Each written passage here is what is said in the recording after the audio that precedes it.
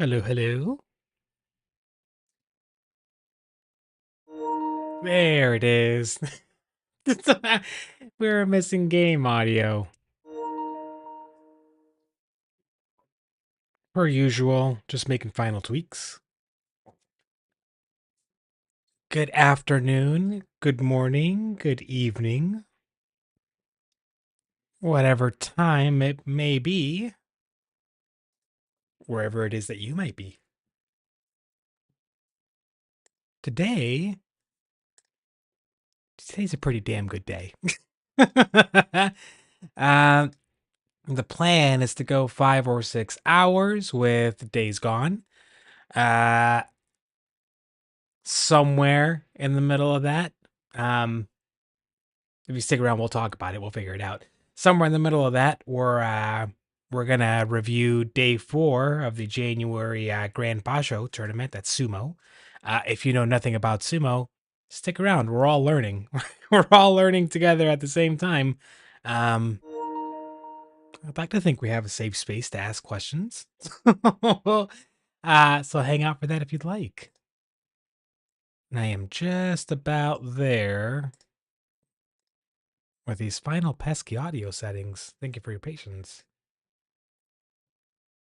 Yeah, we're good, we're good. Okay.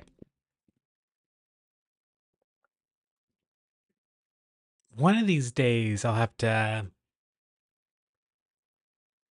figure out a more effective way of sharing a visual of tech issues that I troubleshoot during a stream. I always feel a little bit odd talking about it, I don't have the vocabulary to describe it. It's techie stuff, You either see a button that helps you fix something or you click a different button. That's my method for troubleshooting tech issues.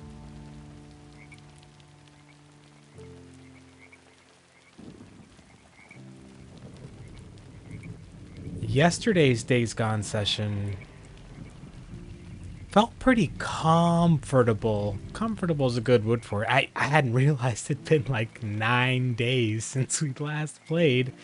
Um, so after getting used to, the button layout, which took, a couple minutes, the upgrades that we made at the end of that last stream, that last session, or during that last session a while ago, we upgraded our stamina quite a bit. We built up quite a few credits. So we were able to upgrade our motorcycle engine at the beginning of yesterday's stream.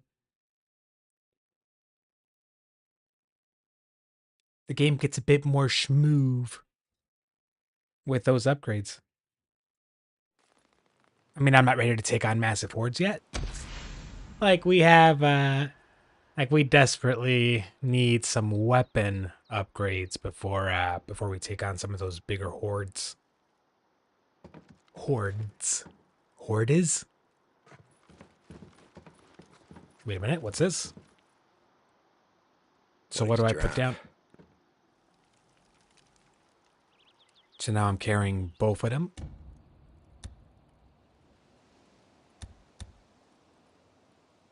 I think I prefer the crossbow. Well, actually, I don't know. If I'm playing stealth, if I'm sneaking, I'm usually doing elims like up close. Or I'll use the pistol with a suppressor.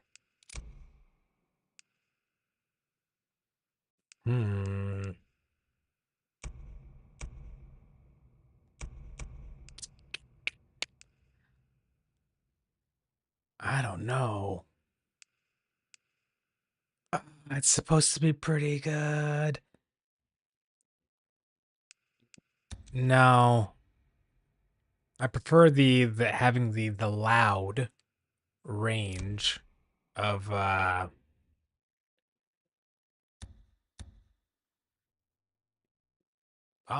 I can do that here? Uh okay. Didn't know I could do that here. I prefer the longer scoped range of the loud bolt action, the loud rifle. when you run into those really annoying sniper ambushes. They've usually got dudes that have rifles that have like laser sights on them. They're pretty lethal. Alright, we should have at least one or two main missions open. Search rogue camp for Lisa. Okay. Because she ran away on purpose. So we got nests. 6 nests to clear. Alright, alright. That'll be a good chunk of them overall. Do we have anything else up here? I mean, I'm sure we've got stuff to do up there. And I've been talking about clearing that for a while, for a minute. There's only one more nest to go there that I haven't been able to find. That might be fun to go back to. Ah, okay, and there is the other mission. The Rippers, which I still can't fathom exactly how they have any organization to them, but apparently they do. There's 2 of them, okay. Yeesh. I feel like in story, in character, we want to go do this first. Do we want to drive that? I think it would do us some good to drive it. Let's drive.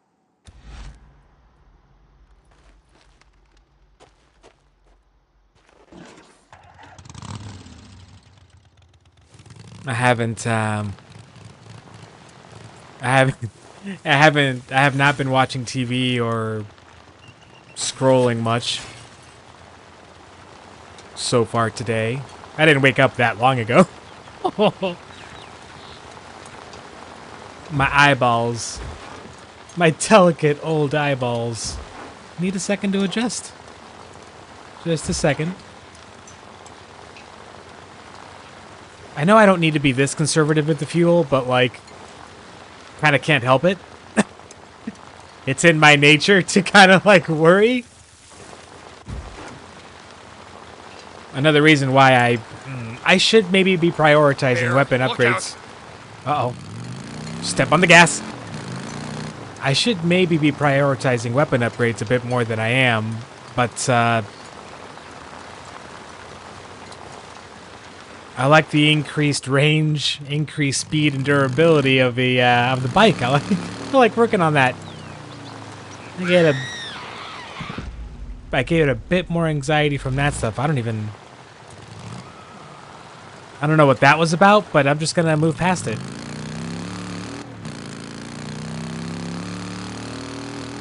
It sounded like a freaker, not a human, so I think we're okay. Wolf, okay, fine. I'm not bothered by that.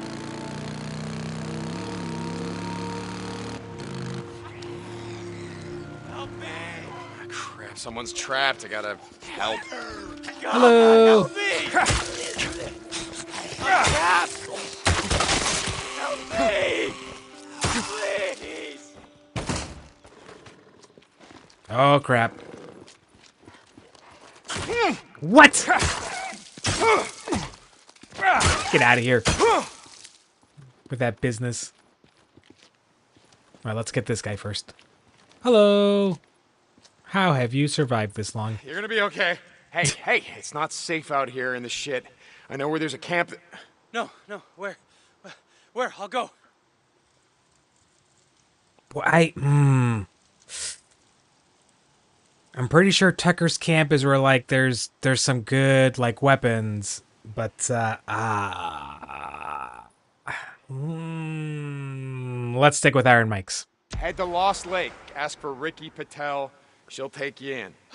Thank you so much. I thought I was gonna die in there. I know I need weapon upgrades. Think I know, but they know who I am. Keep your just, I head down can't. and run. And they vanish. Okay, let's fix our melee weapon. Do I have bandy space? Well, I can use bandages right now. Clear up some space, resource space. What else we got? Okay. Damn it. They make you feel like, why can't I carry traps? Every time I come across them, I can't carry them. Ooh, let's craft these. What have I been doing? We'll detach that for now. Okay. Anything here? No. Let's get the wolves.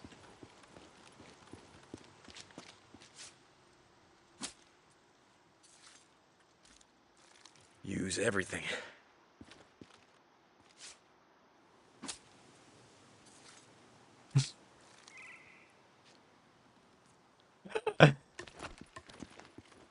I might poke fun, but the best games always, well, at least RPGs or whatever. If you've got your main character out and about, mostly on their own, most of the time, it makes sense they talk to themselves a little bit, you know? Out here, there ain't nothing but murdering drifters and raiders. Come on.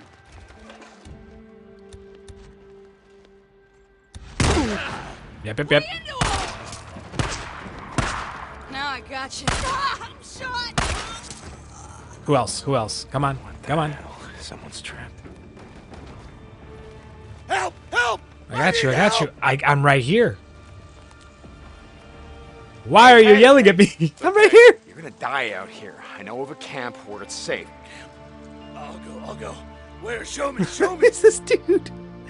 Again, the more I learn about Tucker, I'm assuming at some point she's going to talk to me about it. Tucker is. Like, I'm going to go back there for a job. I can't. Head to Lost Lake. Ask for Ricky Patel. And I can't stand She'll take you Copeland's Radio Free Oregon speeches. So dead. I was never getting out of there. Thank you. Tell 'em it was Yo, St. John Nish. Deacon. They know who I am. Stay off the main roads. Don't stop. What's good, Mousy? How are you? Use this. Wait, just one? Oh, okay, over here. Got it. We reload. Topping off. Okay, good.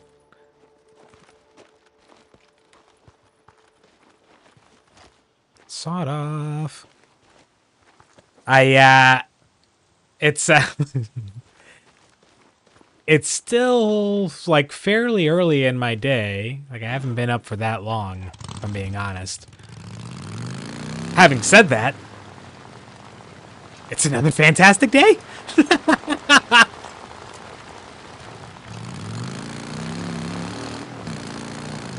Of which you have been a big part, Nish. I'm just gonna be riding that high all day.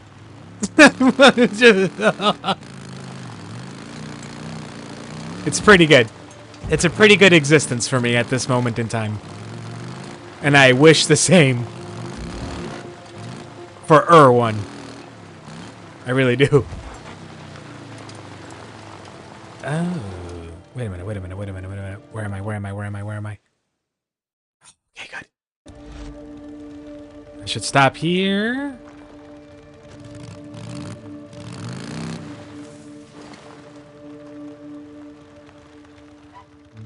At some point, Nish,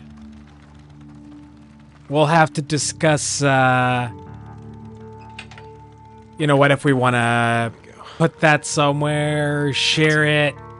What's the comfort level? Both are comfort levels. And again, I got questions. It's a new art style for me. Like, this is one of those, like, okay, I don't,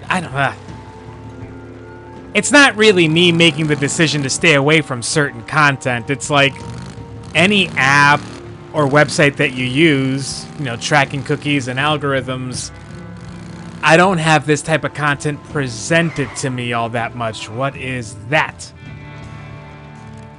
No, stay on target. So I've been aware of that particular, I don't know, what would you call it, like an art niche of I think I was aware of it most with like K-pop bands. Um, they're so popular and they're making such an impact on pop culture nowadays. You kind of can't avoid it. And I'm not saying I'm actively trying to avoid it, but I'm not actively trying to figure it out. So K-pop, I was aware that there's like this niche for like certain public figures. Might be useful. That's a style of or variety of fan art. Like if you rewind the clock like 30 years ago, it would have been like collages, like people doing cutouts from like magazines, because this would have been like pre-internet, and then putting them into like boards and like showing up at places and trying to show them off to their favorite public persona. You saw that with all sorts like athletes, politicians, actors. So I knew this was a style or variety or genre of that, but I'm unfamiliar with like okay, so if I'm like how would I describe it? How do I describe it? So this I don't know if this is going down the right path or wrong path, especially with you saying you're doing like the semi-realistic, like that's how it feels to you, like that's the vibe. For me, I think of drawing somebody, and it's either like a self portrait, like actually trying to do like as if you're drawing like a still portrait of like a bowl of fruit, like you're trying to do it like exactly right. That means usually like having a reference image, or the person like actually in front of you like posing. Like there's either that or like animation either makes you think of that or it makes you think of comic book art. And there's so many shades in between, but I suppose like growing up, those were the two animation styles that I was familiar with, like the cartoons that, like that I watched a lot as a kid were very much cartoony, where like the young kid characters were, they usually had big heads, big cheeks, big eyes, kind of silly, but also kind of overly mature personality wise for their age. Usually like the clothes are a little too big, but like very westernized, I guess is the way I could put it. And like your adult hero characters, yeah, if it was like a superhero thing, they'd be like super bulked up and massive, right? But even like just the adult characters that were meant to be like authority figures you liked or trusted, they tended to follow similar like physical traits. Not just like skin, not even that. No, no, that's not what I'm talking about. More like they're probably gonna have like certain proportions. That's what I'm trying to say. Proportions. Whether they're muscular or not, like they're not gonna have like super long or super short arms. They'll be proportional. They won't be like super lanky and they won't be like super short and stocky. They'll be more proportional, kind of like not average, but I don't have the right vocabulary for this. So like when I look at like the drawing you made, and when I look at just anime or manga in general, there's certain like style choices and like physical features I see, and I don't know if it's typical. Like if it's like for a like when I was talking about the first couple episodes of Demon Slayer, I was trying to put voice to this feeling I got that the main character is being positioned as like he's not a man yet, but for a boy that is not yet a man, like a man in that culture, you can tell he's on his way. Like he's nice, he's responsible, he takes care of others.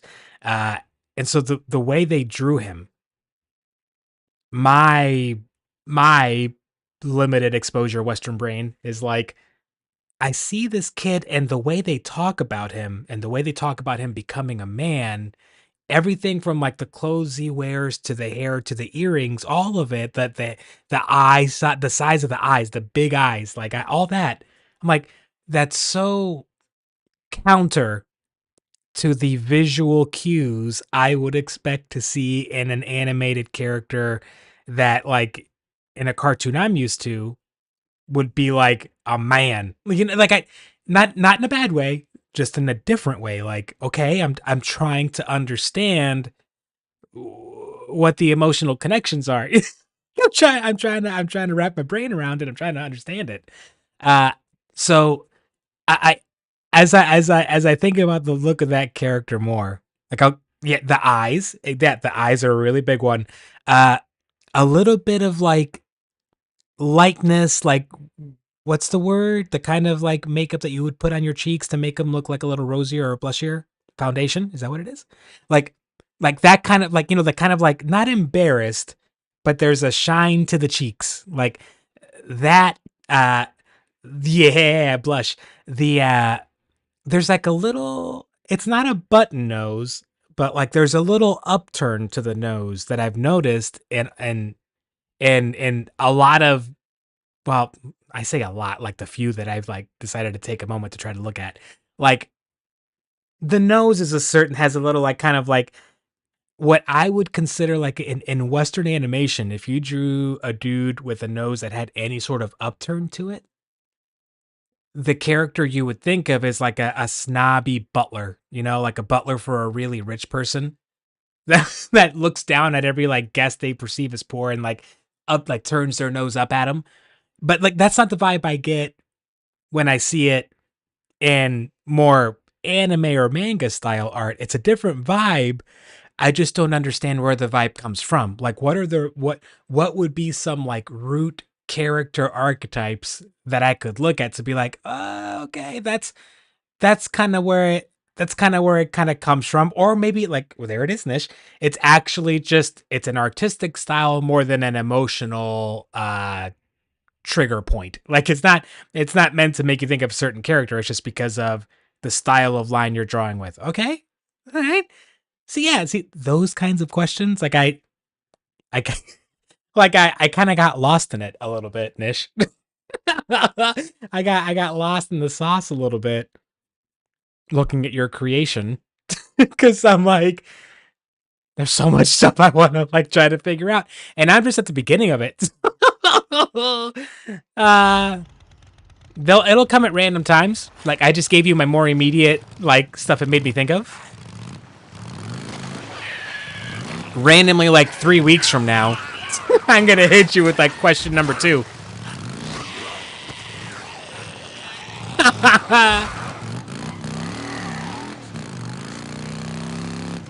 Why does it want me to go down there? I mean, is there a reason I can't stay up here? Now there's a little cut, so I'll be able to slide down. Yeah, it just sees it as quicker. Never mind.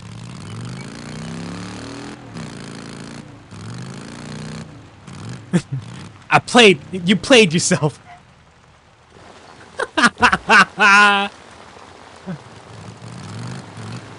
Ah, it's art.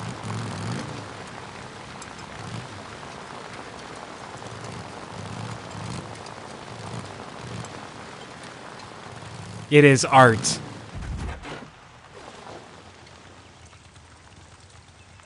Anything here? Ah, I was kind of hoping.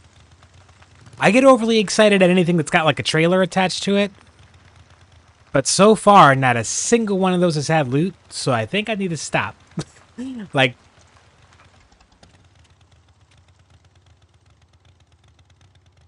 are there people here?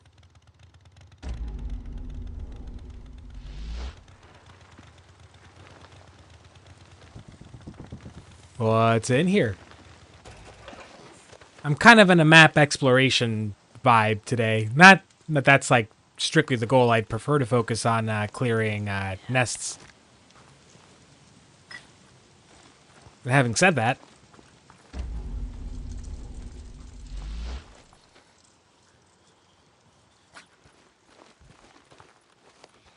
having said that,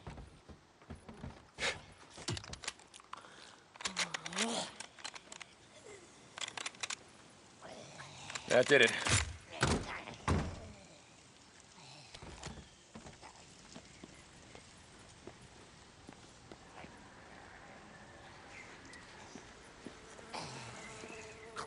This this is this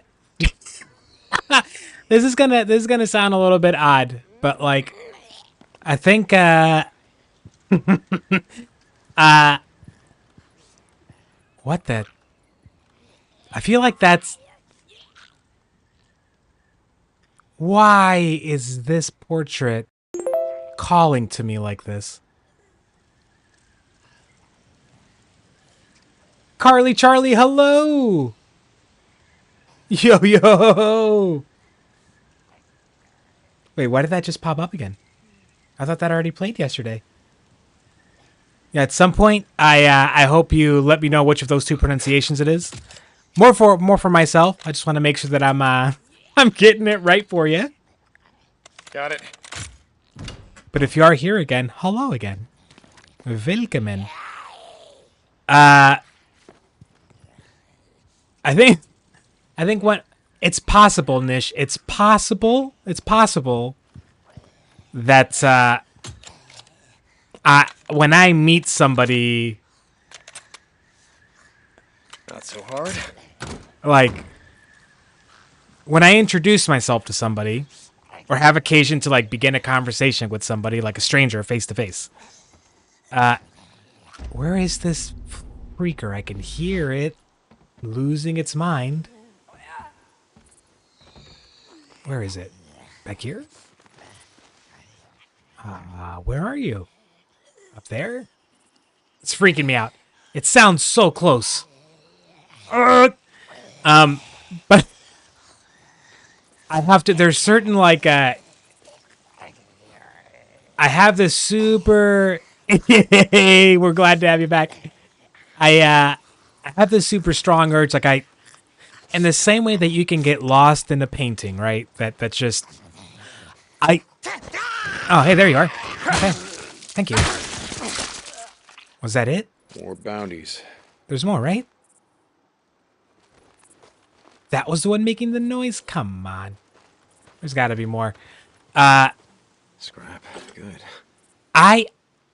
Some people know exactly the type of painting that's going to have that effect on them. It's going to be, it's a certain artist, or it's a certain style, or it's a certain time or place.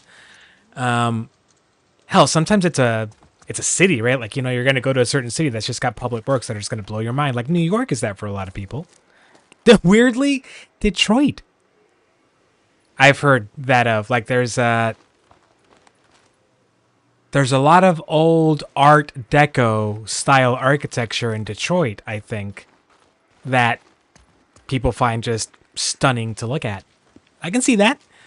But when I meet a person, just in the same way that it's always cool when you get to meet any part of someone's family, especially their siblings and parents.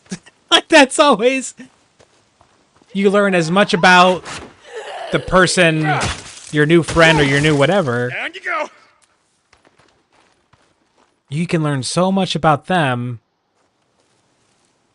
who they are, why they are who they are, from meeting the family. A person's face, especially the older they get, a person's face. Like, I love meeting like older folk. I get lost in their faces a bit. See where they have lines, like, do they have laughing lines? Do they have like the, like the crow's feet can kind of go either way? Do they have those worry lines on their forehead, like really deep?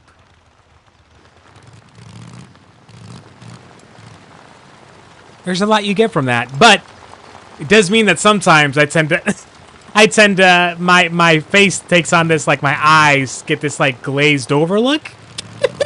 In the same way they would, if I was looking at a piece of art, a work of art. So sometimes my first meetings with people are a bit awkward, and I have a hard time explaining, no, it's because I actually find you super interesting. It has the opposite effect. It's not great. It's not a great look. It's not a great vibe. Oh, not... That's right. I gotta finish burning out this infestation. Are we here? We are here. I would never claim to have art knowledge, art experience. Nah. Like I'm gonna sound like a for anybody that like has spent time studying art, like as an academic endeavor.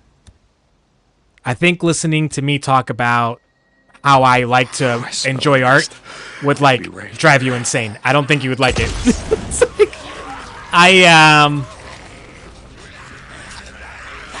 I like enjoying art in the same way I like enjoying golf.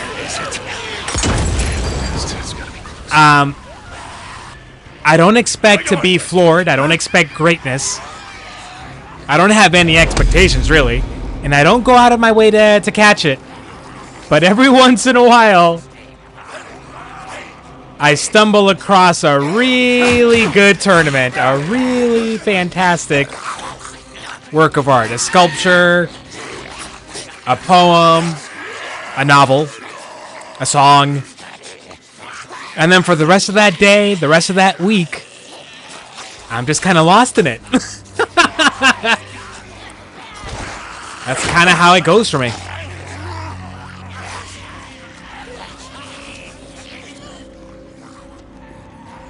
Oh, I should have gone for the bike. But I got some separation. I can take some of these guys out. Here we go. I did a terrible job describing that. Like, uh-oh. Hee. I did a terrible job describing my feelings on art there, but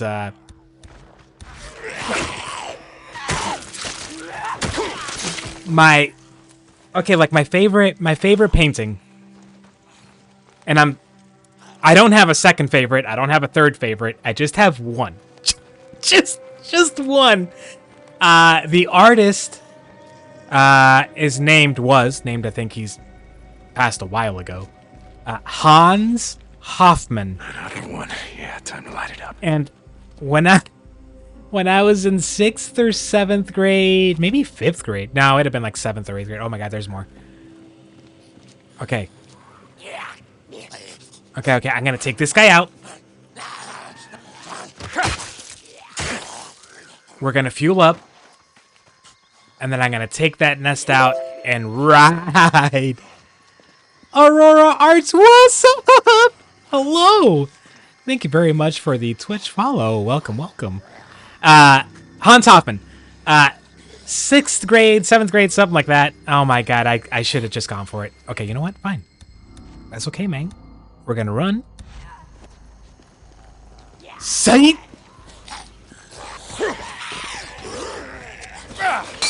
No!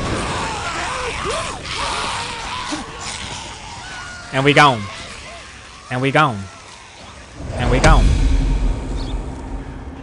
Oh my god, that worked!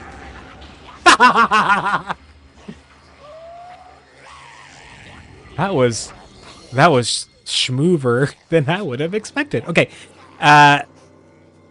We went on a school field trip. It was one of those like, would you rather stay in school all day or go on this field trip? And it was a cheaper one, because field trips typically aren't free for us, like for U.S. students. We went to the Des Moines Art Museum, the sole that I know of at the time, art museum in the state capital of Iowa. Which was just going to Des Moines was a big deal for us back then, you know. Keep moving. Come on, let me sneak up those. There's another nest like up top, I think. And we're walking around, and I'm, my mom taught me to not like to not be too like rude at a place that I don't really want to be at if I kind of have to be there. There's like, I don't have to be a jerk about it. So I'm like, all right, I'm trying to keep my thoughts to myself because I'm bored as hell. And we turn this corner, like I've got like, 2 or 3, little buddies with me as you do at that age. And I'm just, oh, what the hell is this? Oh, he's not real? He's just... I'm gonna turn and this dude's gonna be on me, isn't he? Alright. No, I already burned this out. Damn it. I'm mostly stressed about having to be around these little turds, my friends, who are just, they have no qualms about, you know, about fart jokes all day. So like, we round this corner though, and in front of me, there's this big canvas, and on it, it's a white canvas, and I didn't really register shapes. I registered what I assume Hans Hoffman intended me to register, or would have. The painting is called The Rope Swinger, or simply Rope Swinger. And it's a bit of a callback, tribute, whatever. I don't really know the history of it. There's a lot of cultures, I think, from like different places across the world that had traditions of, to put it simply, putting up like either on large poles or like large trees that you clear of branches, swinging from the tops of those with ropes on your feet before the advent of bungee cords. And if you've never like seen anything about those traditions, you are missing out. That is premium content that you should be looking for. What do we got? Okay, mushrooms. But I just saw the form of the rope swinger in that painting. I didn't know that's what it was called. It took me a couple of minutes to register the name. I was transfixed. I was just, you know, like the way that you might talk about being like sexually stunned for the very first time, like, you know, like when you usually for us it's like a teacher, like a substitute teacher, and you're at that age, they walk in and you're like, people that level of handsome exists. You're like, I didn't know that was real. Like, it was that feeling, like without any of the eroticism. I'm looking at this painting, it's like mouth hanging open, like drool coming out the side of my mouth, just I didn't know.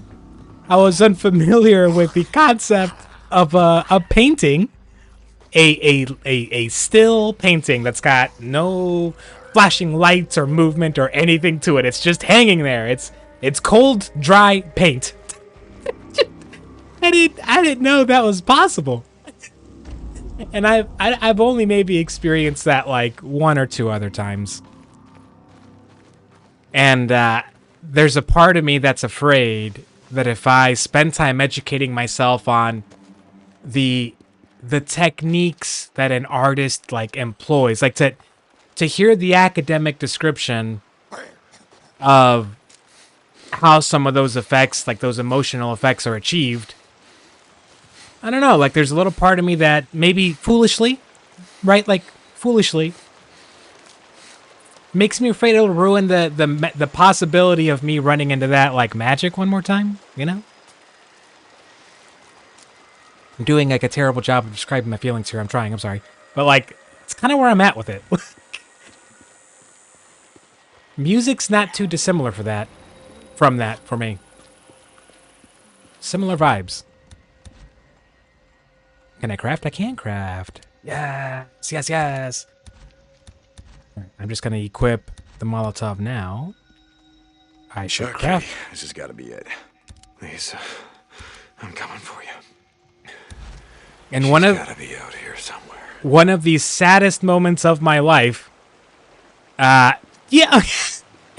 maybe not in your locale, Nish. Maybe not with the general age range. The teachers in your school systems. Yeah.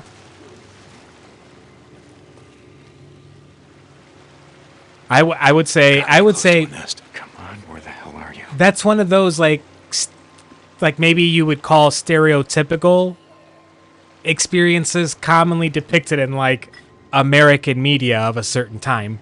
Probably. Like a very common experience for young boys and girls in the U.S. Like, Let's burn it up. teaching, maybe, I don't know about now, though, because, we've talked about how teacher shortages, teacher crisis, nobody really wants to be a teacher anymore. Where are you, kid? Maybe kids now are kind of experiencing that here, too. Like, young college students don't want to be teachers, so, like... So maybe all of our teachers are also getting kind of old and not hot. No! Saw me, damn it! I thought I was being schmoove with it. I will tell you, and man, you gotta tell me whether it's Carly or Charlie. As far as looking at other people's art, as long as you understand, like I'm not trying to put anyone's vibes out or anyone's like mojo out, not at all. God damn it, you gotta be around here somewhere. I'm streaming and creating content for the funsies. I'm in between jobs, and sometime soon, I would imagine I'm going to find a job and it's going to change the schedule and commitment level. Having said that, like I'm not in a position to financially invest or commit in anybody else's art.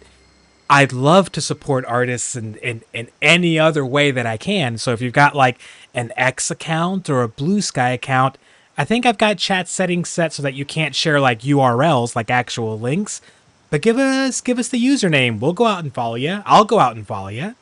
Give you some likes. I am happy to support you in any way that I can, and I love looking at art because, as I mentioned, you just never know when something's gonna floor you. So as long as I don't want to make any like aspiring or professional artists feel like I'm wasting their time with like feeling like a potential, like I'm going to be able to give you that financial commitment. Gotta be I'd love to, but it is not a reality for me anytime soon. Another nest. Let's go. But having said that, yeah, we are appreciators of a lot of things really in here. Art, chief among them. Hell yeah. Well, however it is that would be most easy and convenient for you, like I don't know. We'd have to figure that out. Oh my god.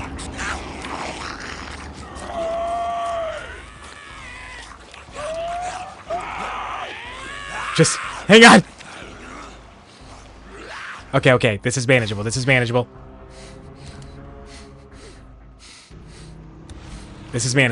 We can do this. This is fine. Psych.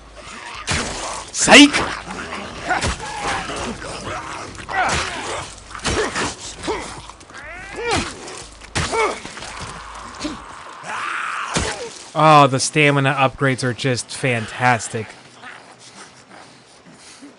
Heck yeah, absolutely. We are being honest about and open about our intentions is it's kind of a big deal here, especially for me. It's a big deal to me personally. So if we're vibing on the same wavelength with that, hell yeah. We welcome artistic feasts for our eyes. All right, just chill. It's gonna be sneaky. I got you. Yeah. Yes, I am. Same username. I think. I'll be honest, I'm still fiddling with like the security settings there. So if you want a guaranteed, like, I know I'm going to be able to, if you've got any art like on an X or Blue Sky account or Instagram, well, I don't have Instagram, but I can go look at it. That would be more foolproof.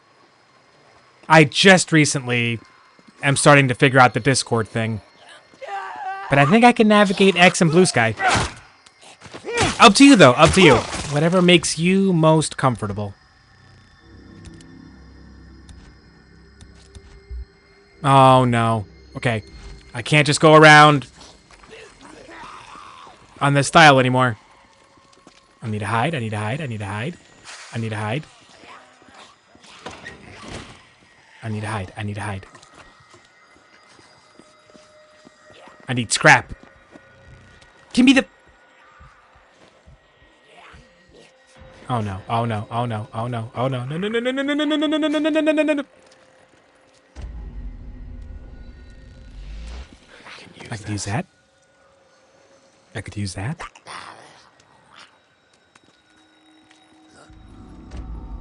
Oh my god. Why? Why? Why is that there?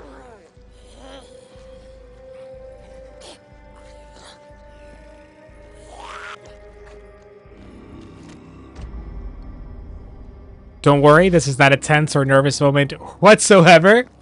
Everything's okay. Let me get out of here. Let me get out of here. Let me get out of here. Let me get out of here. Let me get out of here. Please let me get out of here. Please let me get out of here. Please, please, please.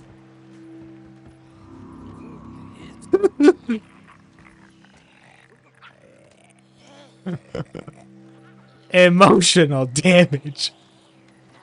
Are you saying, Nish, that we're not bringing the trauma heavy enough in this channel? Are you trying to tell me that we need to amp up the trauma level? Because, like, if that's the direction that we want to go in, I'm not saying I'll be happy to oblige, but I will oblige.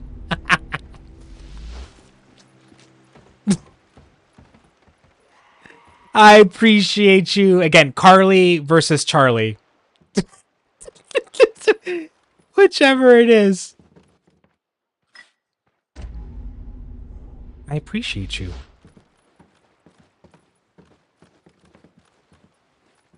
Because I think I have some.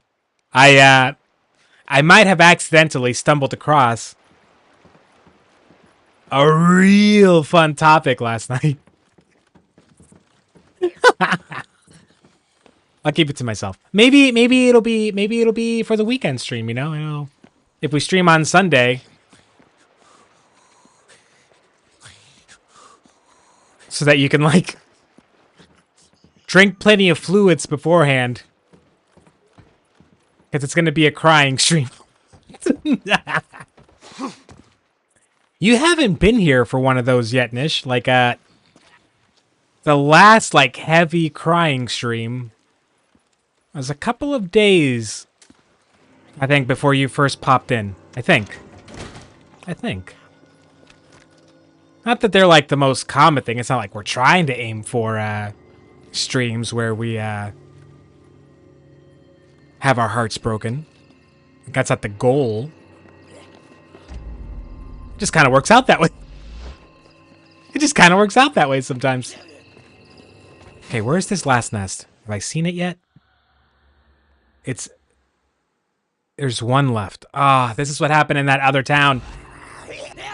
I spent... Oh my god. Mascusi.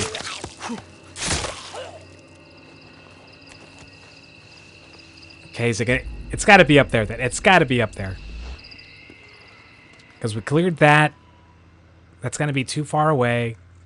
It's not in there. We checked that twice. Check that up there. It's gotta be up this way. And we desperately need scrap. I really don't want to lose this melee weapon. Oh, don't have an alarm. Jeez. If you'd have watched or played that game along with us, the game that did it to us. I mean, both Hybrid and I we lost it. We were both suffering that day.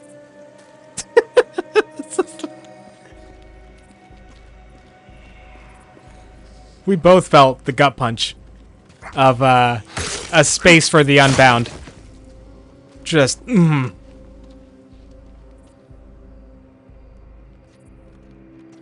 I wish I could tell you I was a better multitasker, Charlie. I'm gonna go with Charlie unless you tell me it's Carly. And if it is Carly, I hope you tell me that it's Carly. But I'm going with Charlie. I'm not the greatest multitasker. I'll remember to look. It'll be after the. It'll be after the stream. But I'll get there. It was brutal.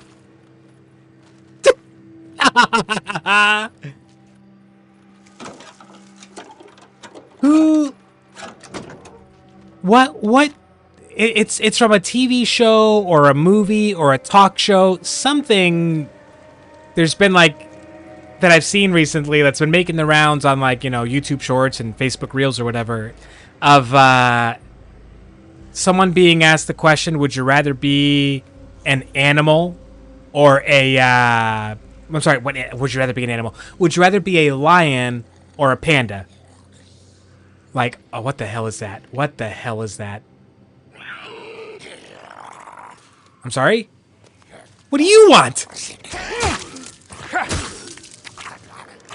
Why is there a horde over there? Oh, why are you still alive? What? Okay, I need to not focus on whatever that... Ah, shit, What are y'all doing? They must be chasing like a wolf or a bear or something, right? But it's what animal would you rather be, a lion or a panda? And the obvious answer you'd expect most, especially dudes, but most people to have would be lion, right? Like king of the jungle, even though they don't live in jungles. People expect, and kids are probably gonna say lion because they're thinking of like Simba or Mufasa or whatever. My face. There's another one. And of course, there's like that one person that says panda. It's like, are you kidding me? They have no hand-eye coordination. They have no survival instincts. They're absolutely just one of the most vulnerable, defenseless. And I'm not saying this in a mean way, but dumb animals. But like, they live a pretty carefree life. They're biologically designed to like fall from trees and be totally fine. They just kind of roll out of they roll through it. They're fine. They have a very simple, straightforward diet that they love. I mean, would it be the worst existence as opposed to having to fight to survive and scrounge and murder and kill and like all that? I don't know. There's a conversation to be had for panda.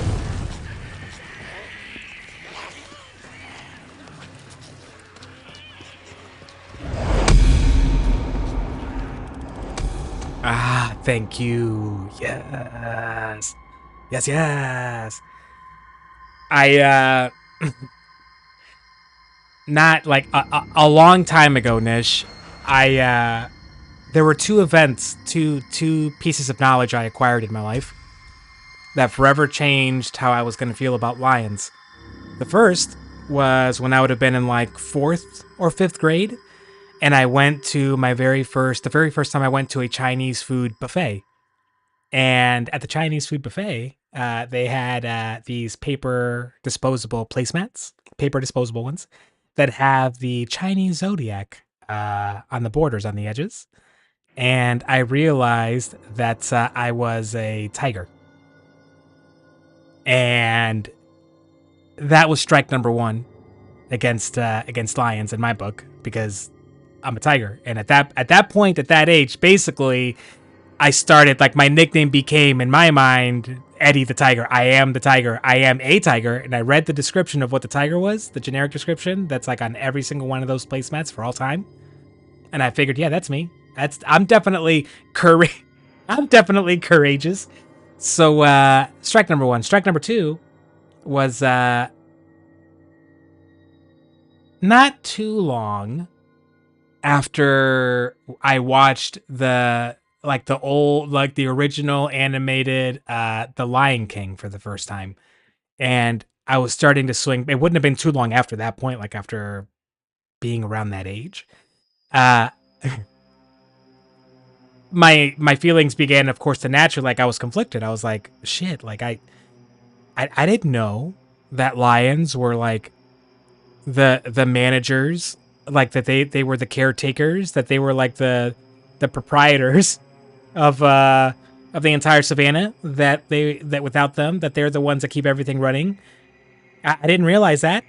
Yeah, according to the Lion King. Like, so like now how am I supposed to feel? I can't like both because at that age, well, sadly, too many adults think that way now, don't they? I can only like one or the other.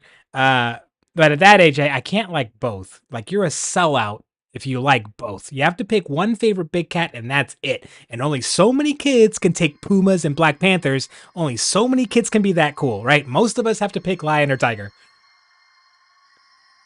And then I was saved. I was saved the trouble because not too long after, there was this documentary on Iowa Public Television, and it was about hyenas.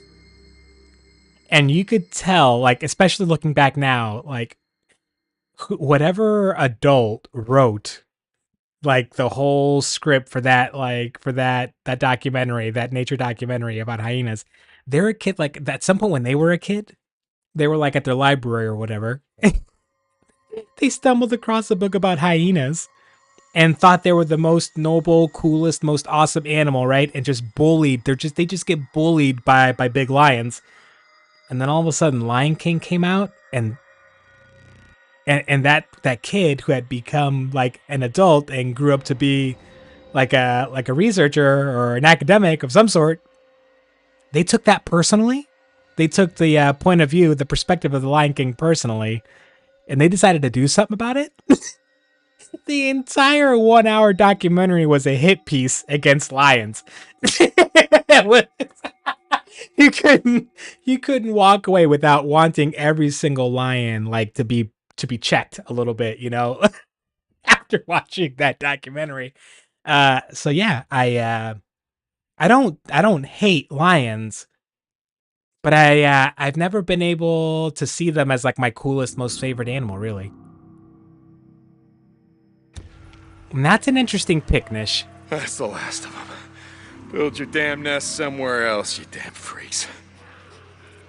Interesting that you go for the animated character with, well, hey, can we make that a discussion point just for a minute? Which Disney, like, let's take Disney, right? Just because, like, I'm most familiar with that, and then I'll expand my knowledge as we go of different studios from across the world. Oh my God. My bike. Oh my God. Mein Gott. Who's, not your favorite animated character, but like, which Disney animated character that is not a villain, that is not a bad guy, which Disney animated character that is not a bad guy,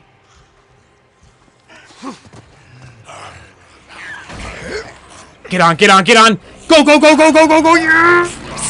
Oh my God. All right, now I'm going to clear out of this area for a minute.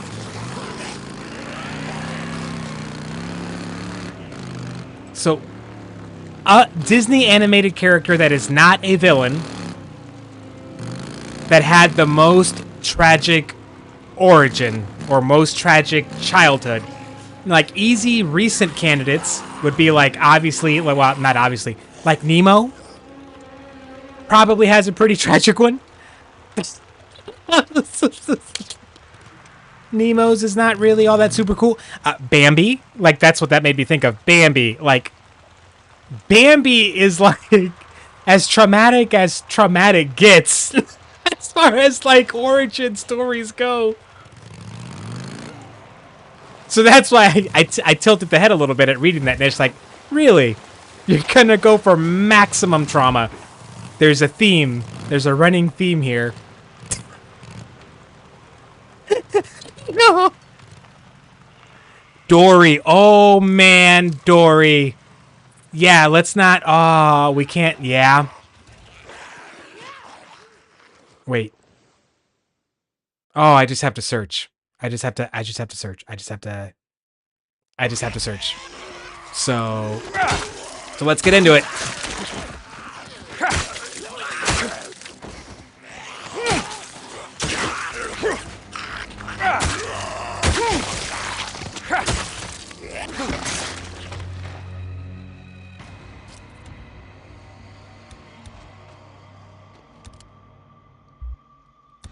Okay, how are we doing? There is a car with an alarm on it.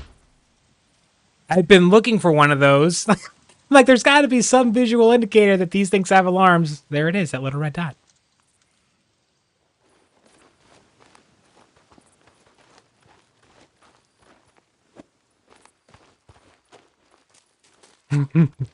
I wouldn't think of it as depressed. I'd think of it as layered. Get in.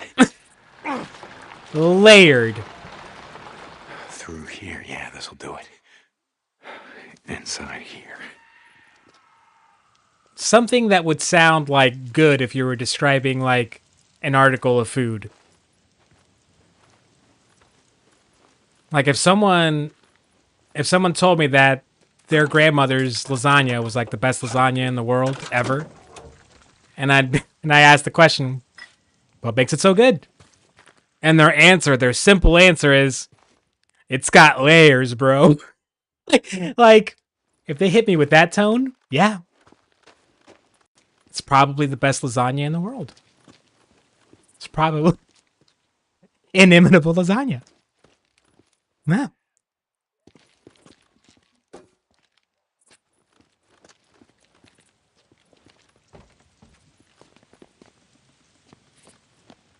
Like, you know, when you start to get somebody, start to get to know somebody beyond like the initial, hey, how are you? Where are you from?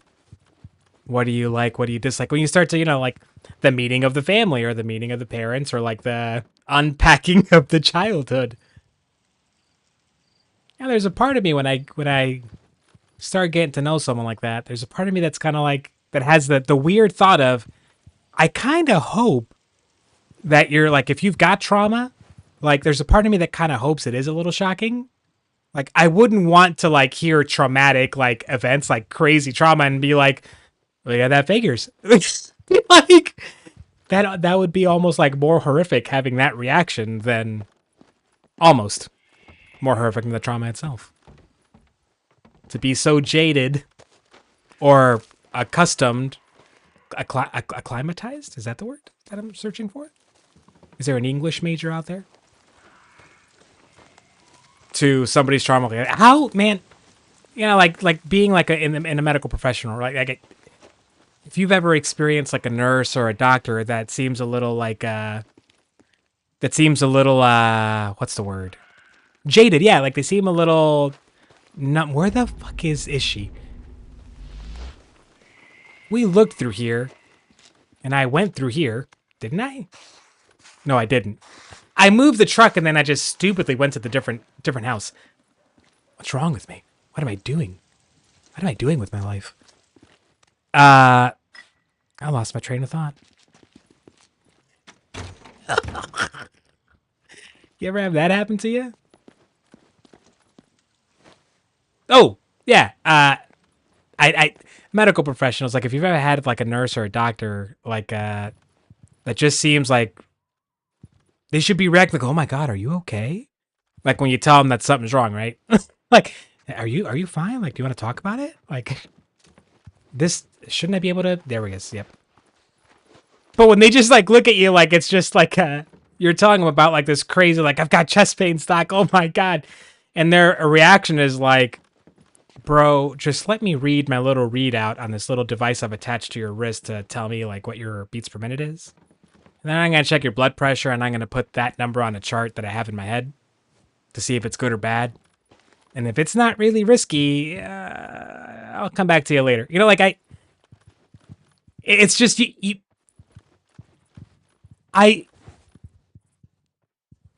I want to give like a person in that position the benefit of the doubt, right? Like a medical professional on, like, why do they, you see this?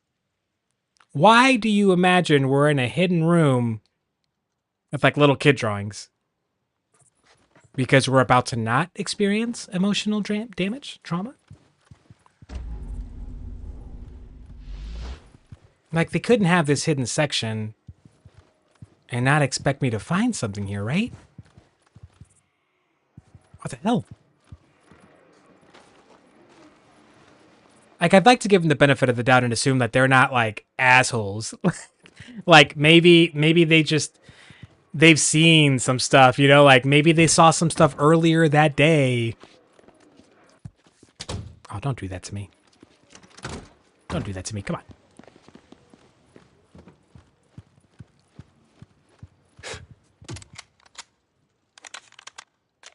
Because after seeing some stuff in that kind of line of work, Got it. like, you'd either have to be that, like, you know, 1 in a million type person, kind of like that 1 in a million teacher that's just, they've got a heart and a soul that's just put on this earth to, like, help with, like, help kids, teach kids, help sick people, whatever. Like, they're one of those people.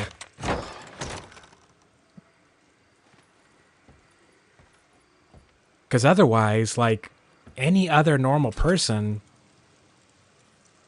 you can't keep up. Like, it's going to be an acting job some days, and some days you're not going to be able to put on that face, you know? Like,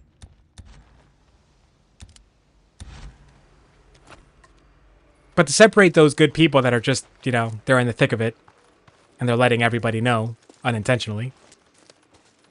Okay, so she's not in that house. Where the fuck else could she be? You are kidding me.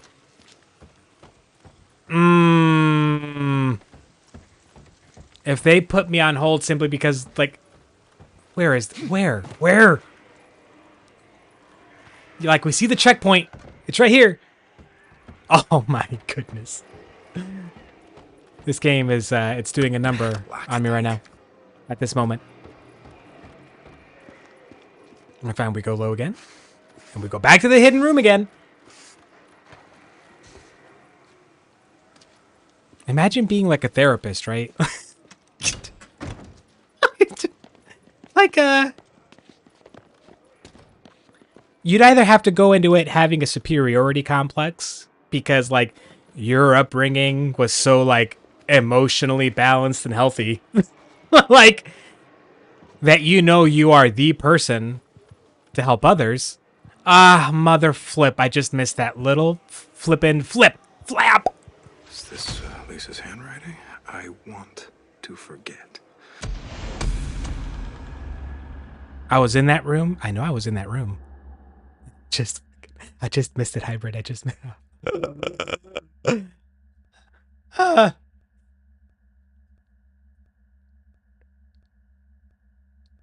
Did the audio just cut out for you guys? Hang on.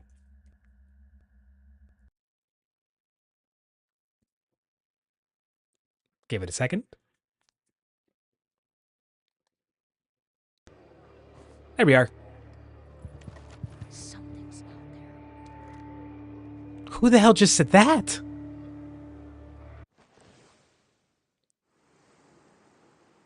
I just heard a voice say something's out there when I walked around. Recover the bike. Why would I want to do that? They're going to let me fast travel there? Oh! Yes! That was convenient. Hey, you'd have to be someone that goes into, like, I'm deciding I'm going to study that in college or whatever at uni because I'm emotionally strong. I'm an emotional lockbox. I'm built tough emotionally. I'm an emotional ubermensch.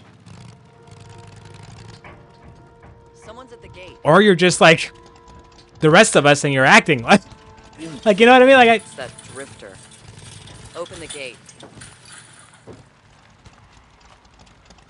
how does anybody manage to do a job like that for, like, their life? How do you, what's the mechanism that you use, the mental or emotional mechanism you've created to flush flush that crap out Hello. while still being Hey, able to help the how's it next going? person. In either respect, the mental health, the physical health, whatever. I don't know. I can't fathom. I don't know.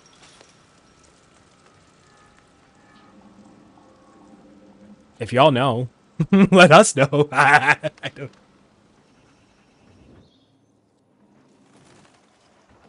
Hey, I came by to see how the lazy bastard's doing. How you doing, Booze Man? Are you He's not tired doing of good. laying around yet?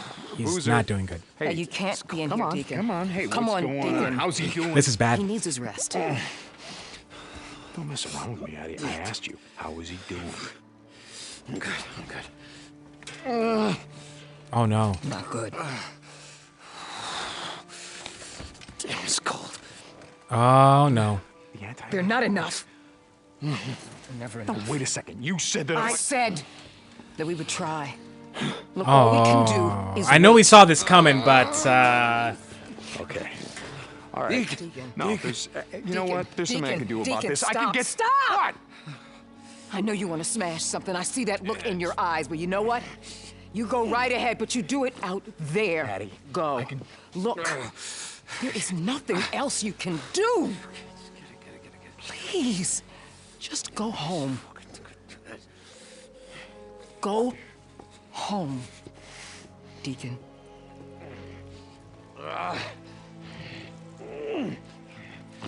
Deacon. Deacon.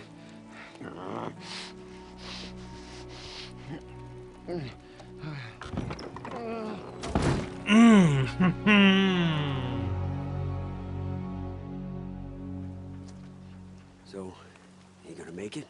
Yeah, Skizzo, he'll be fine. He needs a few days. Come with me to the lodge. I want to show you something. this I got dude, shit to do. I'm sticking my neck out here. Trust me. this dude, if this dude's about to, if he's about to mess with me in any sort of way, Back, this drifter comes into camp. I swear All to, kind of crazy stories. Said he worked at the airport, was on the ground back in Farewell when shit went down.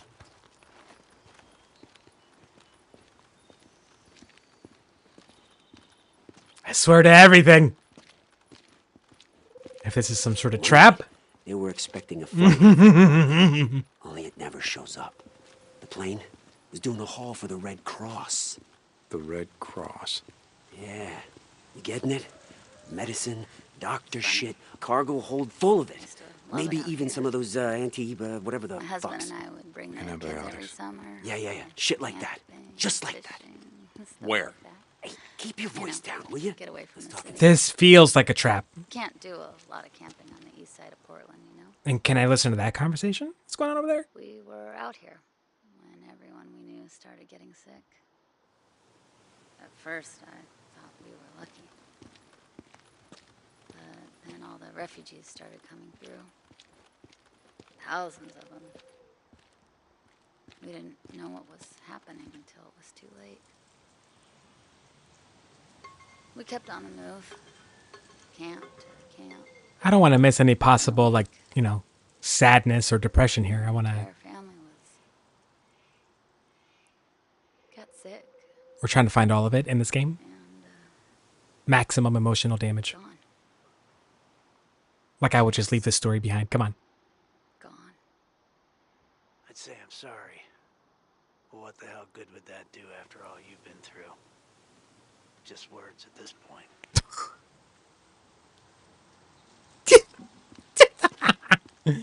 I don't regret that moment at all. She's Nish and So this drifter, he's What's the working word? control What's the tower, word? What's the and word? plane disappears off the radar. what's the word? Poof. Now you see it. Now you don't. Not omniscient, Right about here. South of Mount Washington. not That's what he inevitable. said. It came down intact. What's the A word? controlled crash or whatever. What's the word? Guys got to listen to the pilot bleeding out from a broken pelvis on the ground. Okay, so you haven't sent anyone to find this. Just real quick. It's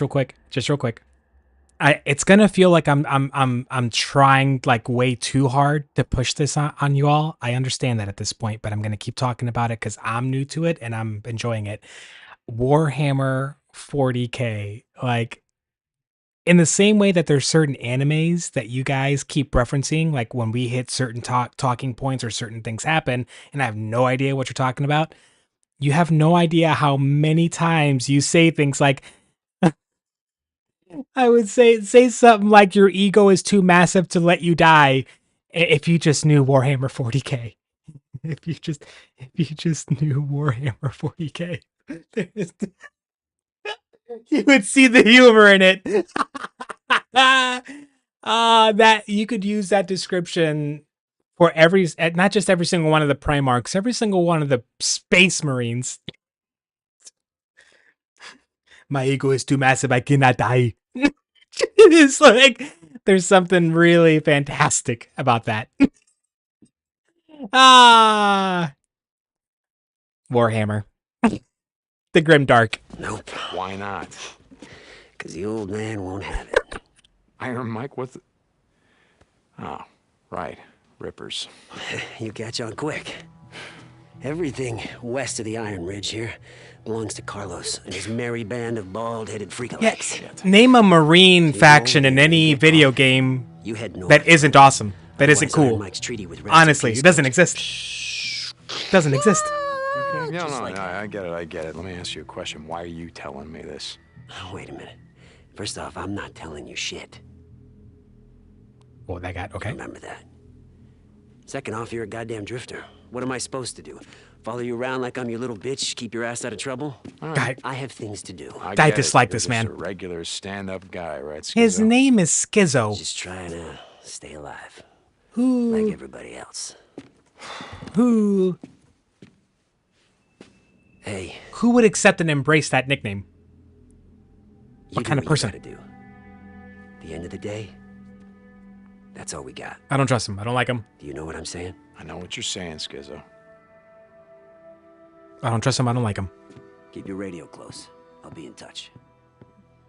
But we're gonna have to do this stuff, aren't we? Like, it's gonna be like you can't. It's not like optional, I assume. Yeah, it's about Boozer. It's all tied to the Boozer storyline. Okay. Okay. That's fine. Is there anything in here for me to read? Schizo, we can always count on you. Shit, now what? Anything's better than standing around this shithole. What is this? Yeah, this shit ain't worth the cost of the paper it's written on. Okay.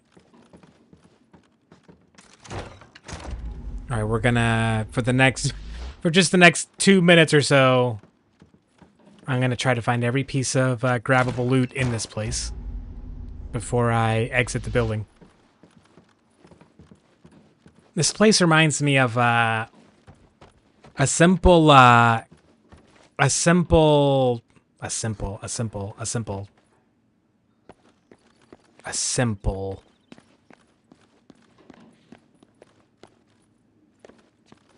I got stuck on the word simple, and it did that whole turning into a sound thing.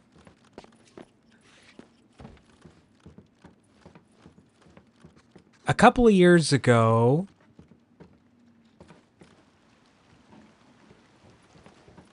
I discovered it's I started talking about.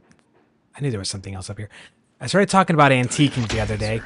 It's a tough way to go out. Glad Mike was there for her. Oh yeah, we knew her, didn't we? Like back in the day. I like antiquing. I don't. It's one of those. Even if I don't buy something, I'll learn something, like something I didn't know existed, or an older version of a device that you use now, or furniture that you've never seen as like a style of before. There's always something. Okay, I think we're good in here. Well, a couple of years ago, I discovered that, do y'all know, I assume you have these estate sales? Like, most people think of estate sales as like when somebody passes away, especially if they still live like in their own home and there's nobody else there, you're gonna have like an auction, like any remaining next of kin that like whatever they're not gonna keep, of that deceased person's possessions, maybe they'll have like an auction and people could just come and bid and grab, whatever, and then the rest gets thrown away or taken to a recycling place or whatever. But people have estate sales for all kinds of reasons. Sometimes it's because, two well-to-do older folks are retiring to Florida and they don't want to take all their stuff. Sometimes it's a couple that they're moving on from their starter home with their young family to like their next home. And they want to get new stuff, new furniture, so they're letting the old stuff go. I stumbled across thank you COVID pandemic. Because running those estate sales auctions online became like companies invested more resources into like making sure that worked well. Like local auction companies or estate sale companies, whatever they're called. Okay, that's bounties. That's ammo. Where's fuel? Fuel. I think it's over here.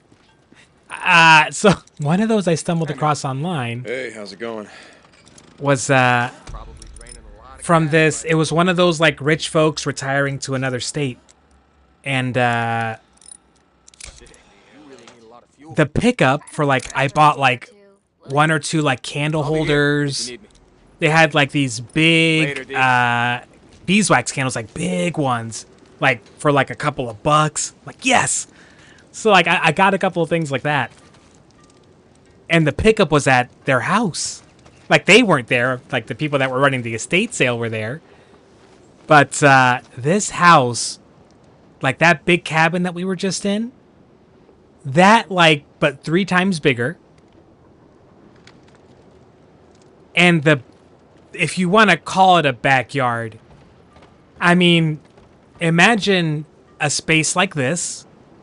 Take out that railroad track and this little pond, make that into more like a very, very small lake or a really, really big pond right there. And the rest of the scenery pretty much matches up. Well, except for the tall mountain. That was this place's backyard, was just like that. Like all this open space, just theirs. And it was just like 20, 30 minutes away from where I live. I'm like, geez, what? This exists? I don't even know where to start with this thing. I wasn't entirely sure that kind of thing existed like around here. Blew my mind. There's some people, that's just what they wake up to every day. Like, you would get bored of that. You'd wake up and not even notice the view because it's your everyday view. That's insane to me. Do you have a gun I want? How's it going? We need an automatic rifle. How's life? And no worries, Nish. You do your thing. Anything at level 1? No, I need something for up close. Being semi-auto... Ooh, what? A semi-automatic shotgun. That's level 3, but I think we want that. That might be good. I like its rate of fire, but damage seems a bit low. But we have options here. And I don't think I'm going to invest any more points in Tucker's Camp. Tucker's Camp just kind of scares me. But I suppose we should go check it out. See you later. I really need to make up my mind on where I'm going to spend my trust points for weapons upgrades.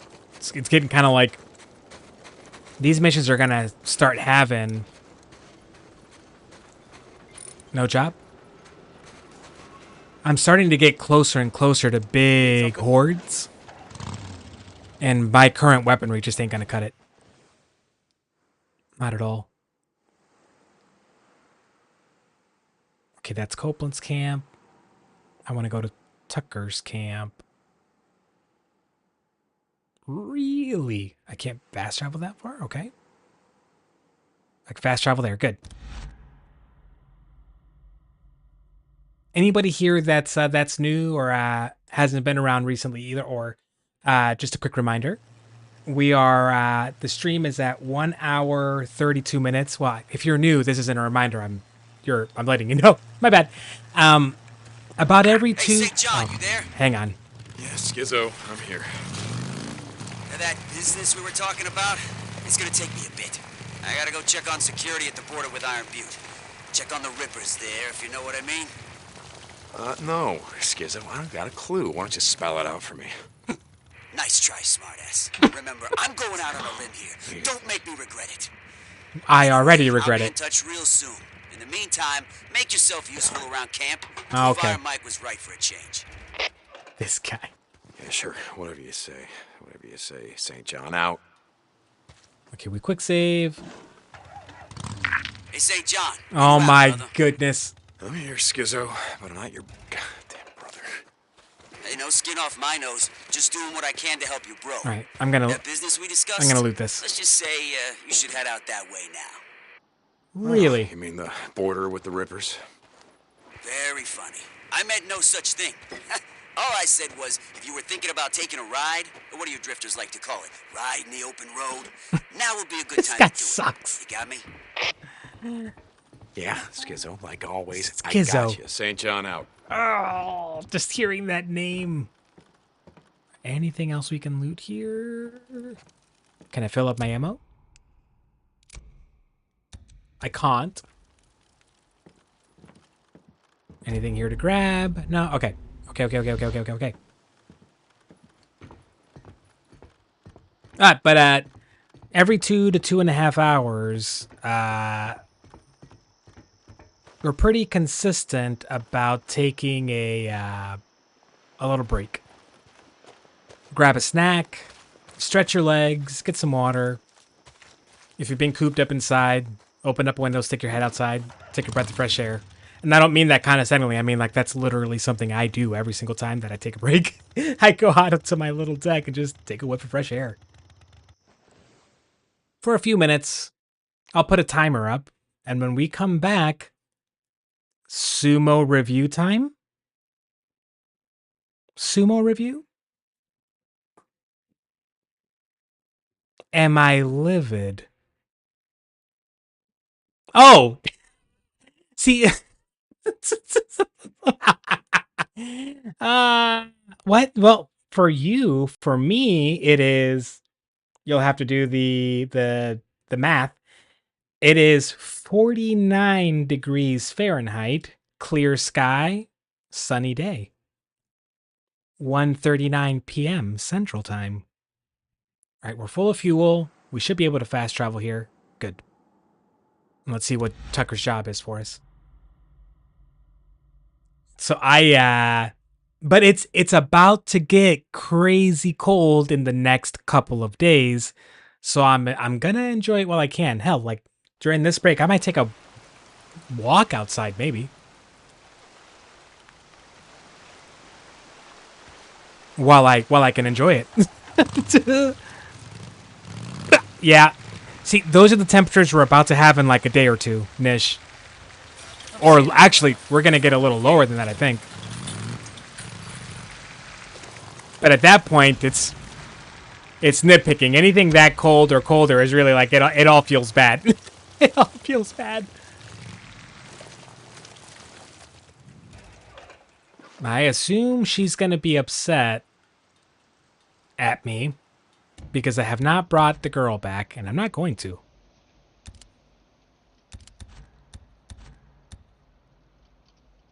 All right, anything else I can craft? No? Okay. 4 degrees. Deke, we got a problem. Yeah, Tuck, what's up? Ah, here we go. You remember Alkai said that Rippers were spotted, heading our way?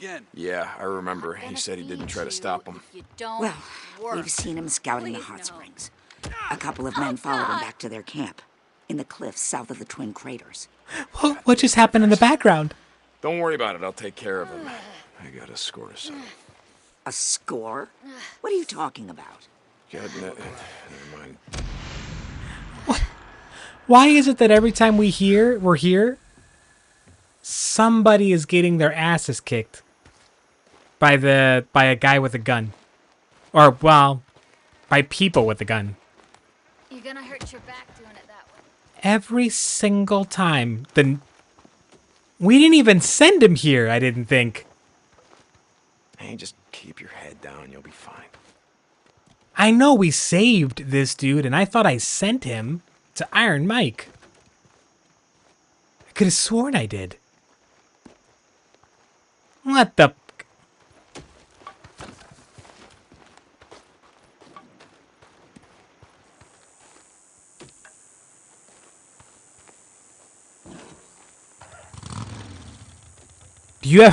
Y'all ever go out in that kind of cold to walk just for fun? Hey, what do you need? Do I need fuel from you? Oh, I do. Yes, I do. And then I gotta talk to the, How's it going? Hey, I gotta talk to the weapons vendor, check on upgrades. Stuff's getting scarce. Don't whine to me about it. I don't care. See ya. Well, I'm not gonna say that I'm in my right mind, but like, I like going for little walks around the property, the apartment complex that I live in. It's a scenic view.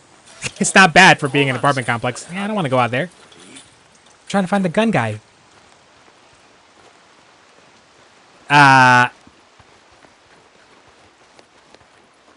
But every once in a while, and I'm not like an exerciser. I mean, it's the most casual of casual walks. It's like the most casual. Why are you putting your flashlight at me? Every once in a while, it feels good to just kind of like in the hot springs.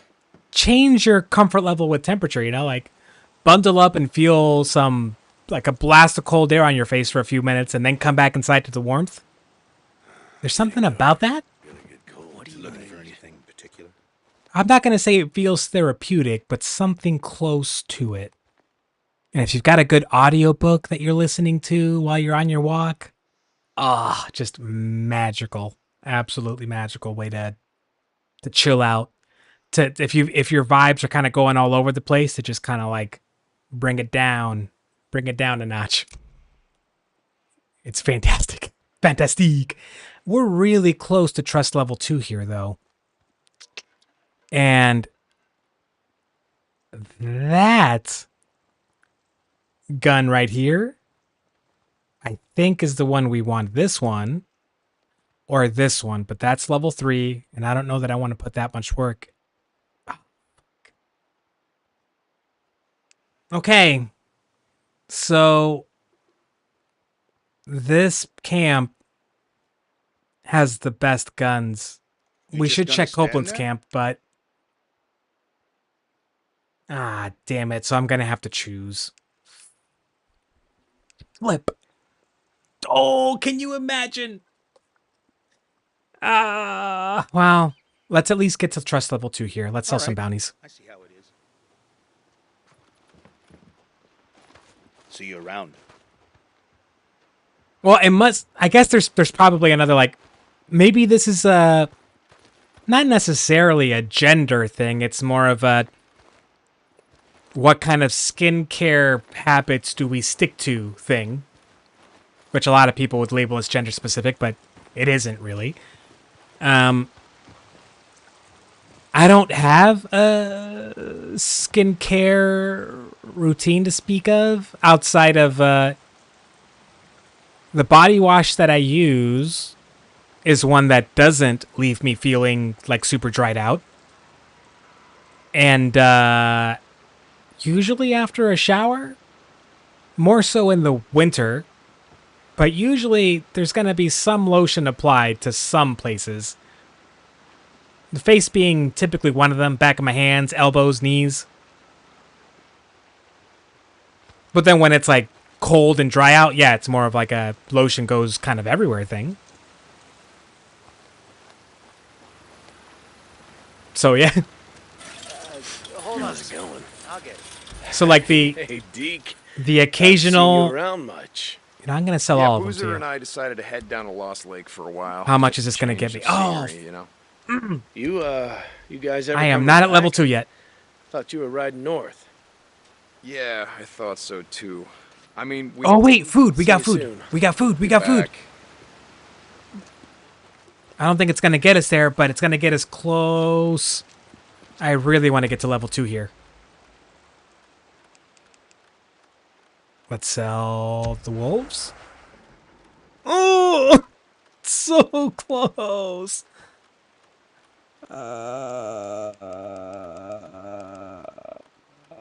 It's not gonna get me there, but it's gonna get me just a little bit closer. Okay, okay, okay. Well, then maybe focusing on the Tucker mission for a minute. Is that what this is? Yeah, it's, yep. Ooh. I think we have to do this next. I need to upgrade to an automatic rifle. I can't keep walking around without an automatic rifle in this game. Let's go. I don't know, but most dudes that I know, and I mean that's a limited audience. Like what I just described as my skincare routine, skincare for me outside of that normal, just lotion up after showers, right? And as long as you're showering every day or at least most days, then that seems to be good enough. If you're staying inside all the time, which is me. I tend to stay inside most of the time. If you're having a daily or even like a few times a day walk to the bus for a few minutes, yeah, my skincare routine, if I was doing that, would probably have just a little more action to it. But like not that much more action to it. Like if I'm doing like those outside walks like more frequently and it is cold, something that I like to do, well, I don't even know how to describe this. There's what the hell is that sound? Oh, it's just you guys.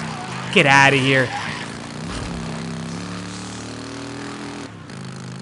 There's an older couple that they keep bees. They've been keeping bees for a few years. And they, in addition to gathering and selling honey at like small local craft fairs and vendor fairs, they make other like lotions and lotion type products with beeswax. And one of the things that they make, they make some really fantastic lip balm, like lip lotion. But my favorite non-honey product of theirs, their honey is the best, by the way. They make these lotion bars. They're like solid-ish bars that soften a little bit, with your body heat. And they're excellent to just kind of rub on your feet. Like especially in winter when you're putting a lot of wear and tear on your feet, covered up with like boots. Man, your feet have never felt better.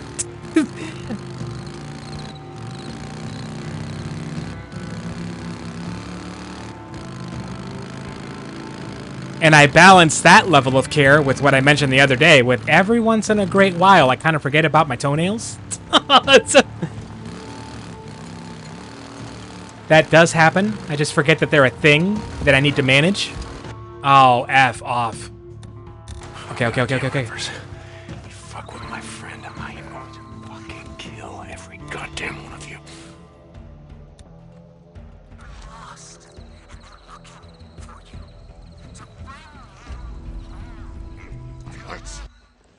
Am I there? Yeah, I'm here.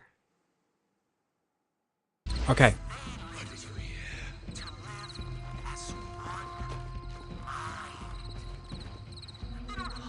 I have a feeling. It's not right. Something's wrong. Something isn't. Get around him! Damn it! Come on! Come on! I was hoping that rock trick would work. Come on, man. Just come around. Just come around. I'm moving. To his side. We will free him.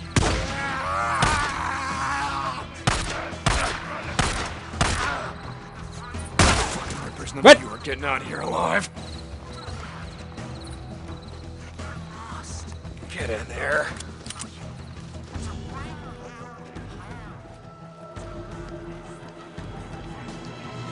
What the hell? I do not want to go down this murder tunnel. Oh, hey, guy. Fuck you. Rest in peace. Let me help you out. That was bold of this guy. There we go. Oh, there's a guy with a sniper out there somewhere.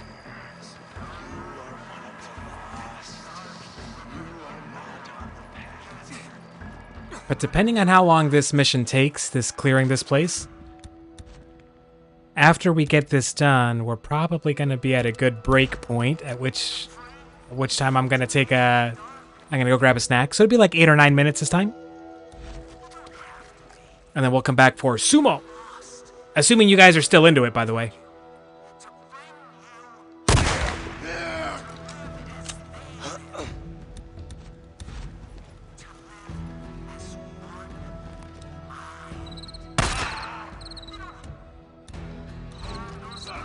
Oh, God.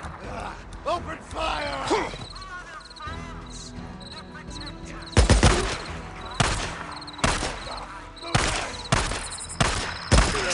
In me, piece of salvage. Go down! I will free you. Delay. Mistake. What's your name, asshole? Kill him. Back! Get back to Iron Butte, wherever the fuck you come from.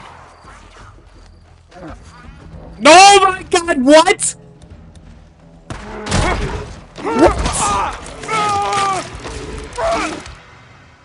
Oh.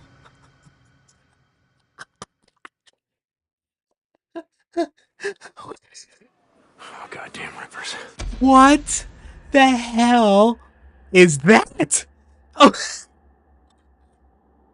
my God. All right. Okay. Is the bear on their side? Is that a randomly spawning bear? Like, did I just get the worst luck with having that bear show up, or is it like a trained bear? It feels like My friend, I am it's a trained bear. kill every goddamn one of you.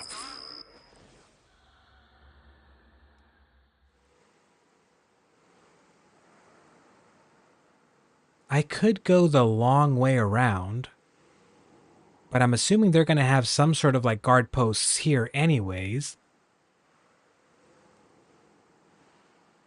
So I don't know if there's a way up there, like a sneaky way. I was hoping there was something climbable right here. I'll go double check. There's a massive fucking bear. That's what happened. I took out like the first 7, 8, 9 of them. No, like the first 5 or 6 of them.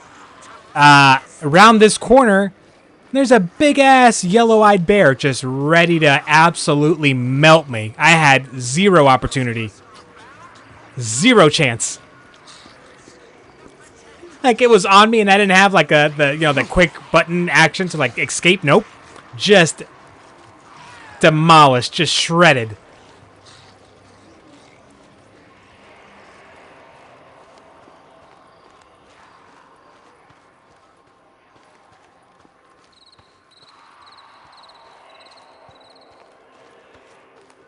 Nothing climbable. I think the only way is the hard way. Saw something. You're not gonna like me when I say this. Mother.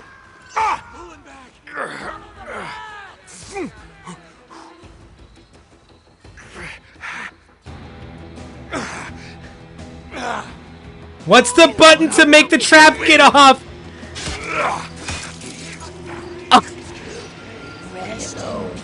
Oh my goodness. Okay. Okay. The difficulty is amping up a little bit, and this is really my fault. God, It's my Jack fault Rivers.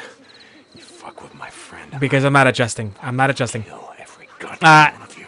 I've never played any Far Cry game hybrid. That's what I was trying to tell you. I've never played a Far Cry game. It's not even one of those things where it's like, it's not like I've seen gameplay and thought it looked bad and didn't want to. No. It's not like I know something about like the studio or the play style that puts me off. Nope. I've just haven't. You know what I mean? Like, it's just one of those. I just haven't. It's kind of like, I mean, when you brought up Dishonored, it's one of those, like, it's not like there's anything about the game that, like, tells me I would dislike it or hate it. No. Not like this game. This game falls into the category of, there's definitely things about it that would normally kind of, like, scare me a little bit or put me off, but I'm managing it. Okay, there's the traps. How you know? There's one trap.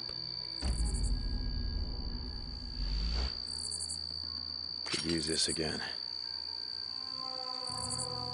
I'm just gonna drop it, and I'm just gonna drop it. Nice and easy.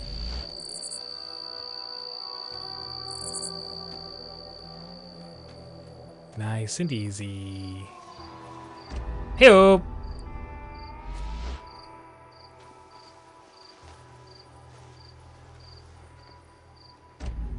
And then, like, maybe at this point there's a part of me that's reached that, like, but there's been so many games out, like, you know, I'd never, like, would I understand what's going on? You want mine?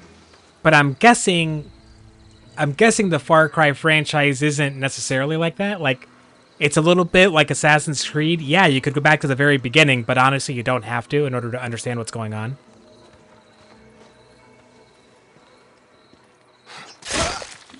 But like Dead Space, if the remake had been on like game number 3, I feel like I would have needed, or I would have had a better experience if I'd gone back to watch 1 and 2 before playing 3. So Far Cry, is it like, yeah, they're kind of connected, but you don't have to like understand one to play the other? Or would it be best to like start watching at one point before I play something?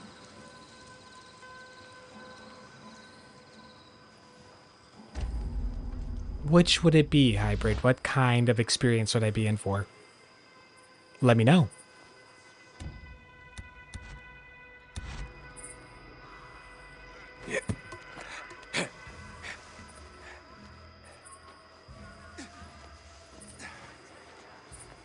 Must see. Must see. Woohoo! That was quick.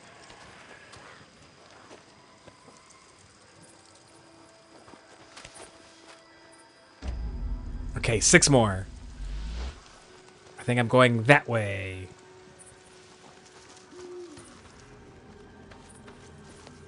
Something is moving.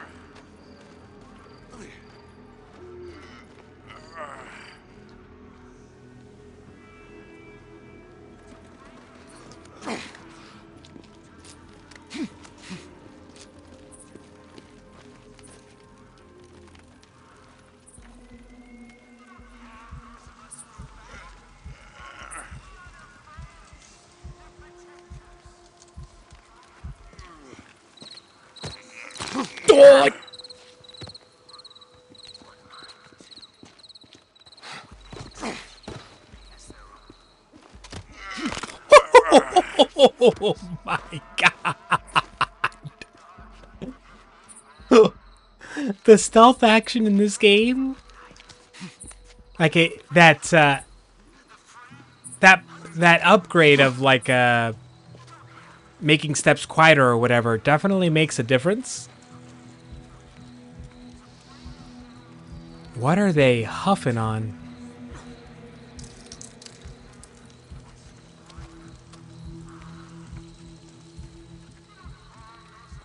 What is that guy doing?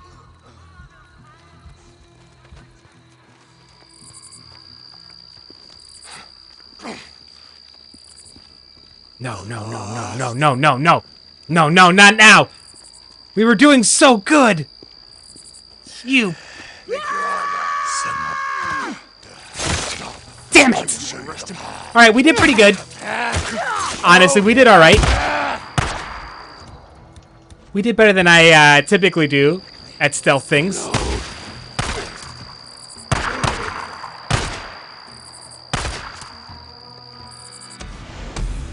That wasn't... That could have gone way worse. Ooh, okay. Okay. All right.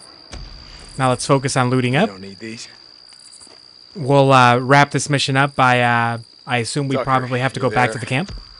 You didn't gotta worry about that Ripper camp no more. I took care of him, every last one of them. Nice job. Sounds like you did have a score to settle. Alkai said there's rumors going around that the Rippers are after the Bico boys. Let's just say they fucked with the wrong guy, Deacon out. Okay, we finished looting this place. Okay. We find a safe spot at one of our camps.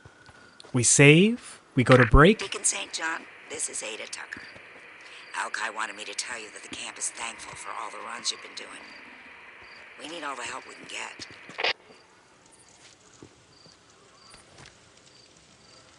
Nope. I think I'm going to make myself a little yogurt. So I'm probably going to go with like an 8-9 minute break rather than a 6 or 7 minute break. I've got granola, honey. It's going to be good. All right, what am I missing? Oh.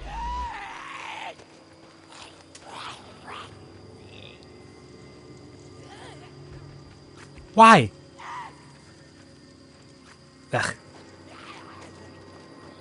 Alright, there's one more flower here. We grab.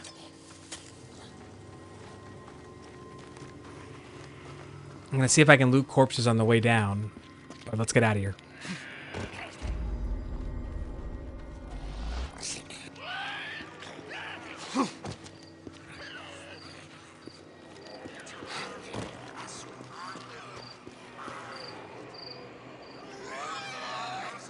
You're kidding.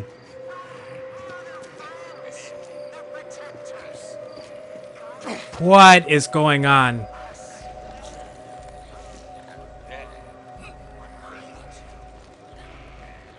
What the f- Get me out of here. Get me back to my bike.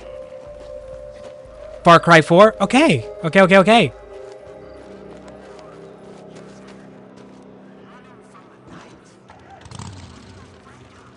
It shan't hurt to take a peek. Sneak in Ripper territory. We have insufficient fuel.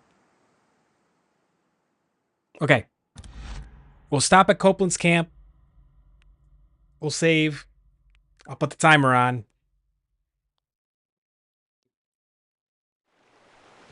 I need a snacky. I need a snack. Desperately. I know. Let him in. Thank you. You're not looking so good. And wait a minute.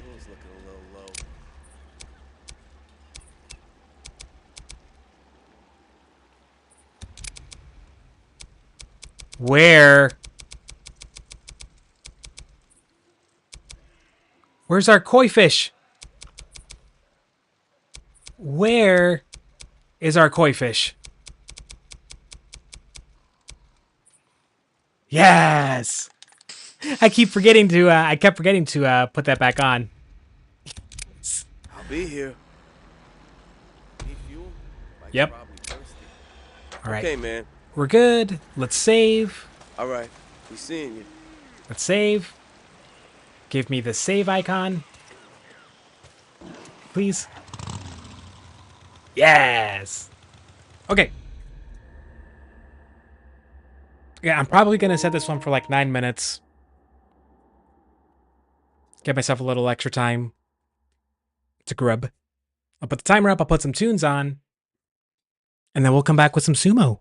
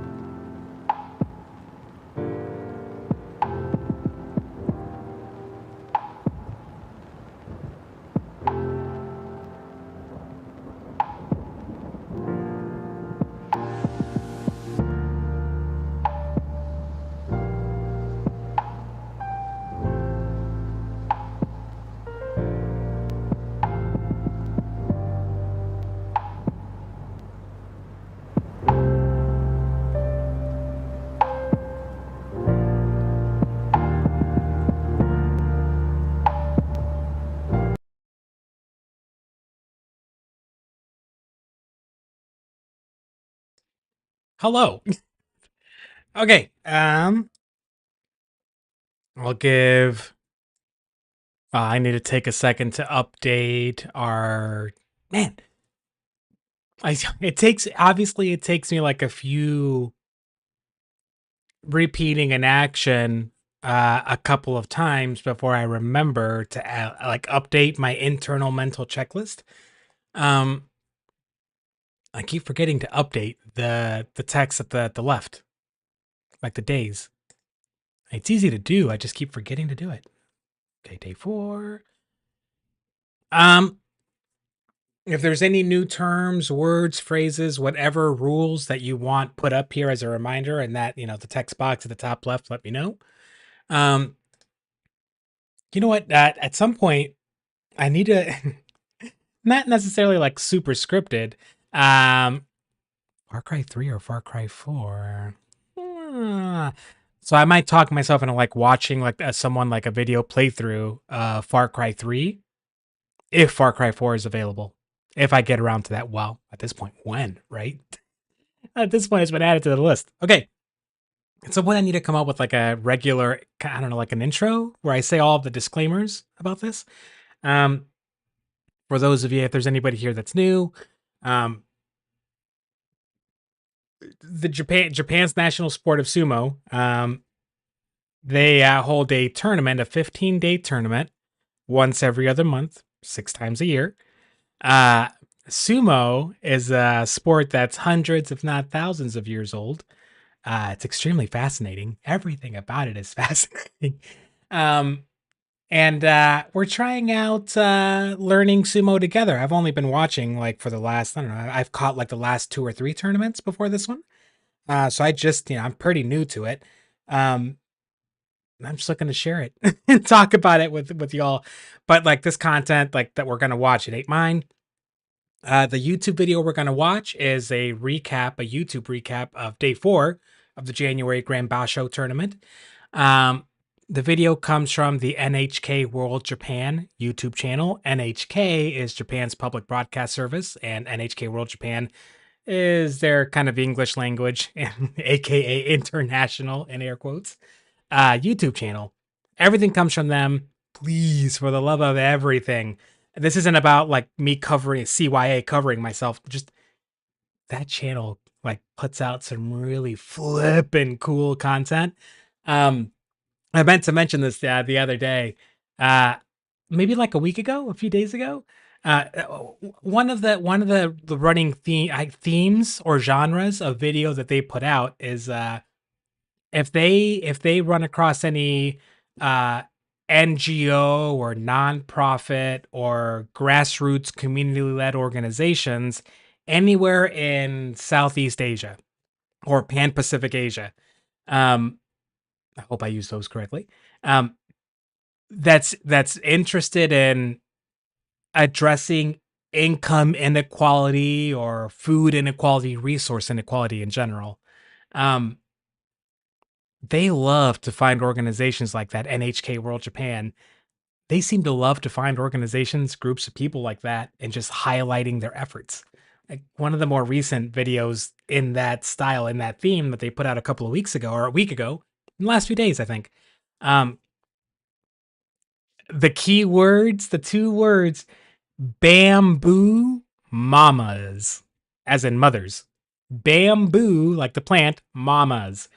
Uh, it's an organization that they found and decided to highlight. Uh, I think it might be in Indonesia, Maui. Don't quote me on where it's at. Um, but it just highlights what started as a small group of women and it's turned into hundreds of women who decided that they can boost their family income by growing and care. Yep, hybrid, you got it. By growing and caring for a plant that in most of that part of the world has historically traditionally been thought of as a weed, an inconvenience, something that you eradicate, not a plant that you actually take care of. The video, I'm not you really need to watch it. Like I'm not even going to try to explain how the system works that that the bamboo mamas have like put into place, but to keep it short, you really get to see like the impact that that organization has on what I imagine are just normal everyday families, like in rural areas, trying to attain what to many of us in other parts of the world are just like the most basic of like human conveniences, like having a toilet in your house. Like it's incredible. Having clean running water, like it's amazing. It's that anyone's out there, like a news organization's out there, like it's way easier to like report on negative stuff, right? Like, yeah, it's super tough. Like I think for that reason, it's been thought of as just like it gets in the way, but no, like it's bamboo's so flippin' versatile. It turns out, and it absorbs carbon. Bamboo as a plant absorbs carbon, so it's what one would call, I believe, carbon neutral to grow and produce. It offsets the carbon that's generated in the processing of it, I think. Helps prevent erosion. Like it's just go watch the video. go, go watch the video. It's they spend most of their time just focusing on it's the women that are doing the work are the people doing most of the talking during that story. It's and I'm just that's just the first of many such stories. I use, but I don't think they store. I think bamboo stores it, whereas other plants convert it into oxygen, which is just photosynthesis, right? Again, go watch the video. I'm doing a terrible job of summarizing and explaining. Subscribe to the channel. Go find that video. Watch that they put out so much good stuff. Go check them out. NHK World Japan. You'll find the description and links to the channel and on the YouTube video description. Okay, let's dive in to Sumo day number 4. Nish, I'll believe it when I see it. Let's dive in. And like always, if you want to pause, let me know. I like to replay some of these, but if there's one that you want replayed and I'm just moving on, just speak up. Let me know. I'll go back. If you have any questions about the silliest of things, like something in the background, something that the Rikishi, the wrestlers, are doing, speak up. Let us know. Okay. Is the audio going to work? Yes.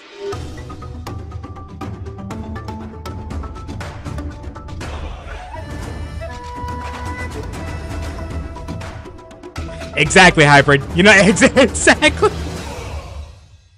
I'll believe it when I see it. Hello and thank you for joining us on Grand Sumo Highlights. It's day 4 of the January tournament at the Ryogokugikan in Tokyo. Yokozuna Terunofuji is regrouping with back-to-back victories from day 2 after hitting the deck on opening day. It's just like it was one time. Obizaru in the final bout today, and aims to win the Emperor's Cup for the 11th time this tournament. Let's see how his condition is. As a just something real quick. Excuse me. We haven't spent a lot of time talking about the sumo names, the Rikishi's names, sorry, and where they come from. And I still don't fully understand it, but like they're names that they either come up with themselves or the stable that the sumo stable that they're a part of, like someone there, like a mentor or a teacher or an older Rikishi will come up with a name for the wrestler. They do have meaning. They do have meaning. Like one of them, I don't even remember which one. I don't even know if he's at the top division, but like one of them, his name means like white bear or fluffy bear, something like that, because he's like big and massive, but like his eyes and his demeanor, the way he walks around, he's just like a big teddy bear, and someone nubbed at that. A lot of these Rikishi, you'll notice, I didn't even register this. You'll notice usually the suffix of Fuji at the end of their name. Like the Yokozuna, his name, Teru no Fuji. There's another one named Okto Fuji. the one that's like the small guy, his name Midori Fuji. Apparently, that's just Mount Fuji, like as a national symbol of like power, strength. Oh, whatever. I'm not gonna try to come up with the words. A lot of Rikishi have Fuji in their name. Crowd is ready. But it's a name that's created rather than one that they're like born with or anything. We start with Kagayaki, still winless after 3 days, locking horns with Toki Hayate, 2 wins, 1 loss. They've met 4 times down in the second highest Juryo division, but this is their very first encounter on top division soil. Toki Hayate forced out rookie Tamashoho yesterday in convincing style. Teddy Bear. Oh, Teddy Roosevelt. Yep. You are correct, Hybrid. Kagayaki with that left-hand inside position. Toki Hayate slips to the left and turns the tables. That was Theodore Roosevelt. Teddy Roosevelt, the teddy bear. 3 wins, 1 loss. I think politically and ethically, socially, he was kind of a dick. I think. Take the match by Yorikiri. But he was really popular, and everyone has this like super positive, friendly image of him. He did like establish national parks and stuff, so like he did good stuff. 1 win, 2 losses, and Nishiki Fuji with a mirror record of 2-1. Both hail from Japan's northeast. Kitanoaka from Yamagata Prefecture has taken both their matches in the top tiers so far. Here, yeah, one of these guys has and Fuji Nishiki in his name. Fuji from Aomori Prefecture has delivered back-to-back wins from day 2.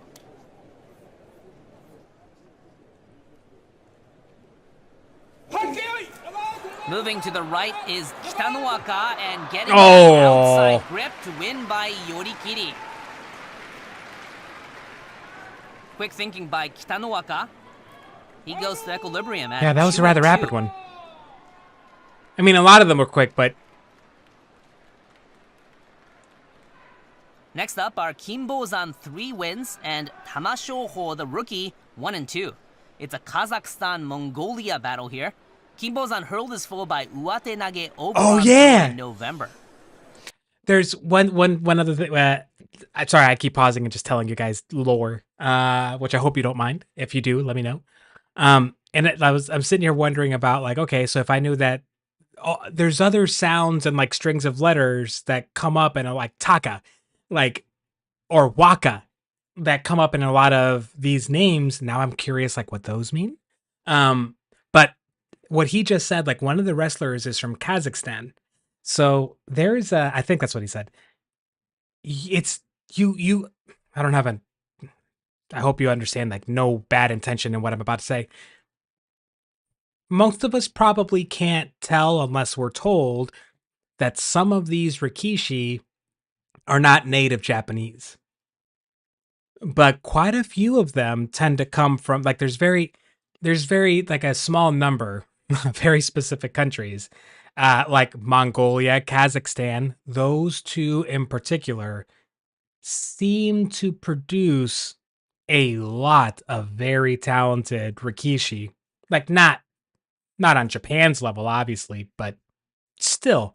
But in the last tournament, the November tournament, there was a wrestler, a Rikishi at the Juryo level, the one right below the top division, that had done well enough to sneak in to the top division. His name is Shishi, and he is from Ukraine, the Ukraine. And you can tell that he's from the Ukraine. And I mean, any wrestler, any Rikishi that makes it to the top division for the very first time, the talent level, the competition level is, I gather it's dramatic. It gets dramatically more difficult at this top division. So anyone in their first tournament, they're just making it, is going to have a hard time staying there, getting a winning record. And he didn't. He got a losing record and he got bumped back down. I hope in the next tournament or two he comes back so you guys get a chance to see him. The crowd loves him, actually. Sole newcomer, Tamasho wants to bounce back from back-to-back setbacks. Kimbozan pushed out Kitanoaka on day 3 with authority, and he seeks to keep a clean slate.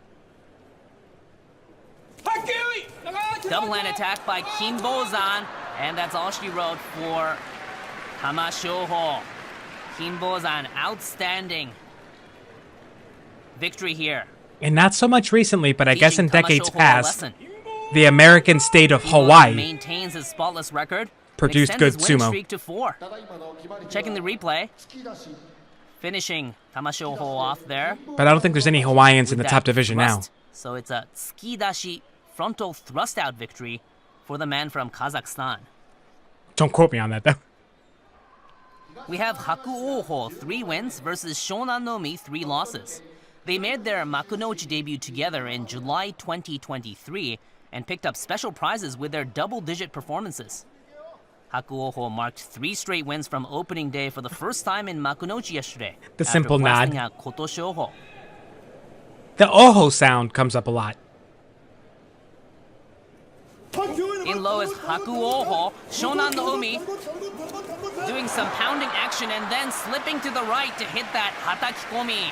Doing some pounding action and then slipping to the right, indeed. Suffering his first defeat this tournament.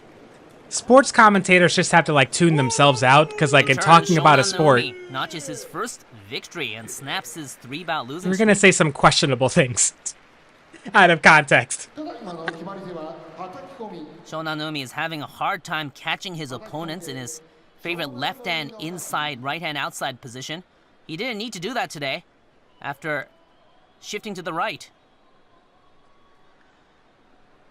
I wonder what it is hit that in the the guy in the initial blue charge. sees that tells him the right Hakuoho moment is to taken gamble back. Shonan Nomi for the slapdown. To go moves to the behind his head and do that right hits there. the slap down. Like, what told him in that moment, I'm going to let this guy come in We further have Kotoshoho so he leans 1 and in 2 versus Nishikigi 2 and 1. and I can push him down. Kotoshoho leads their rivalry in Makunochi by a slim 5-4 margin. What did he see or feel that told Kotoshoho him now's came the out on time? top in both their encounters in 2024 using his pushing thrusting.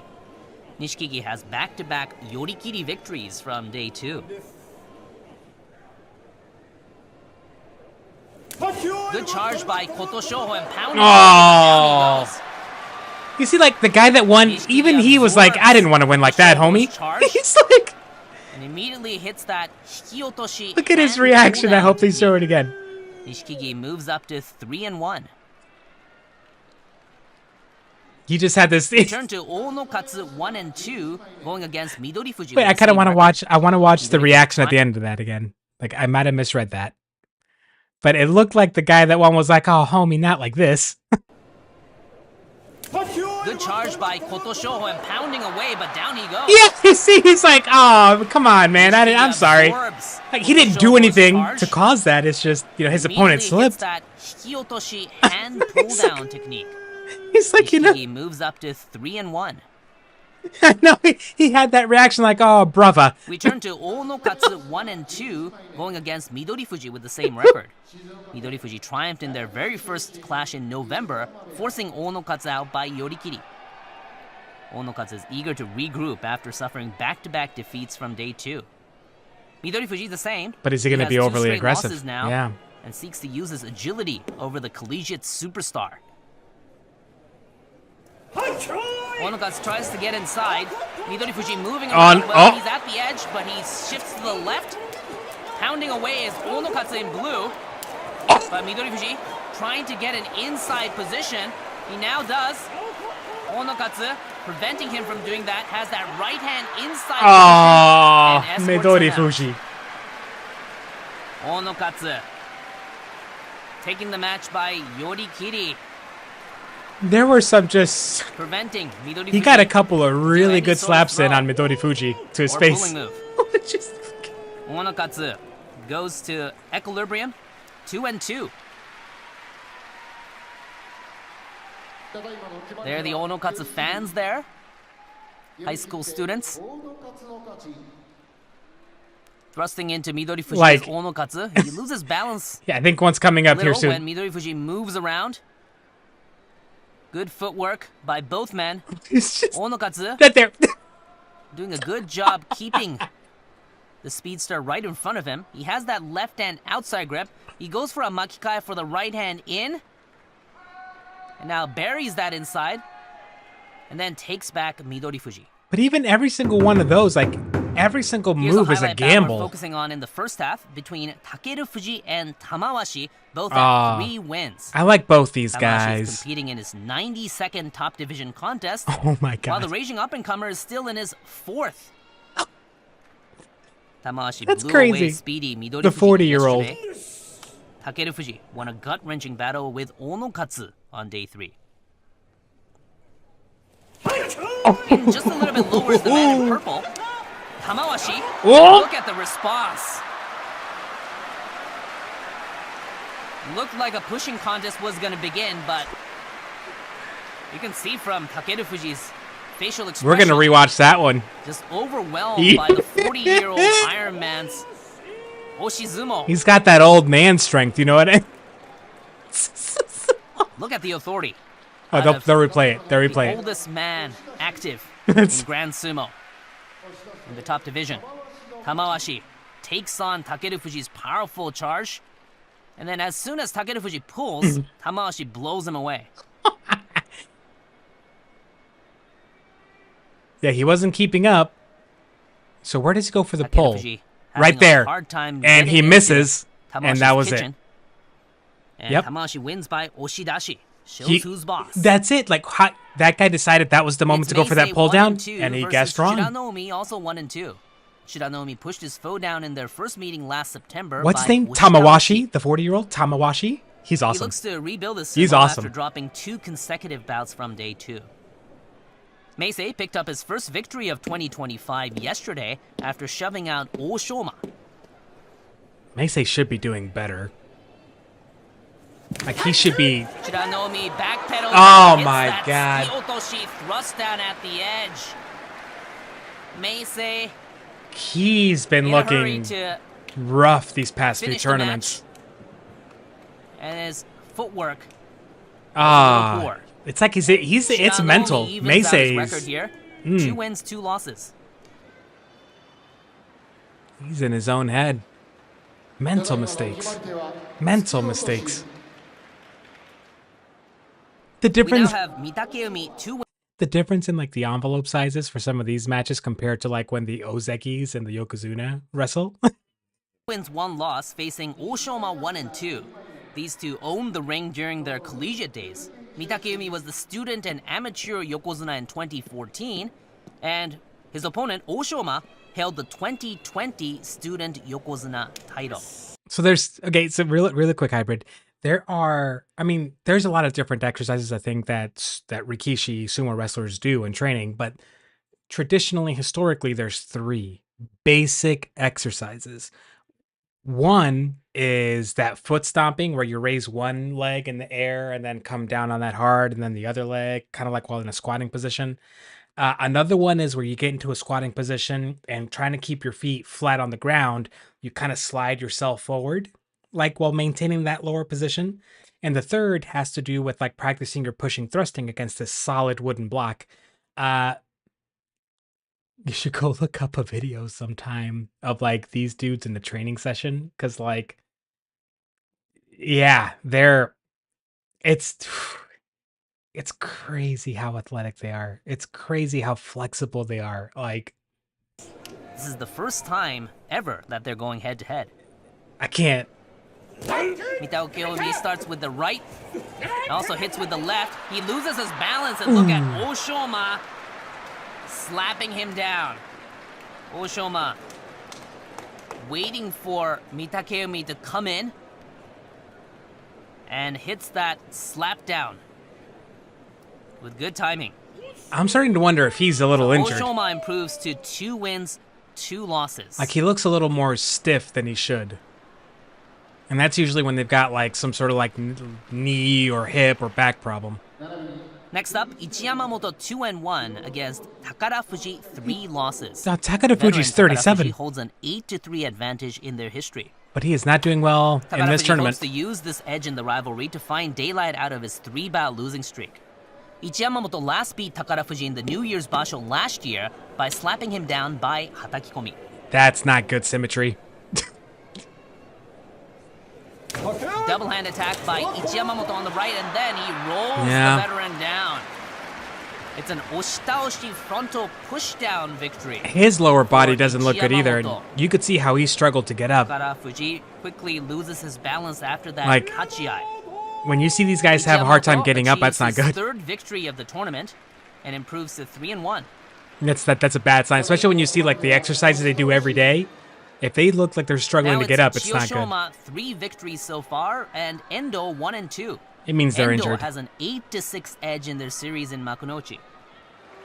Endo notched his first victory fighting Takara Fuji yesterday after dispatching him with a slick Tottari armbar throw. The pressure to... Chiyoshima leaped to the right against Ichiyamamoto yesterday and got an inside position. Oh. Trying to get an inside position again, but He's- Endo Oh. counters. Endo then Oh. shows back to Chiyoshima, and Chiyoshima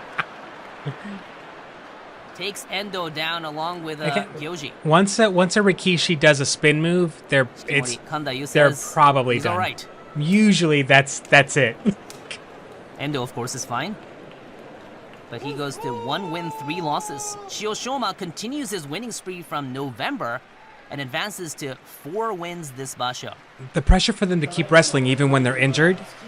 Looking at the replay, getting the better of the Tachiya is Chiyoshima. I but think is huge. Endo counters with that right hand attack. He then slips and shows his back to Chiyoshima. Because of Udashi the victory. honor and respect of the sport, I think adds a layer of We pressure. have Uda I think. 1-2 going against Takayasu Oh, 2-1. I like both these Takayasu dudes, has a but I 4-2 lead in their series. I love after Uda. taking Their last 3 face-offs. And remember, he's the thumbnail, Takayasu dealt with both so this his might be opponents good. on days 2 and 3 by a hatakikomi. Uda's never boring. Uda wowed the crowd on He's day never 1 boring. by beating Shodai, but now has back-to-back losses. Uda getting that left hand in deep over Takayasu. Oh boy. He then puts his head under Look at his Takayasu's head. armpit, What is he doing? looking to get something going, and he Oh! goes for that Staizori. And the crowd is in awe. What the? Staizori, something we haven't seen for about a year. It's the underarm forward body drop. That is, Something I've Uda never, excels in. I haven't seen that Uda move. puts up an astonishing performance on day 4 and goes to equilibrium. What 2-2. We're gonna watch that in like real time. I know they'll probably replay it like slowly, but Is 2-3 by a hatakikomi. what? Uda wowed the crowd on day 1 by beating Shodai. Look at and how now has he back-to-back losses. buries his head in the other dude's armpit early. Uda getting that left hand in deep Like, over here. Takayasu. There he goes. Then puts his head under Takayasu's armpit, And then look at him maneuver. looking to get something going, and he goes for that Staizori. And the crowd is in awe. Wow. Staizori, something we haven't seen for about a year. What a The move. underarm forward body drop. Something Uda excels in. Uda Holy puts up an snap. astonishing performance on day 4 They'll do that in slow and motion, I goes to bet. equilibrium. They'll break that down for us. 2-2. Wow. Wow. Unbelievable. Let's take another look. Left hand in deep. And look at Uda Right here. putting Sneak his in. head, burying it under And then Takayasu's armpit. he has to let and go of trying his to left walk hand. the former Ozeki and swim does move. That Like, picture perfect what the- execution of the This little, like, Staizori. He does that Left hand twirl. inside, Look at what, perfect. Look at- Staizori. if you can see Uda's right hand on Takayasu's left shoulder. Like as Uda is taking his left arm, which you can see his hand holding his the mawashi on the dude's right side. Uda's left hand, he's gonna let that grip go, rip his like that left arm down and through. But as he does that, look at him pull down with his right hand. Equilibrium. 2-2. The Unbelievable. technique. Let's take another look. Left hand in deep. And look at So Uda Uda's right hand here when putting he his makes the move. Look at head, him burying it pull under down. Takayasu's armpit and trying to rock the former Ozeki and does that Like he- picture perfect execution of He the like twists the Staizori. arm Left and hand uses inside. like Perfect. Uda Staizori. takes his right shoulder and tucks that Really into the textbook Takayasu's left armpit. execution. Oh my god. Next up are Hiradomi 1 and 2 versus Gonoyama 2 and 1. Hiradomi dominates their rivalry in the top division. That's good. Nothing. That was good. He's desperate to hop back into Sanyaku after a devastating 4-11 performance in November. It might be another year before Gonoyama we is see somebody do evolving that. his pushing game every contest and proved that the last 2 days. He rockets into Hiradomi. Hiradomi gets that left hand Miyamitsu grip, but he can't do anything with it. Look at that Muscle. pushing attack by Gonoyama. Gonoyama prevails. Takes care of Hiradomi and goes to 3 wins, 1 loss. People are still probably just kind of hyped Hiradomi from the 1 and previous 3. match. Hiradomi goes in for They're his like, favorite this was left-hand good, Miyamitsu grip. but we've seen Can't better. use that frontal grip. Gonoyama is in a lower position and gets him high. Gonoyama wins by oshidashi. It's Wakatakakage 1 win 2 losses and Atami Fuji 3 losses. It's a first time meeting here. I like because Wakatakakage. Wakatakakage was injured and relegated to lower divisions in 2023. But he came as back. His opponent, Atami Fuji, entered Makunochi and took the top tier by storm.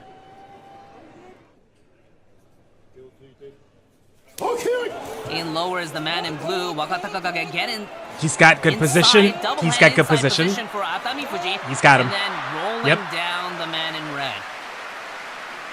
Skill. Here's a perfect execution of a katasukashi. Under shoulder swing down. Fantastic. Wakatakakage evens out his record. 2 wins, 2 losses. And Atami Fuji will look to grab his first victory on Eliminates the 3-5. size advantage by getting in and staying in close. Equal tachiai. Don't let the guy Wakatakakage extend his can't arms. Get inside. Now Get he in, has and the- that's both it. hands inside. He's in trouble. Yeah. And hops in the driver's seat. Then he breaks Atami Fuji's balance. And With pulls him great down. Execution of that katasukashi. Pulls and slaps. Yeah.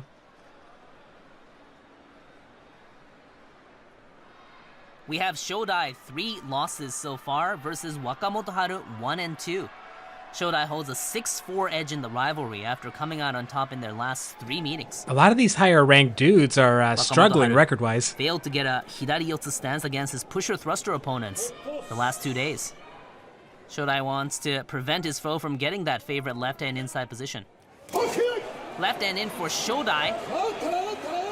No outside grip for Wakamoto Haru, and Wakamoto Haru fails again. Shodai beats Wakamoto Haru for the 4th straight encounter. Not in a mean way that almost felt Shodai disrespectful. marks Like, win number get 1 off this me. tournament. Left hand in for Shodai. Just a deep. fly buzzing around him, and he's like, get the And hell off me. Wakamoto Haru not able to do anything. No grip on the Maashi for the Sekiwake on the right. And Right here, Shodai just get immediately off hits me. that Skiyotoshi. We have Daieisho 3 wins versus Oho also 3 Here we go. victories. Oho 2 undefeated leads the dudes. history here by just a neck, 3-2. Daieisho seeks to prove he's superior in the pushing game by shoving out Oho. Oho overwhelmed Wakamoto Haru yesterday, delivered 3 straight wins from opening day for the first time since September 2022. Good tachiai, getting the better of the tachiai. What was is that slap? Daieisho, Oh! but look at Oho balancing with just the right foot I thought Oho was done. and I thought he seizing was done. the match Wow. at the 11th hour. Show that footwork in Oho slow comes motion. from behind, protects his clean slate this basho, and extends his winning streak to 4. Please show it again. I mean, I'll rewind if they don't. Slick Hikiotoshi maneuver coming at the edge. I mean, he's just getting pushed all back. He's getting Daieisho pushed from back. He's start to getting finish. pushed back. And then grab. But taking the match is Oho Oh. pulling Daieisho's left arm. Next up, Onosato, the Ozeki, 2-1 versus Abi with the same record. We have The seen rivalry here is split 2-2. We've seen but some Abi won slick the moves last today. 2 after breaking Onosato's balance effectively. Onosato blasted out his opponents by oshidashi in back-to-back days. Blasted after him biting out. the dust on opening day. Good Good hit. Oh and my. a pull maneuver by Abi. Abi. All right, just real quick, This guy, Onosato. Onosato is uh the newest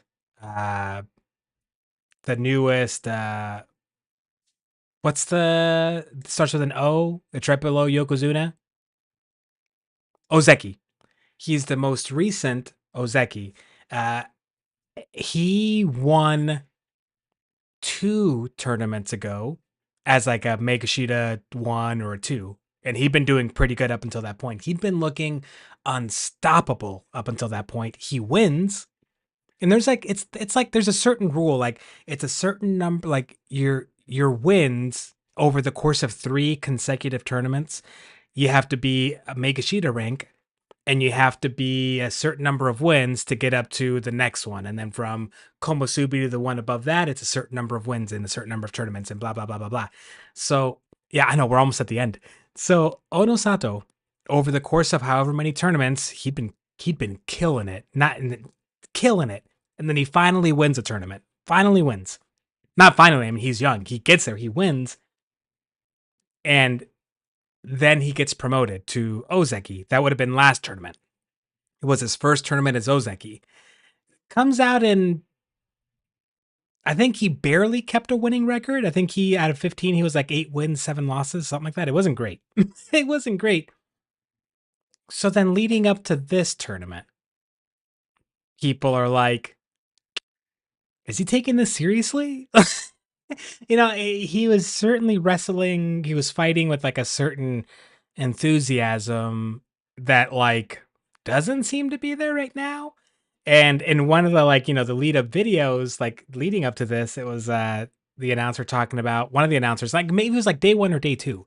One of the announcers like specifically mentioned that talk in certain circles had been leading up to this tournament, Onosato was not taking it seriously, aka he was not practicing as much as the rest of his stablemates, the rest of the Rikishi, the other Ozeki. And he's like, no, like Onosato in an interview, like, no, apparently he was like, no, like I'm there, I'm locked in. Doesn't look like it. Here is split 2-2. The 2 he's Abi won the lost last have been 2 like after breaking Onosato's balance effectively. too easy.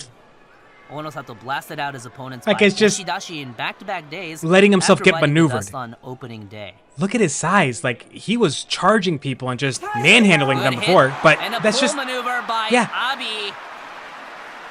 Just letting the guy Abi trampling Onosato in 3 consecutive tournaments now. Really putting a dent on Onosato's track record. Can you hear some of the murmurs in that crowd? Yeah. And he knows people are going to talk shit. Trouble with Abi, just, as well as yeah. Waka Like, Takakage in the top division. Here's another look. He shouldn't be getting and pulling by Hikiotoshi. Beat like that. So he Onosato shouldn't. falls to 2-2. Abi moves up to 3-1. But that's some Rikishi, like they're not meant to be Ozeki. Not everyone is meant to be an He's Ozeki. beaten 2 Ozeki. And this might be it, right? He shows up and concentrate. That's What'd it. you think of in the Tachiai? There's actually a lot of salt on the dohyo already before we started. And the Ozeki was really low. So you thought about it when you did the shikiri in the initial charge. Yes? Was that the type of sumo you wanted to do? Yes.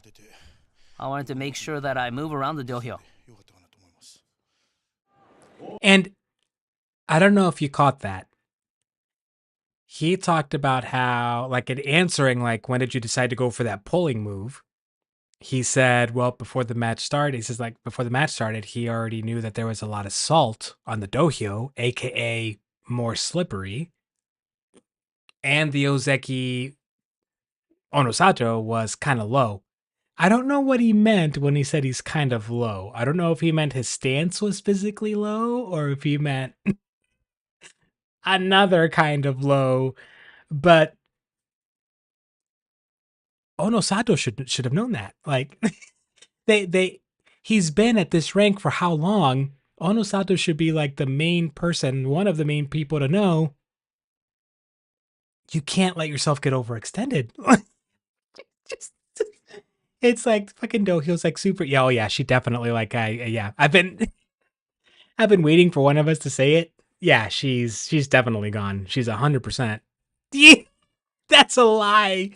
That is. I wanna believe you, but like I don't. And it's not because I think you're a liar. You just gave us the opportunity by not saying anything. So really it's your fault. By the way, don't you just love when that happens? Us two dudes, really like we think you're a liar, Nish, and it's your fault we think that, and we want you to internalize that. it's it's a different type of trauma that we're dishing out today, Nish. Just a different, slightly different flavor of trauma that you're getting today. You're welcome. You're welcome. You're very much welcome. Why are you bullying me? But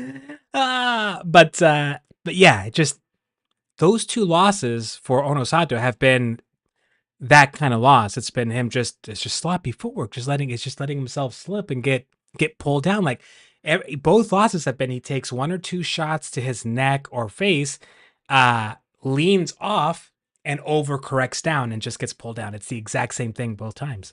It's weird to see that from an Ozeki. It's once if you watch more and more of this, you'll just like it's the Ozeki. It's really weird when they're not super consistent.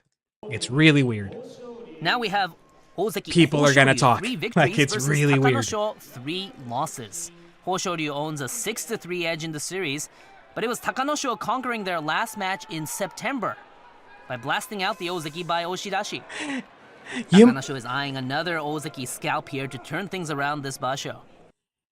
Just one last thing before, and I'll let you go on this, Nish. You must be surrounded, either family or friends or both, by some quick-witted people with sharp tongues, because I can't help but notice that you foresaw one of us making the focused on what? Focused on sleep? Like you foresaw one of us going there and just cut that avenue off.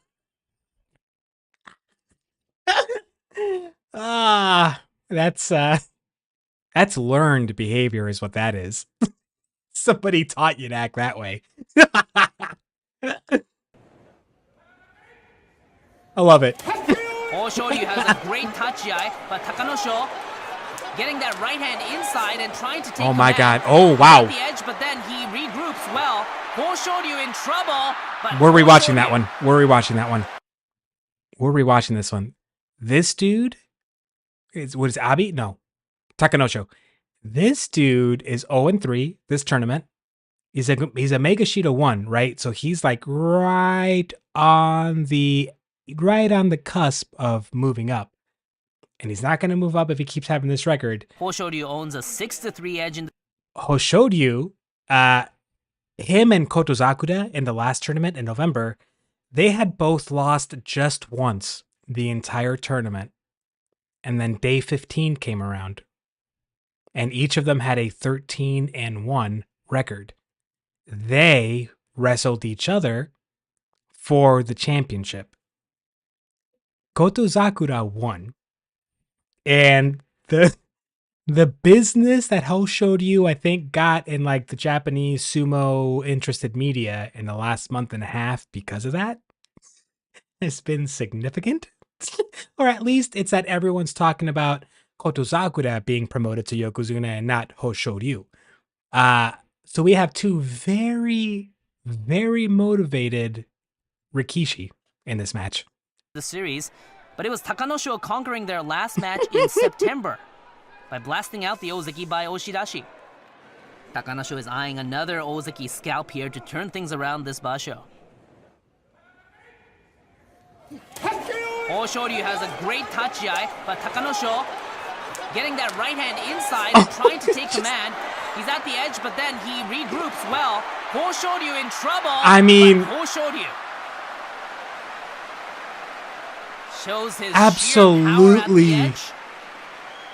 And wins by Tsukiyotoshi thrust down. Absolutely incredible. Hoshoryu boasts his resilience and sheer power. It's just... And the Ozeki stays unblemished. 4 wins after 4 days. Hoshoryu on the path I love to it. his second Yusho championship. And of course, looking to grab his promotion to Yokozuna, the pinnacle of Ozumo.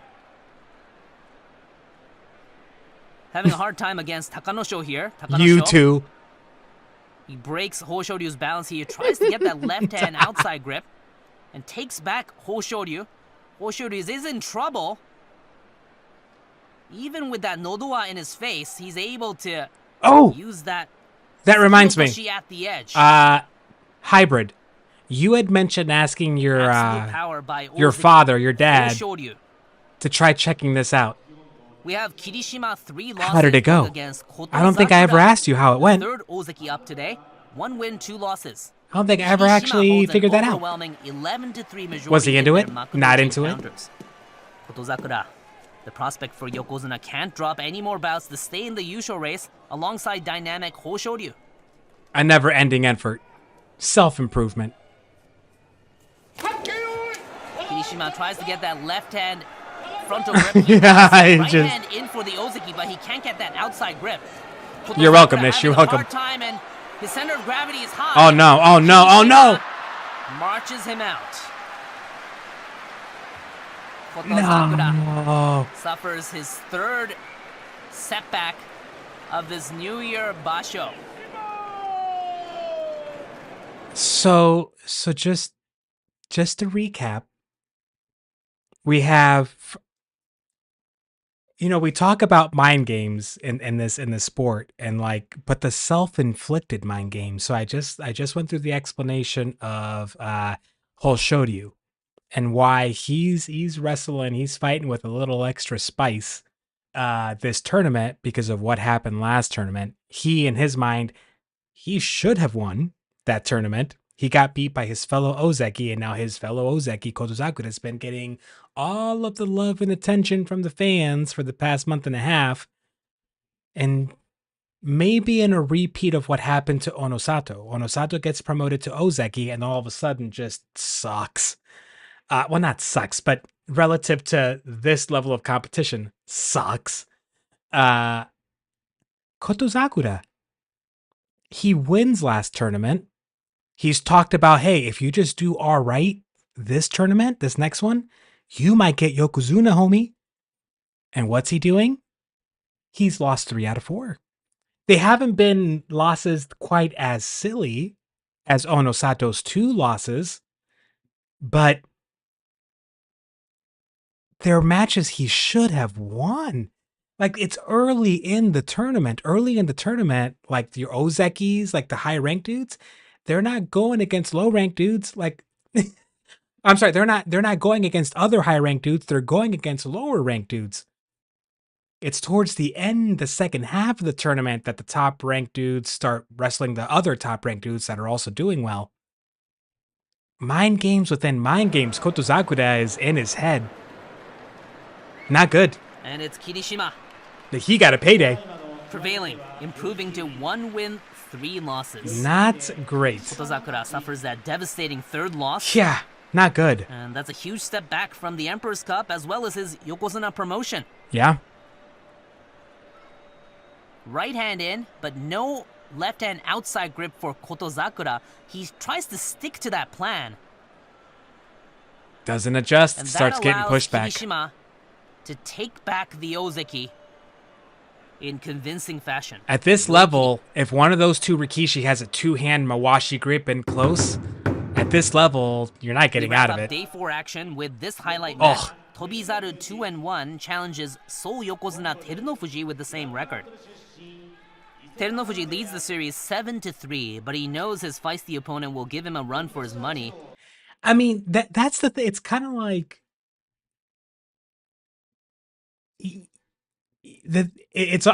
that's what they should tell themselves.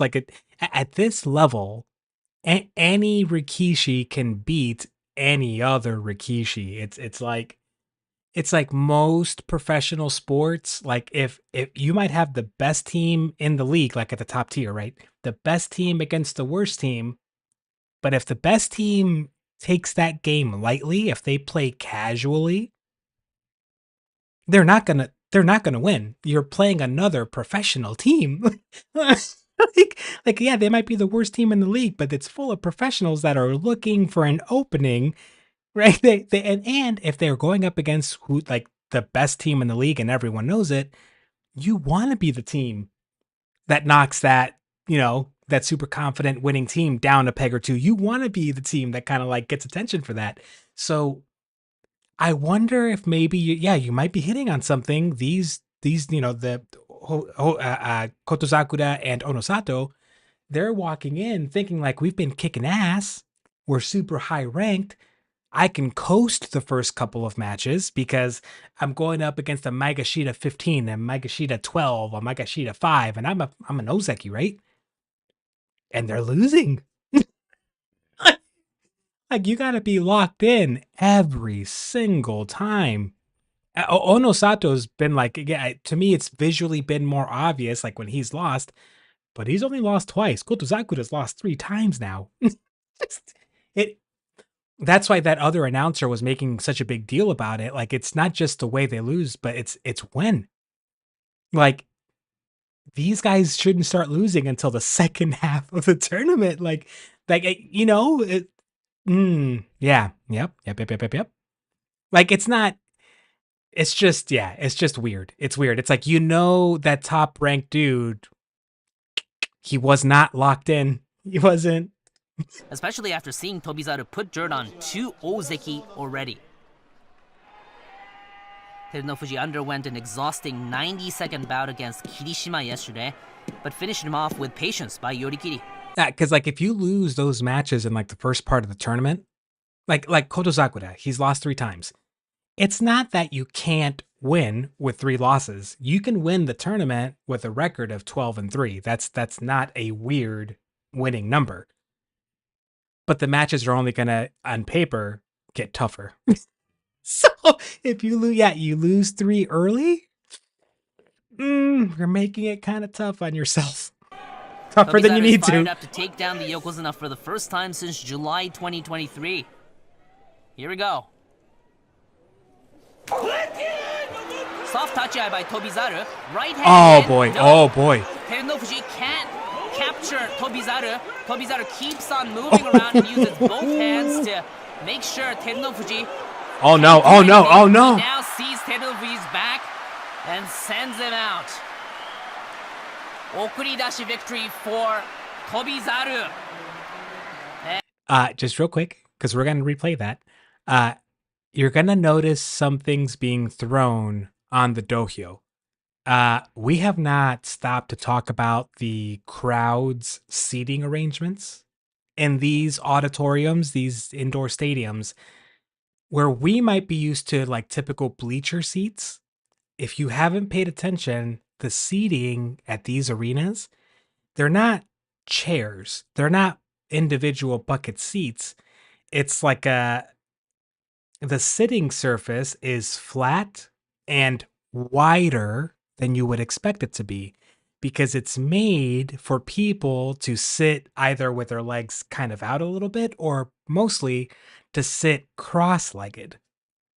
So a lot of these folks bring, like families and stuff, they'll bring these seat cushions to kind of make sitting on that flat, usually cement surface a little more comfortable.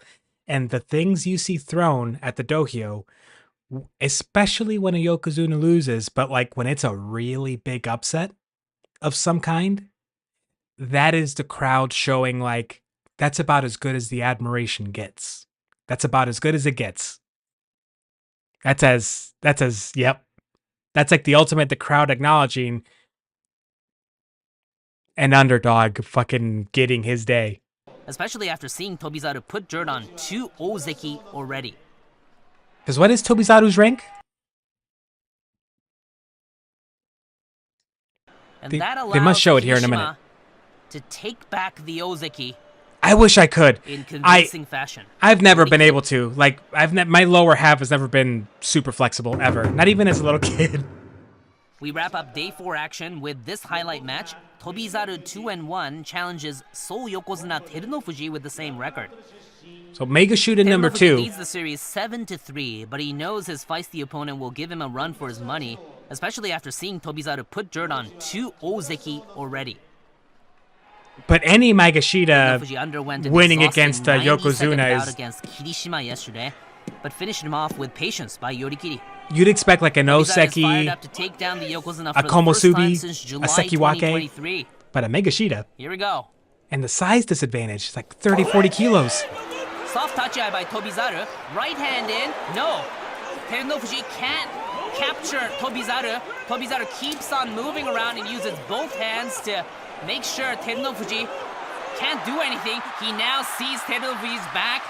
And here come the seat cushions.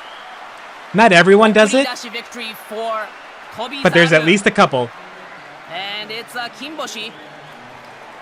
Tobizaru achieves his 3rd There they come. gold star of his career. That's when a Maegashira rank and filer Here you go. beats a Yokozuna.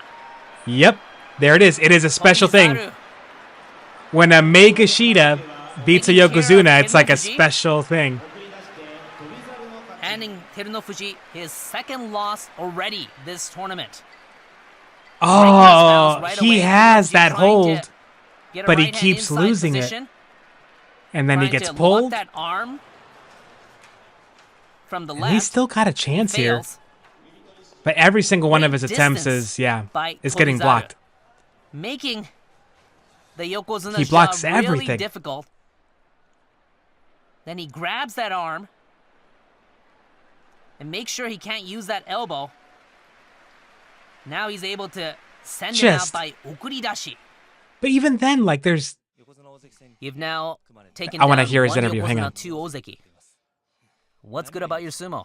Well, I'm able to do my brand of sumo moving forward. What was your plan going in today? I just wanted to give it my best. Make sure that Terunofuji doesn't catch me. What kind of sumo are you going to do from tomorrow? I'll just keep my focus. Thank you. Why? And that wraps up this Wait. edition. Why are these dudes so humble? What is that look he gives at the end? Now taken down Just one watch Yokozuna, 2 watch him Ozeki. at the end, after his last answer. What's good about your sumo? Well, I'm able to do my brand of sumo moving forward. What was your plan going in today? I just wanted to give it my best. Make sure that Terunofuji doesn't catch me. What kind of sumo are you going to do from tomorrow? He's so good. I'll just keep my focus. Thank you. Here he goes. What is that? And that wraps up this edition of Grand Sumo Highlights. There was somebody there off camera, like, that was about to take a picture or something, and he decides to just do like this ham face for it. Do from tomorrow. I'll just This keep is my focus. Thank you. And that wraps up this edition of Grand Sumo Highlights. So after 4 days, it's 5 men. I hope that with each new episode that we watch, again, not that we have to keep watching these. I love watching these. You can't help but find something new to fall in love with. Like, if it's not a feature of the sport, it's like it's the crowd, it's the way the athletes that treat each other, but clearly, like, they're people, like, they're silly dudes. So, like, the effort that they have to put in constantly to, like, act a certain kind of respectful and follow the traditions and the observations and how to all that, like, I love the sport. I love the sport. Okay. Gang, we are at 3 hours, 12 minutes. The last couple of streams, we haven't gone 6 hours. We've gone closer to 5. Last night, Nish, Hybrid and I shut it down not too long after you took off. I've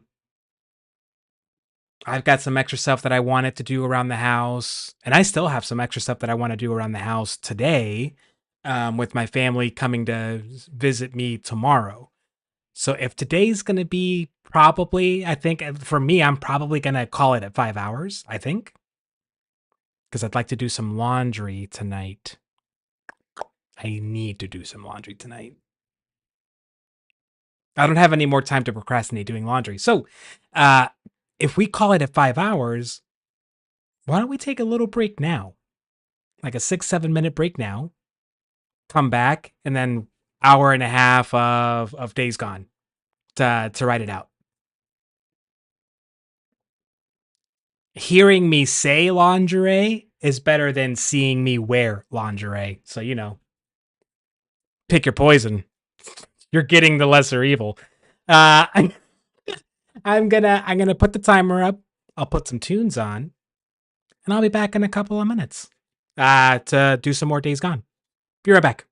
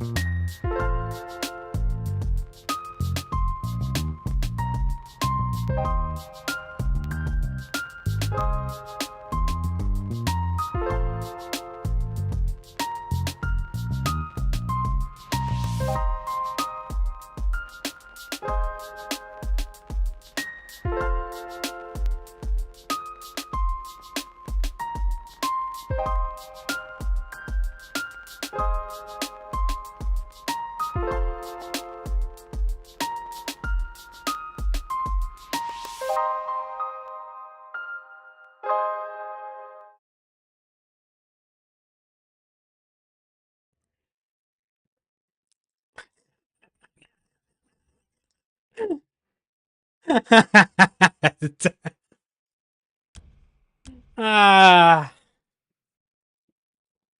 there's not to question why. There's but to do and die is how the quote finishes. So I guess like the end of that quote is a bit too grim for the moment. But the silly version of that sentiment applies. Why do I have that? I'll explain it to you. Uh, red, because it's bold and it makes you feel good. The goggles, because safety first. There's all sorts of fluids flying around everywhere during sexy times. You never know. The socks, because I've told you all about how sometimes I forget about my toenails. Trust me, safety first. It's best for everyone if I keep the socks on. You asked. Not that I, by the way, not that, not that I judge. I don't anybody's personal fashion preferences, especially like especially indoors. You just keep the socks on. Like I don't whatever you see on TV or in the parts of the internet that some of us claim we don't visit, apparently. Uh Nobody wears socks. And it's just like, fucking my toes get cold. And like unless you just took care of your toes that morning, like there's a possibility for there to be like an edge that you don't know is there. And just it's not good. It's not good for business. It's not good for business. Keep your socks on, everybody, all the time. Keep your socks on. Now, why you would be rushing into such a situation with wet socks on, hybrid, is a scenario I would really, really love to unpack with you. I'm trying to, I'm trying, like the only scenarios that are coming to my mind, and I'm not mad about this. I love this. The only scenario that comes to my mind is like you're a secret agent, like you're James fucking Bond, and you went from like a casino where you're dressed in like black tie suit, and you had to like jump into a body of water to swim onto a fancy yacht where there's a woman you're going to seduce in order to advance your mission somehow, because that's how secret agents advance their missions, is by seducing women. I firmly believe that. Thank you, James Bond. Maybe then you would have wet socks on. Otherwise, ah, wet socks just feel awful, don't they? Ugh. What a terrible sensation. I think I read somewhere, and I'm gonna get back to the game here in a sec. What kind of stuff do you consume? I could go on and on about that. How was I gonna focus on what? Foot sucks. I think I read somewhere. Like, first, if you grew up being told or taught that about the five senses, sight, smell, touch, hearing, whatever the fuck the other one is, but that's wrong. That's an inaccurate, incomplete, stupidly overly simplified list, which I thought was kind of cool. That there's all these other things that we can sense that we just don't think about. But second, we cannot. I think I read this somewhere. We cannot feel how wet something is, how moist, like the hydration level, if that's the right phrase, of something. Like, if you try to think about this, and I'm not sure if I heard this correctly and if I'm remembering it correctly, but I'm trying to think about it. If you grab something that is wet, like but can also exist in a dry state, like a towel or a sock, what is it that tells you when you pick that up and you touch it? What is it that tells you it's retaining more water? It's wetter than it should be. Temperature? Weight? Like slipperiness? But are any of those actually sensing wetness? I don't know. Again, this is something I just happened to randomly like overhear while I was paying attention to something else, probably. Uh, that's a YouTube rabbit hole I think I'm gonna go down tonight. An explanation of the human senses. But I was saying about personal clothing options. Not particularly when it comes to sexy times for consenting adults, but just in general. I don't judge. Like how do I? Part of me feels like an asshole even saying this because I know it's kind of true that I think it, even though I don't want to think it. But I think it's because of my own personal choices. Like, okay, I'm no matter how fit or not fit I might be at any given time, I'm just not going to walk around with like a muscle shirt or like like a sleeveless shirt like out in public. It's just not. I'm just not. I'm just not. No matter how much I might love bicycling, even if I've got like a road bike and everything, I'm not going to walk around in bike shorts, like the super tight bike shorts. I'm just not. It's not gonna, I'm not, no, it's not a fitness, not fitness. It's not, it's just, it's not comfortable to me. It's just, I don't like it. Um, so some of that sometimes carries over when I look at other people and they're either really fit or not very fit. And there's certain fashion choices that happen. And I immediately project onto them like what I would think of for myself. Shut up, Nish.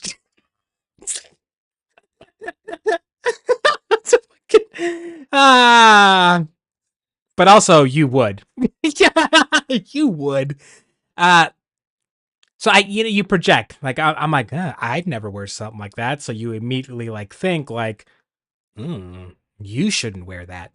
So I try to like whenever my mind goes to like the first part of that, which is you shouldn't be wearing that. I try to ask myself, is it like more of a me thing? But gender specific clothing, like clothes, like let's take a sundress or let's take a skirt or big baddie hood, like big baggy hoodies. Because it goes both ways. dress pants, certain types of shoes. I, it, I still treat it kind of like a what if it were me thing. Like if it's someone that's showing off muscles or showing off skin that I wouldn't show off, like there's a part of me that's just like, you're not even doing like, cause it's, I wouldn't wear something like that that's over, like revealing or whatever to my eyes, because to me it's like I would only be doing that. The only reason I would want to do that conceivably is if I was trying to grab some attention, or the opposite, if I was trying to repel attention. Like it would be something where like I'm not doing it for the comfort. I'm not doing it because I think it's stylish or because it looks cute. I'm doing it to accomplish something. And that I wouldn't wear something if that's why I was wearing it, whether it was to show off muscles or be sexy or whatever. It just that that's not the thought process for me. It's just weird. So like, and I know it's weird. I know it's weird, but like that's how my process works. So I see somebody else, and that it's again it's the projecting thing. So if I see like a man, like a born male, looks male, body features tell me male, and that dude's wearing like a long skirt dress bottom with like just a normal like hoodie or sweater or something up top. Or maybe dude's got like a purse hanging off his shoulder, right? Something. Whatever it might be. There's a similar thought process I think that goes through my head. It's the thought process that I place upon myself. It's like, oh, that looks really fashionable. Oh, like they're carrying that like it's a really hot day. Fuck, like that dude's just walking around in a skirt. I bet it feels nice. You know what I mean? Like versus like if I see a dude walking around in an outfit that if I saw like a woman walking around and I'd be like, like it, it's not a fair perspective. I'm not sharing this my perspective because I think it's fair. I'm just trying to share where I'm at on my journey of trying to figure shit out and figure out how I feel about things. It's not perfect. It's not fair. But yeah, it's just I'm projecting onto others the thought process that I would follow for myself. And yeah, so like I am not at confidence level wear a skirt around or a long dress around because ultimately, even if I recognized it would feel comfortable temperature wise, I wouldn't be comfortable in it just me wise. Not because I think I would look girlish. To be honest, here's what it is. And I know there's solutions for this. If there's a gust of wind, I do not want to flash my bare legs at society. I'm not comfortable with it, no matter how fit or not fit I am. No thanks. I know there's things you can wear to weigh them down, or you can wear like pants underneath, but then that defeats the purpose. And I'm thinking about the little weights the entire time. Just nah, I can't wear it comfortably. But if you're talking about sweaters, my sister, she she's younger than me. She has a very specific preference of like fit and style for her sweaters. They're always going to be something knit. It's not ever going to be like a jersey material or like a hoodie material. It's going to be something knit. So more like a cardigan style, a sweater style, something. Um, it's generally going to be something that isn't like it's not going to have an overly tight knit.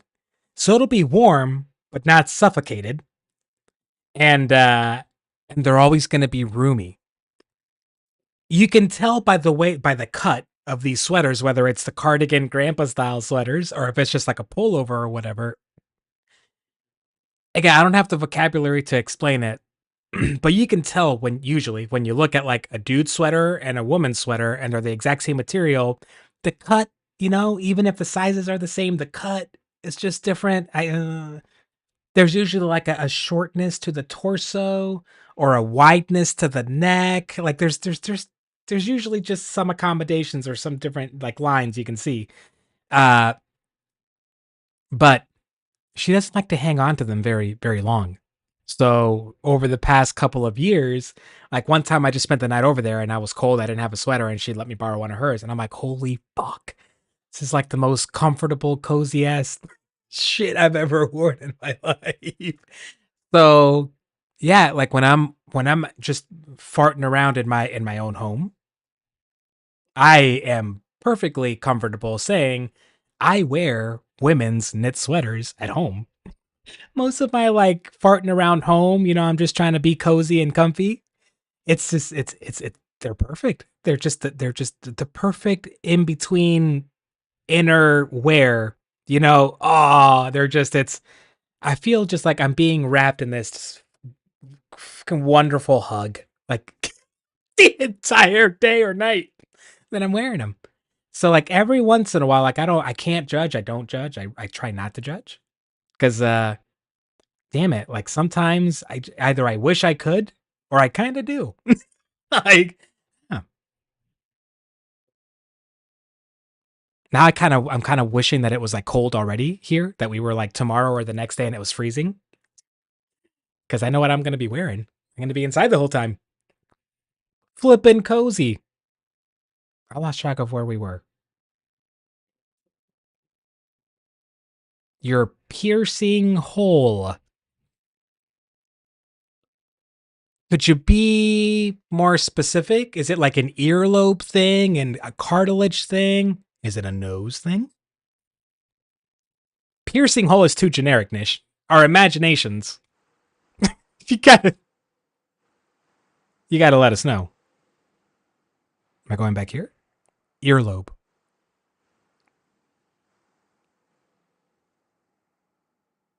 And is there a reason I'm not fast traveling there? Ow. That is where I'm at.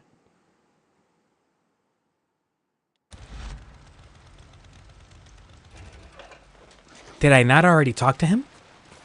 Deacon. Just looking. I must not have.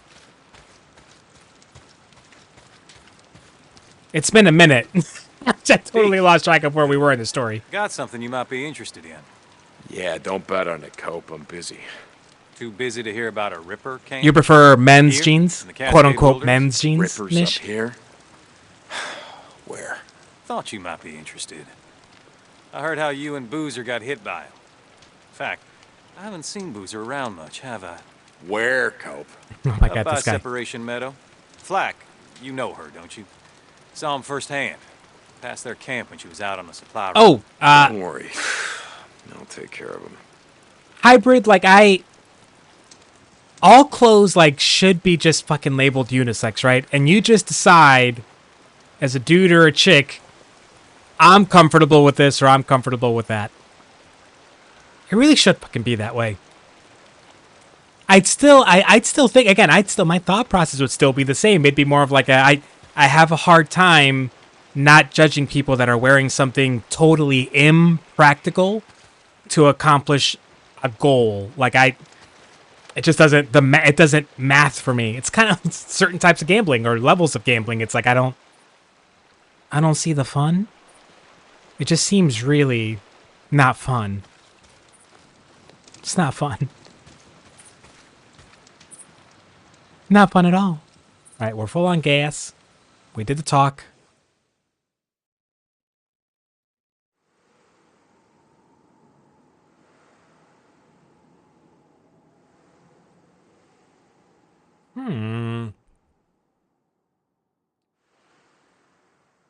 All this looks like mountains. Hybrid, I've been meaning to ask. I mean, I know you're not the spoiler type. And I know this has the potential to be a spoiler, but like I'm desperate to know. In this game, I refuse to look it up on the internet because then I definitely will spoil myself. The different camps. Is there going to be a point where you have to choose one camp and like the rest of them die or something? Because like so far I'm hoping that my different choices and like where I send people I save, where I'm trying to build up trust is only about the trust level mechanic. you know, to unlock motorcycle upgrades and weapons. But if there's more to it than just that, like, oh, fuck. Okay, it's one of those hybrid. Okay. Okay. Fair enough. I'm going to trust your judgment on leaving the detail level at that. I'm going to defer to your judgment on this. I trust you. Fair enough.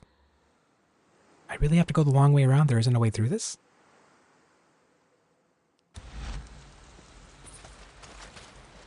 We'll find out.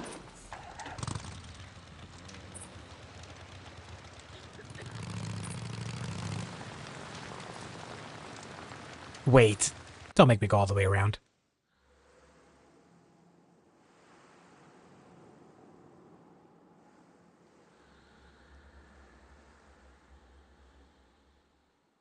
Yeah, I'll just go around this way.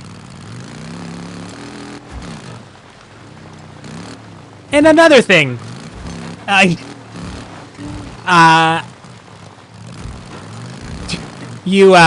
You throwing out the sweetie word hybrid made me think of this. One of my favorite... Hang on, I'm going to turn down the game audio so that the motorcycle isn't like blaring in my ear while I'm trying to talk at you.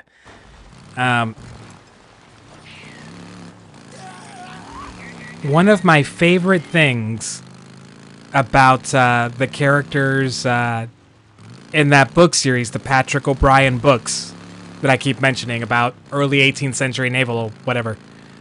The least military naval character amongst the group of main characters, Dr. Stephen Maturin, an Irish surgeon or physician. I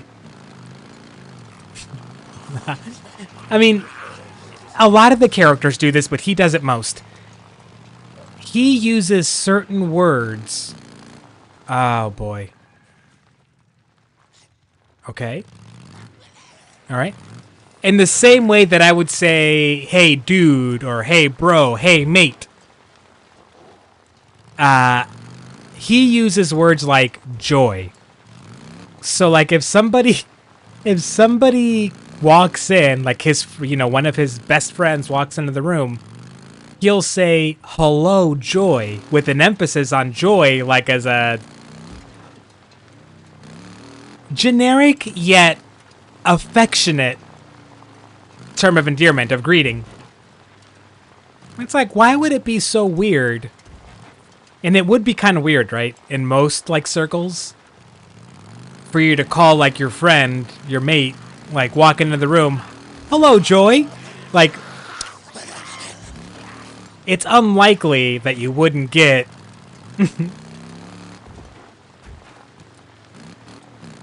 you wouldn't hear some shit talk a little bit about that. Why? I would love to be able to call my friends Joy. That'd be fun. I'm not asking for you to, like, call me sweetie. I'm just saying if that was something you enjoyed, hybrid, like for your own purposes, I'd celebrate that with you.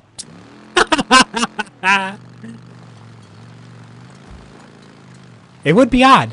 But, like, for the time, if a word like, homie didn't exist, bro didn't exist, like, the names that you used for each other, the labels in Victorian era England, had to be so, like, rigid and formal, like, limited options. If you can't come up with a nickname, then the next closest thing is finding a word that expresses the emotion you feel when you see that person, right? Like, that's as close as you can get. All right, there's some action going on here.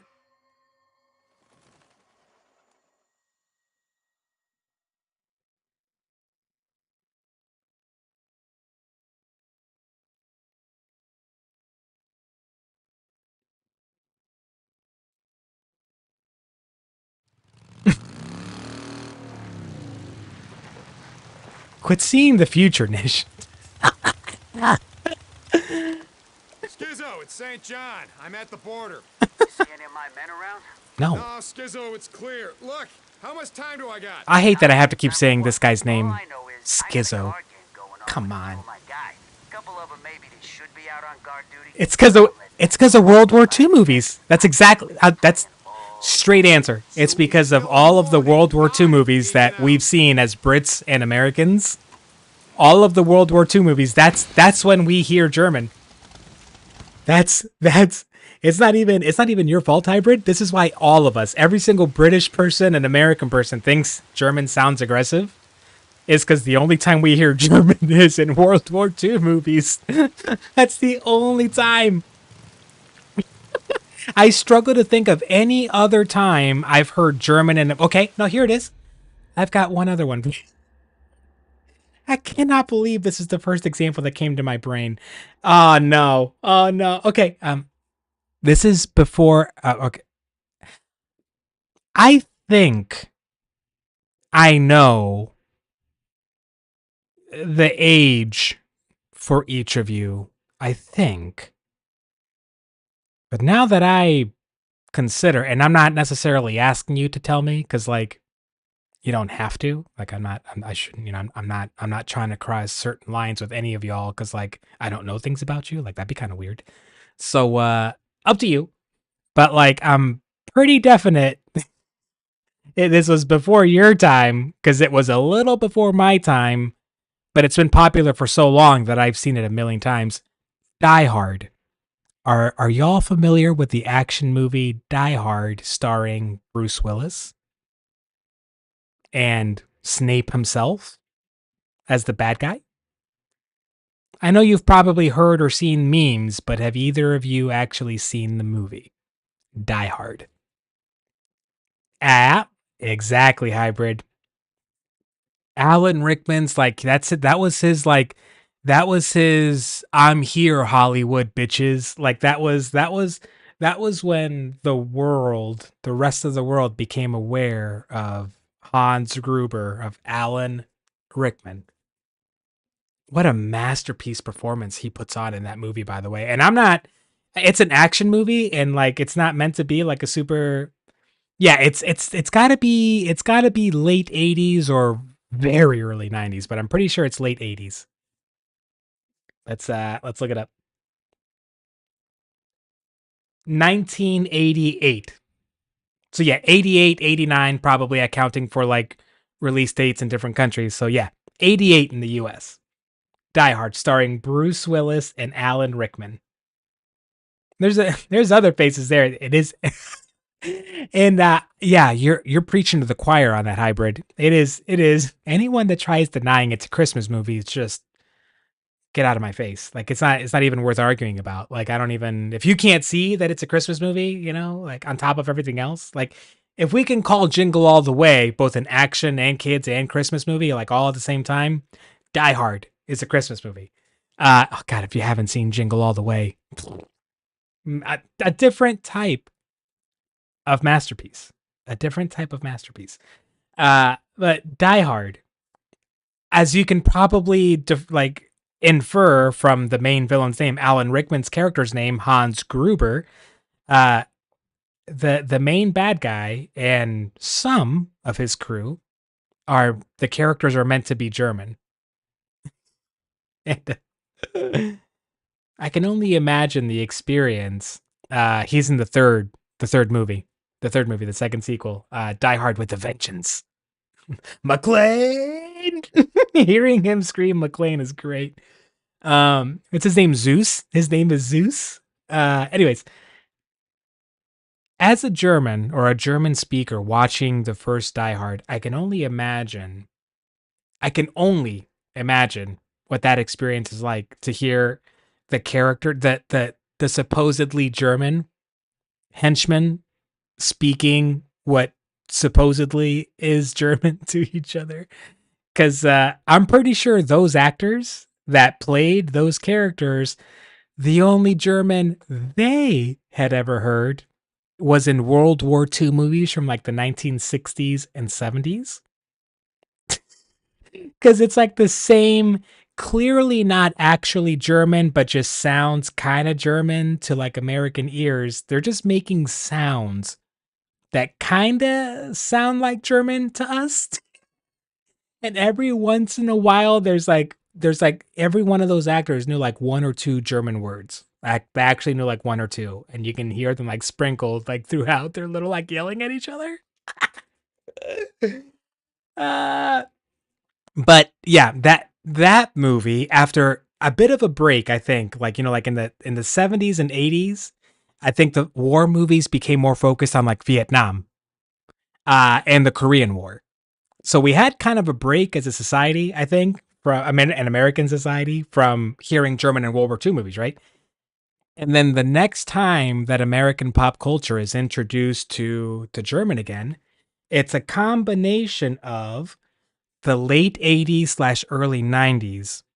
Saturday Night Live featured regularly uh, characters that were meant to make fun of German characters and the difference between East Germans and West Germans. Like as that whole political situation was unfolding, that became like a big source of like not comedy, like haha, you guys are suffering, but like we were getting to see more of what those people were like on like the news, and it made its way into comedy, Saturday Night Live, stuff like that. So like the next German that we heard as a culture is either funny German, which was usually loud and aggressive and super fast, or it was from stuff like Die Hard, where they weren't even trying to sound like actually speak German. They were just angry henchmen. They were Eastern German, communist, fascist, whatever henchmen, as opposed to the good West German guys. So the East Germans, they had to sound mean, they had to sound angry, and they had to sound kind of German. And then fast forward 10 years after that, and we started getting World War II movies again. Saving Private Ryan came along and really kicked that off again. And it's World War II German. It's, that's what I'm telling you. It's like it's one of those things that like I find it funny because I'm not German, but like it's kind of like the overly sexy shooting angles that I like ruining people's movie viewing experiences with. Add this to the list. Like I love just kind of kind of making people realize like, anytime that you hear British, like typically as an American, it's like if it's not a game show host, it's like it's a supervillain or it's someone that meant to be smart, someone you're supposed to trust. Like like there's certain like character archetypes that British accents get, and then it's get like which British accents you're talking about, right? Like a northern versus a southern, and what kind of character types they tend to get placed into for us. It's true of like a lot of accents. Spanish, for example, a lot of Americans that don't speak Spanish, they view Spanish like to their ears, it's like always super fast. And it's like, no, it's just like the characters that get portrayed in popular media here that are Spanish speaking, they're meant to be the firecrackers, the jalapeno pepper characters, they're supposed to be spicy. So they talk fast and aggressive. Not mean, sometimes mean, but just fast and aggressive and kind of humorous. So that's what all Spanish sounds like. Are there fucking bad guys here?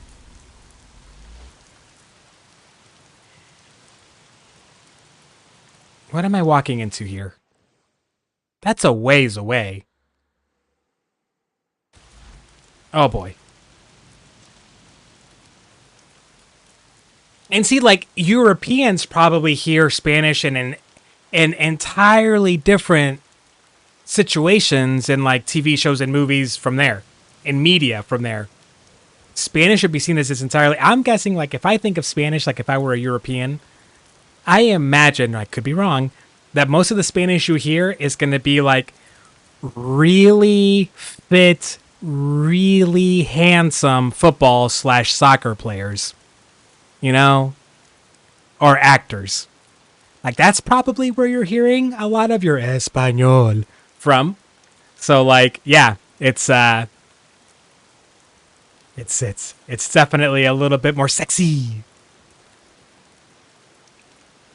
I think it's just like any other language. Like if once you, like to me, French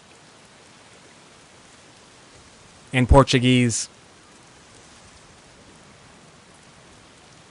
Portuguese is underrated.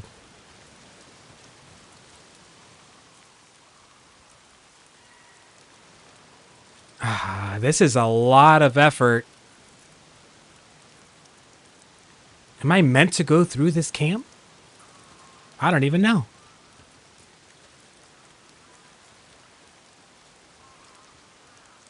It's a lot of them. But I mean, we're here, so... I'm just trying to see their patterns here. I might have to go in like guns blazing, but I don't know.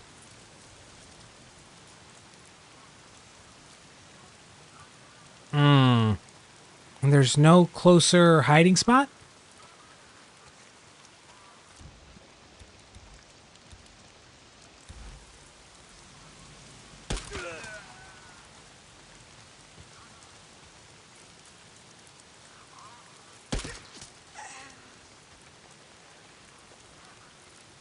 Oh, this is masterful right here. Missed! I missed! No! I missed! No! Oh, I'm dead. I'm dead. I thought I was being cute and intelligent, and I was just being a yak ass.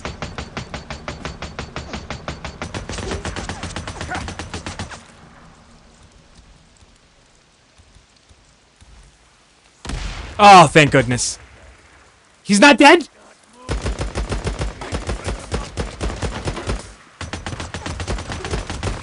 What?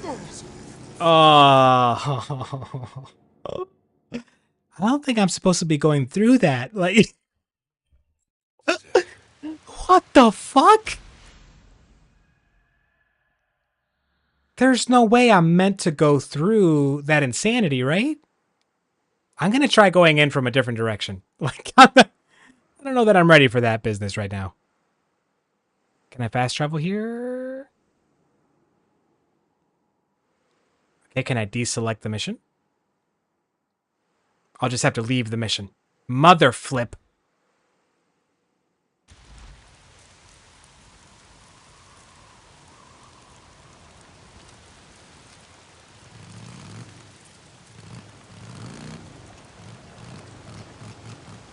Yeah, I want to exit the mission.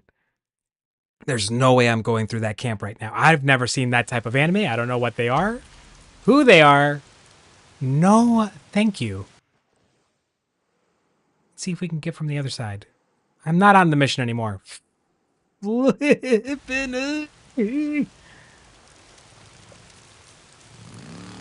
There's like... It's going to make me stay on the mission, isn't it? It's going to make me stay on the mission. Oh, boy. Okay. All right, let's try one silly run where I'm just going to try to... I'm just going to try to jam through. I'm just going to try to just rush through. Just rush through. It's not going to work, but we're going to try it.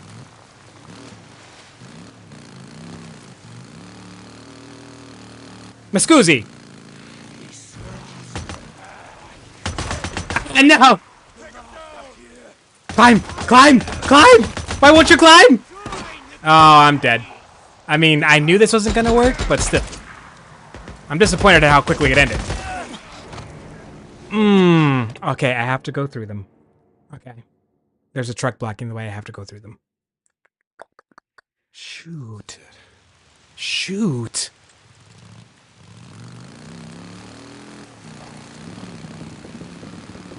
Unless I'm missing...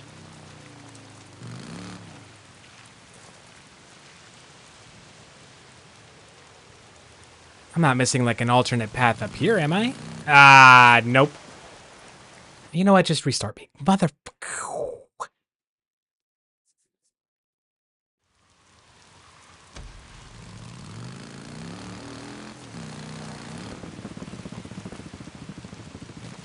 You know, when you stop and kind of like, okay, so try to picture in your head right now, Nish. Try to picture like a that word, Shelly, or however you pronounce it, having that word thrown at you in whatever close, intimate, spicy scenario you want to imagine, that's up to you. But like, just imagine hearing that word in a way that like they'd be like, oh, that's the stuff, and then try to put a face to that. Is there anything about the face that makes you think French? Is it just the voice? Is it even the accent? Is it more about the pitch? Sometimes I ask myself, like, no, you didn't. You actually, from that far away. Okay, from that far away, that's what we're doing. Okay.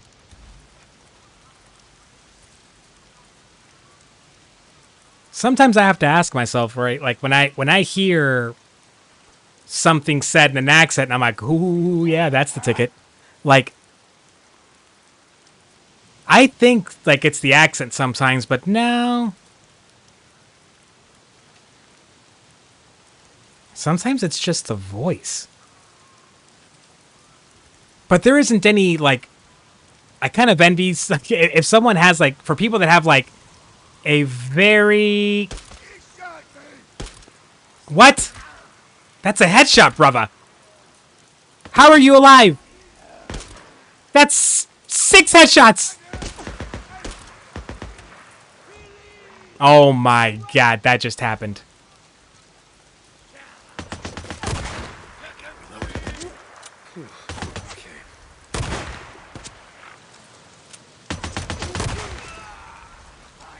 Alright, we do this the hard way. Not the hard way, more like the I'm wasting all of my ammo way.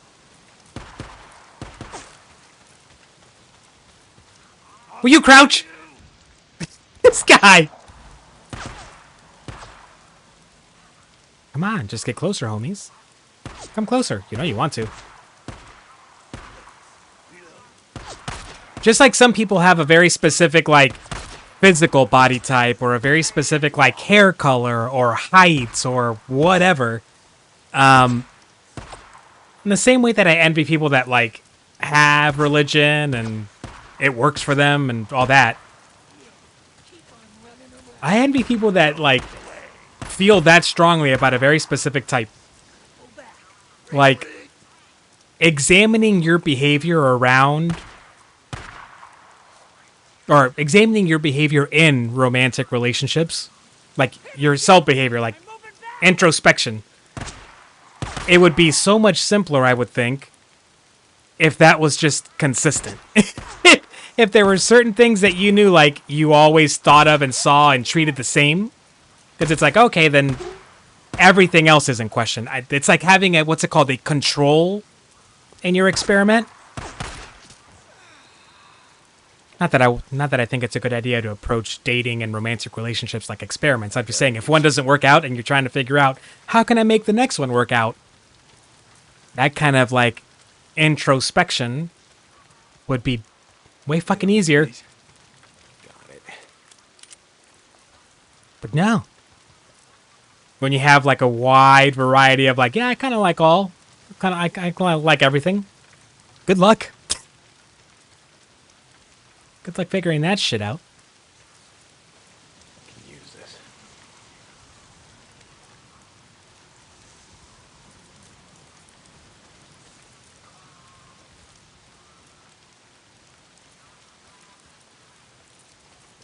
And then trying to figure out, like, what part of it is, like, stuff that wasn't necessarily, like, your decision to like. Maybe there was, like, a certain person at a formative age for you. Maybe it's a celebrity. Maybe it's, like, a babysitter. I don't know. Like, somebody that, like, left an impression. You know what I mean? So you have to kind of wonder, like, when you find someone that you think you kind of like, well, do I? Or is this just because of this crush I used to have or whatever? Or this actor or actress or whatever that I used to really like. Ooh. I'll take that. Oh, boy. This isn't the most practical thing right now. But I'm taking it. Oh, I wish I could carry both. Damn it. But I'm okay with this. I'm okay with this decision. Is there just more rippers over there that I'm just deciding to, like, run past? I think so.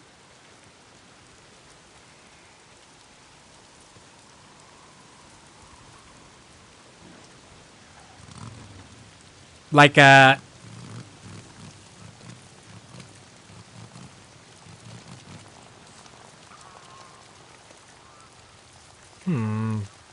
I'm assuming I can just push. Oh, there's more on the other side. F off. Here we go. But even that, Nish, like, do you have a description of what exactly that vibe is that remains consistent from one crush or one relationship to the other? Oh, okay. Shit, almost out.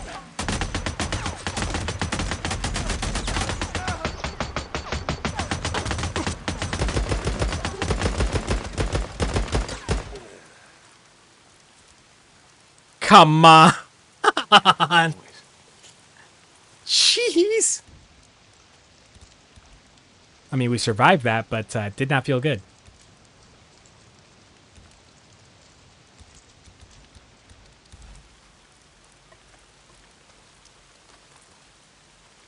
And isn't it like, I think this is where, like, whenever I try to consider, like, I don't think we've talked about, like, what's everyone's dream job? You know, that's a typical, like, let's get to know each other type of question.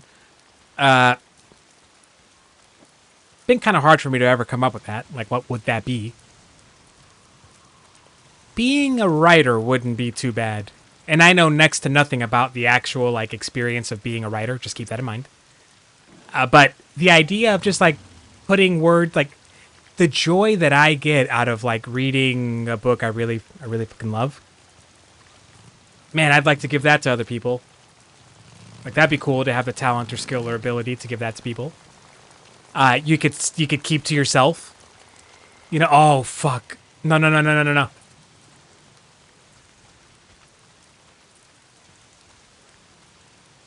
Do I leave the bike behind at this point? What the hell is going on? You could be pretty introverted if you wanted to be. Manage, like, I mean, you still have to get out there and, like, at some point, to some people, but you know what I mean. You could skip genres. Hell, you could use pen names if you wanted to write horror and romance. Just use pen names. Write all the stories you want. But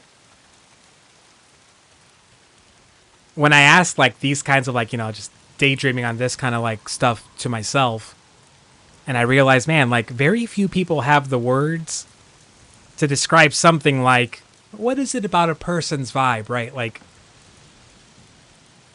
it's hard not to do that with words that all of us know.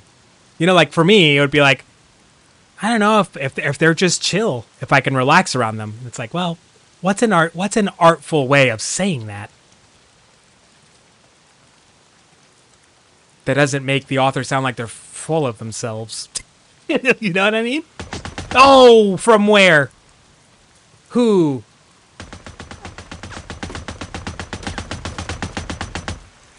What?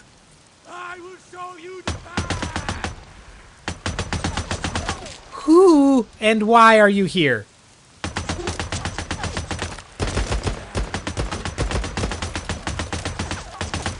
Oh, you're kidding. I'm dead. I'm dead.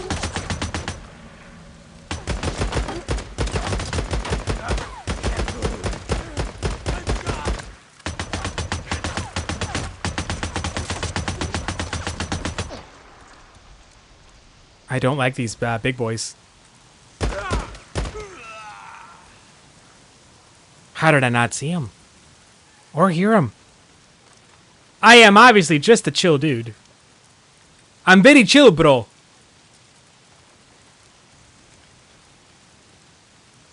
Chill vibes. I don't know what that accent is that I'm doing. I apologize. I apologize to everyone. Alright. Oh, no. Okay. It's fine. It's fine. We're okay. I'm only 70 meters away from the objective here.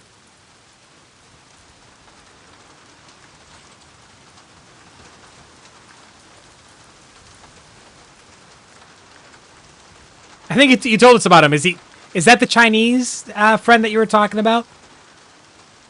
Because you hang out and you eat with them and you eat Chinese food. That one dude or whatever thinks that you're also Chinese. I forgot the details on that. Because I am a forgetful person. I'm sorry. Smooth brain. I keep telling you, smooth brain.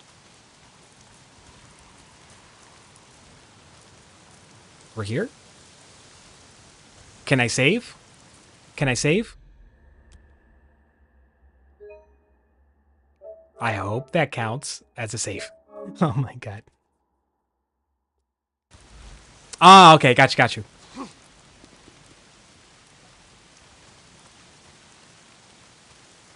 Jesus, hell of a mess. What do you mean? What do you mean a hell of a mess? Oh, the plane. Oh my god, the plane. The plane. Another pop culture reference that most of us are too young for. Ricardo Montalban.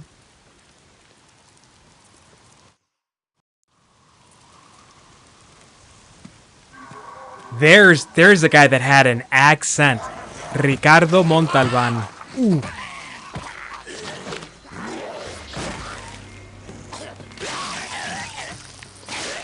Wow. Okay. So I've just used up all my ammo on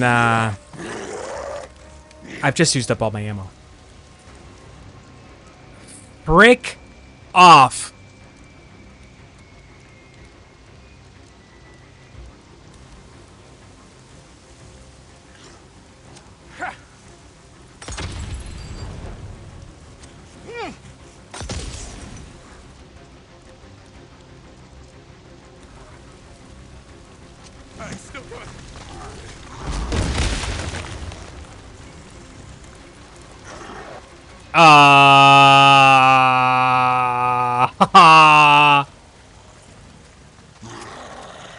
Reload, you stupid mother...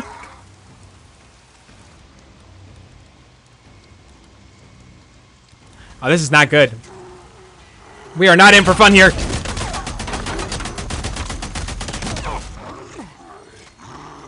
This is not going to be fun.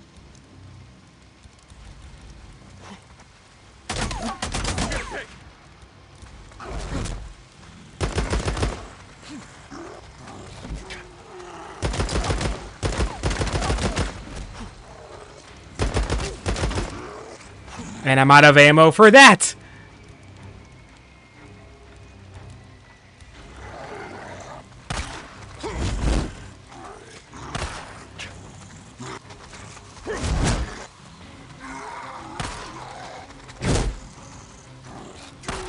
Oh, missed!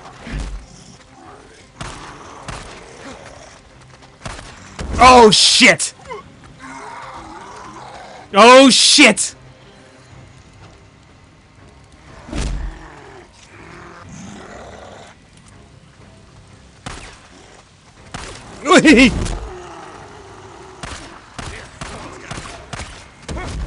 Oh no, oh no, oh no, oh no, oh no!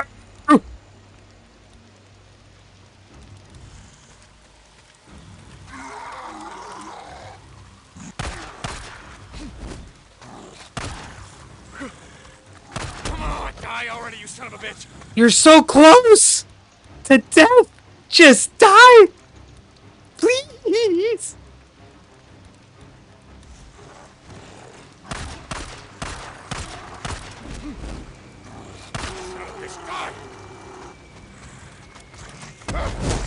You're kidding. You're kidding. You're kidding with this right now.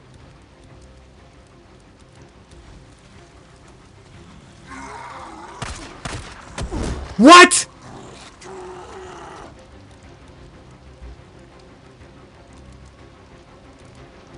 This is not good. Oh my god. No. Jesus. Tough. Son of a bitch. Oh my god. Antibiotics. Gotta find me some antibiotics. Okay. Yeah, let's oh my god. So that's the first one of those that we faced, and I gotta tell you, I'm not in a hurry to face one of those again. I don't even know what I was saying. I have no idea what I was saying. Jesus. I need to figure out that stamina cocktail soon.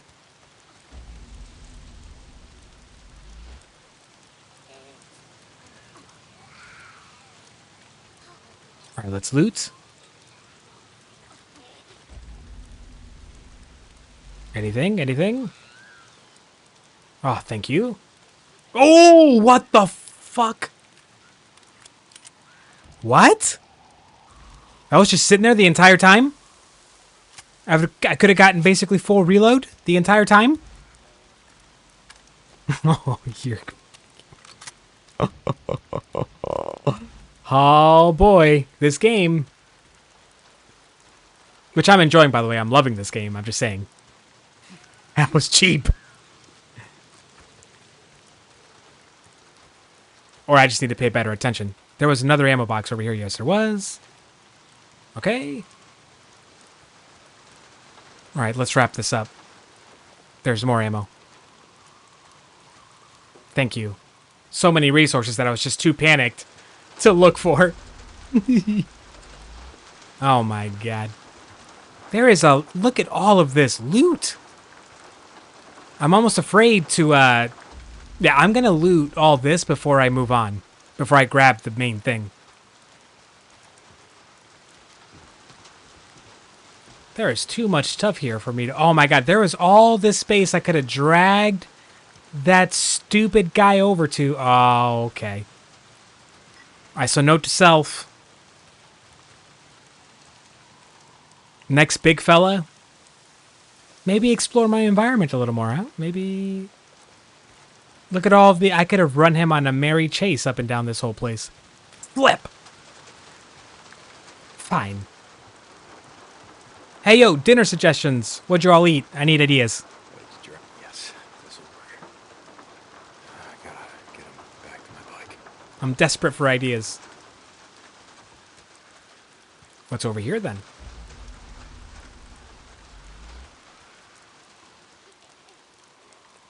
Just avocado.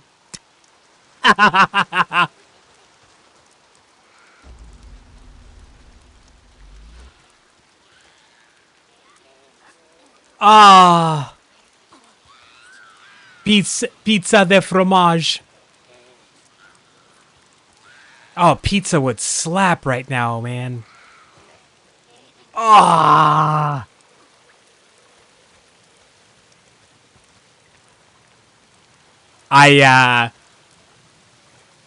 Every once in a while I'll just take if I've got avocados and potatoes, I'll just take a potato, peel it, cut it into thin slices, cover them with a little oil, toss them into the oven, and then mash an avocado. Oh, elite combination. Elite. No, there's no, I mean, pizza, there's no such thing as bad pizza, unless it's full of ingredients you, like, really don't like. Frozen, fresh, pizza's pizza, homie. These will fix him up, and then we ride out of here, head north, like he said. Okay, give me the, let me. For the love of God. For the love of Pete. I hope some of the NPCs start commenting on my koi fish paint job. Deacon St. John, you there? Deke, this is Ricky. Over. If I had a frozen pizza right now, I have avocados, I would make guacamole to dip the pizza into. Maybe I just go out and get myself a frozen pizza? Damn it. That might actually be worth it. Hey, Ricky? What's that, Nish? You're breaking up. I can't hear you. Oh, shit! Deke, where are you? I need to get... Oh, sorry, Ricky. I don't have time for this right now. I forgot about the snipers over there. Dude, like a just straight up cheese pizza with guacamole to dip. Oh, yeah.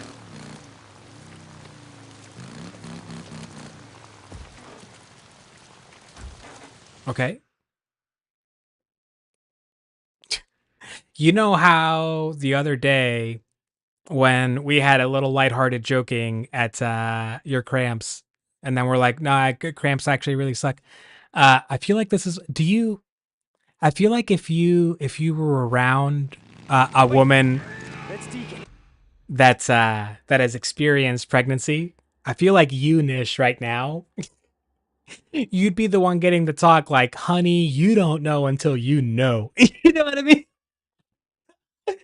I feel like you'd be getting like, imagine maybe this is me projecting, Nish, because like I've had just some dumbass verbal diarrhea around like a woman at the very end, like a week past her due date, where like I just I thought I was being funny about something. It was a cousin. I thought she was gonna murder me that day. Behind him! I think it was something about like my sciatic nerve was bothering me a little bit. So like sitting down was just like I just felt like a little pinch, and I'm like, God, sitting's uncomfortable, guys. Must be what like being pregnant is like, right? Like it's pretty much feels like you got the extra weight, so like your back and your bottom hurt. And as I said that, I have to like paint the mental image of like me sitting here, like just stretching my one leg out and just like with this really kind of whiny little kid bitch face on my face, whining about this little pain. That's pretty much the visual that she had. And again, she was like a week overdue at that point. She was gonna, if she'd have had a sharp anything in her hand, I would not be here today. You, right up the road. Make sure they don't come back. Now. It wouldn't be good. Wouldn't be good. What was left of it? Yeah. What's left? Hey, I heard gunshots. What's going on? We had a run-in with a few rippers, but I handled it. You handled it. What's it? She had the same tone I did too. You. I should have known. Oh Should've boy. known what? Oh boy. Jesus, Ricky, who's running security here? Oh boy. You know, I ask myself What's the that beef here? every single What's the day. beef between these two? I'm done here. Good. Like, why is she upset? So what Why- are you doing out here? Why is she What upset am I about that? doing, Deke? Addie told me to come and get you. Why? What? Hold on for a second. Is Boozer okay? I don't know. We gotta go. Oh no. Oh no. No. Come on. The storyline's almost over. It's at 82%. He's about to die. Crap. I don't know what you're talking about. The crash site, the medical supplies. It's no big secret, Deke. Iron Mike was negotiating with Carlos, making a deal so our camp would split it with the Rippers. Oh, bullshit. What do you mean? I mean bullshit. I was there. Half that cargo hold's already been looted. More Trains than from the half. crash site all head south. Now, I've been dealing with the fucking Rippers for months. You can't trust a goddamn thing they say. Oh no, they're psychos. Sounding like Schizo. They're not people. Put you up to this. He told you about the crash site. Oh my god. Hey, yeah, great. So now you're calling me Schizo's errand boy. No? Then how'd you find out about it? A drifter up at Copeland's camp. Like you said, it ain't no big secret.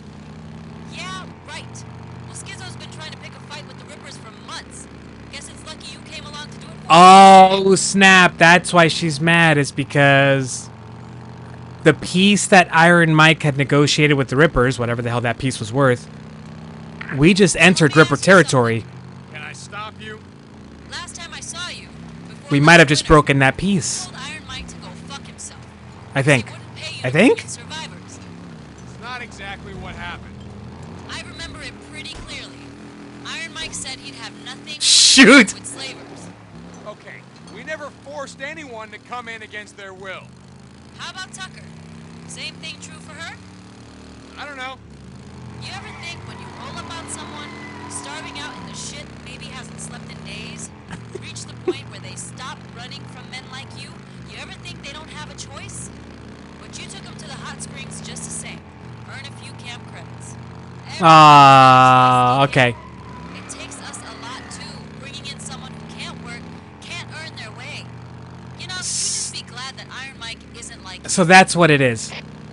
Their issue, at least this camp's issue with Tucker and kind of with Deacon and Booze, is that when they save people, the thing that we get all excited about, earning credits and trust points and all that, to Iron Mike's camp, that's slavery. Because when we send people to those camps, in particular Tucker's camps, we've seen how they're treated, right? If you're not working all day, every day, and like, you better not bitch about it, then you're going to get beat with the butt of a rifle.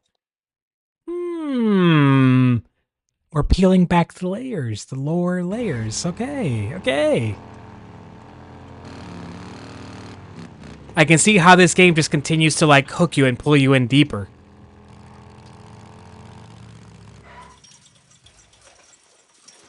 I like it.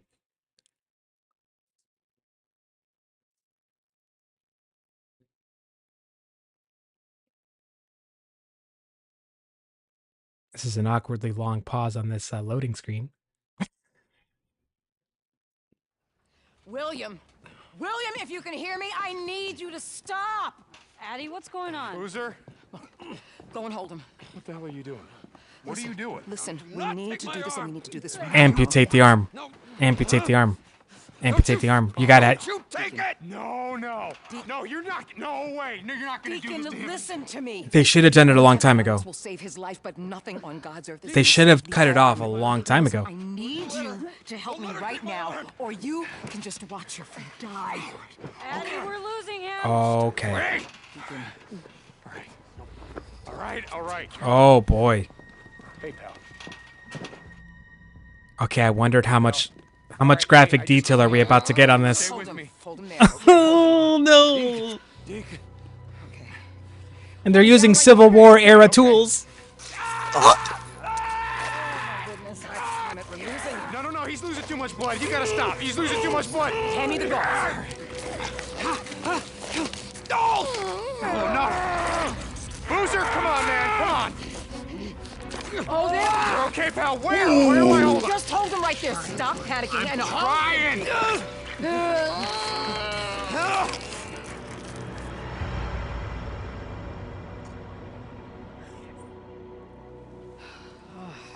That was not pleasant with headphones on. The sound. You did the good sound in there.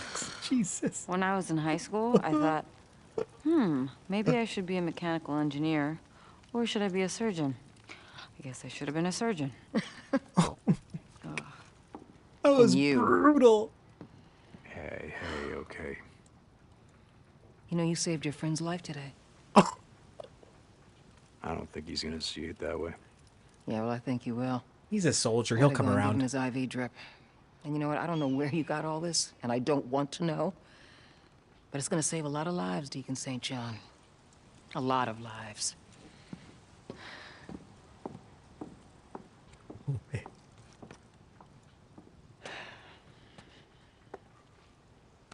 I gotta go help Addie. Mike, just settle down, okay? Deacon! They're all going to Get have out nightmares here! about this. Oh, okay. Here we go. Now we face the consequences for entering Ripper territory, I think. Or whatever we did. I heard what you did. Wasn't about to let him die. Mike, let it go. It's done. I know that, god damn it. Boozer gonna live? I don't know. But the Ripper saw you. Followed you back. There was no way around that. Carlos finds out about this, there's gonna be the devil to pay. Carlos can go fuck himself. You No. are writing checks with other men's blood. This is gonna cost lives. I hope you're good with that. To save one guy. Ooh.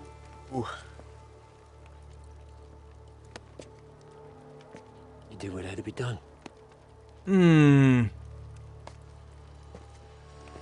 Mike, wait up. Boy, in a post-apocalypse survival type situation scenario, Deacon might have just really effed up pretty badly. Well, I suppose. Well, not we. The game makes us do this. I tried being sneaky. It was impossible.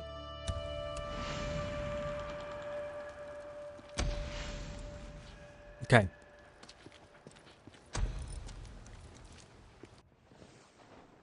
I've got 4 skill points. I need to be better about using this stuff, don't I? Oh, regenerate stamina. That might be nice. Which is the next one that I really, really want? I really want that one. But that's a ways away. How about over here? Yes. I haven't used that at all yet. Okay, got it. Thank you.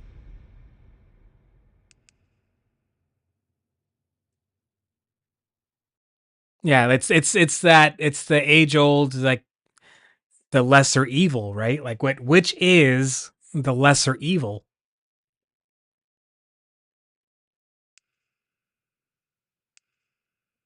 And I would not want to be the person making those decisions in any sort of like real life setting. I get enough anxiety.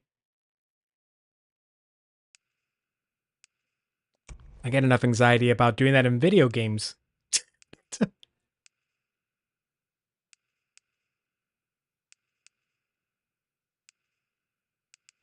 There's something there that really sticks. Wait a minute, what was that one? What was that one? Outlines enemies in survival vision. I need one more skill for that?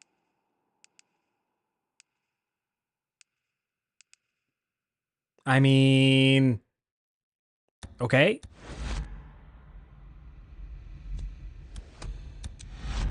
Okay. And, like, one could argue... I mean, I think this is actually kind of a popular opinion, right? That, like, Rick... ultimately, for most of the time he was a leader, was, some would say, too empathetic, right? Like, tried to give people a chance, tried to do the merciful thing.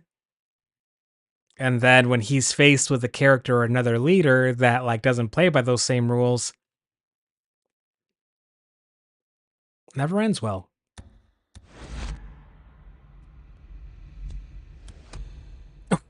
Is that when he goes kind of crazy and bites the throat off a guy? Or is that in season 4?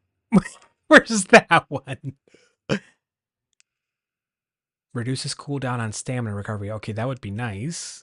And I've got one more point left. Is there anything I want more immediately? I don't think so. Out of the ones I have access to. Ooh. Yep.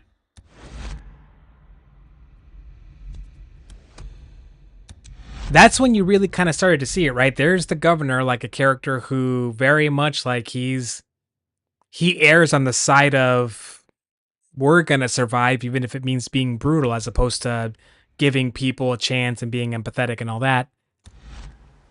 He was just a little, like, he was too emotionally unstable, like he was out of control with it. But that's where you kind of started to see, like, this, like, character type, this villain type. Hello. Rick and the crew are gonna struggle with. Yeah, that's right.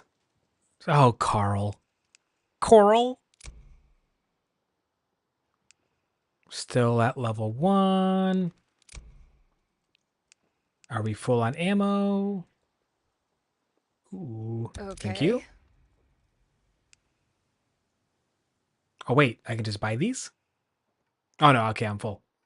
Full. Thank Yep, you. that's nice. Okay, Okay, I then. think we're good. Thanks. What mission are we going to go to next? We've got 20, 30 minutes before we wrap the stream up. What do we want to do with that time? Okay, we can go there. Is there like a clearly marked infestation nest that I can... Ooh. I could go clear that. I could try to finish clearing that. That's what I'm going to do.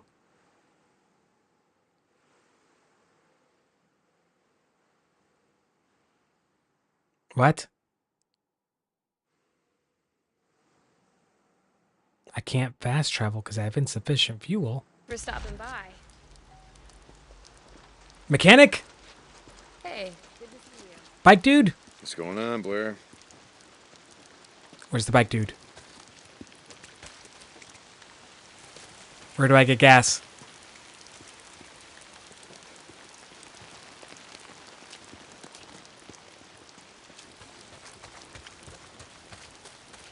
But I'm getting a little nervous. Like, you know, when we're stuck in a spot like that, not stuck. When we got like 20, 30, 40 minutes left. How's it going? And we're in between missions. You go through a lot of this shit, yeah? I don't feel we're probably not going to do any like big story event in these last few minutes. See you around. Okay, see you later. Because I don't necessarily want to get into anything too crazy heavy. So I'm going to keep going with this stuff. I'm going to try to get closer to that infestation. So I've only got one nest left to find. If I can find it, I can clear that spot out. So I'm going to get there.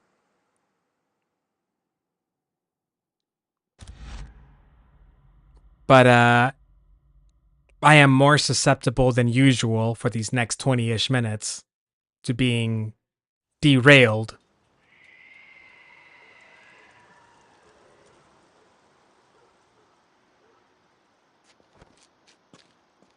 There's got to be fuel in there, right? Lost Lake to Deacon St. John. Are you there? There's got to be fuel in here. Yeah, Ricky, what's up? Derailed by a conversation. Iron Mike says you volunteered to stick around, do some runs for the camp, but that you refused to work for Skizzo.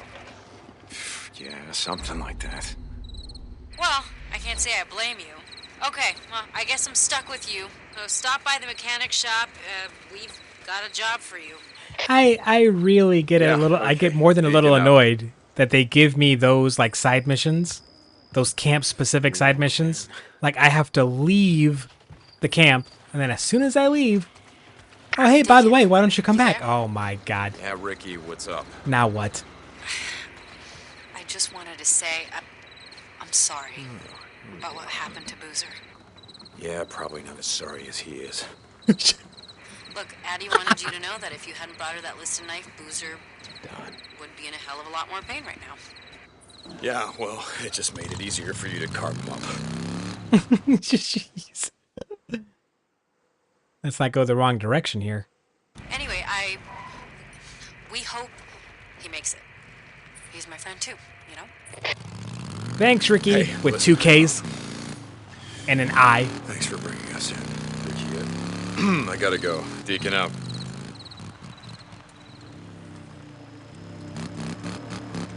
Hold on, I never did finish burning out this nesting zone.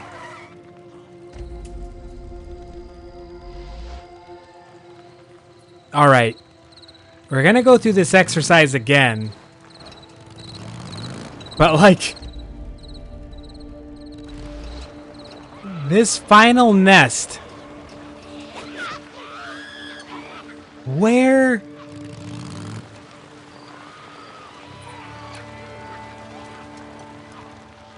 like, I'm relying on... like, I'm trying to look, obviously, but, like, usually Deacon... he'll make a comment about the smell. And it'll get marked on the map. Like when I'm just physically close to it. So I'm just gonna drive by every frickin' building. Looking and hoping. Goodness. Burn it down. And there it is.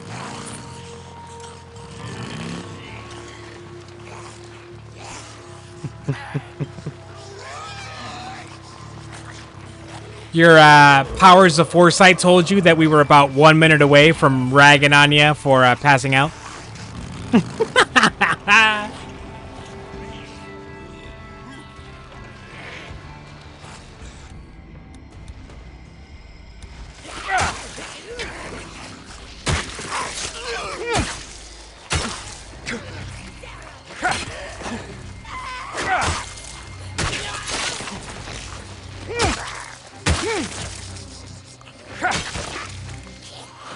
More bounties.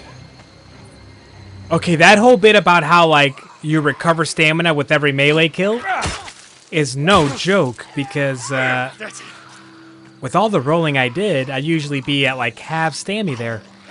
That is nice. I like this. A solid investment. Okay. The nest is supposed to be in here somewhere.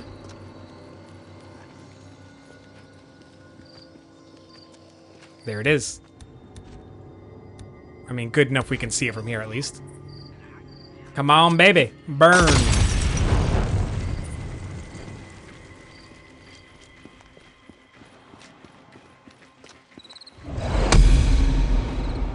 I was like, was that not it? You're kidding me, that was... Okay. Should be clear now. Damn freaker nest. Should be safe to move through here now. Should it?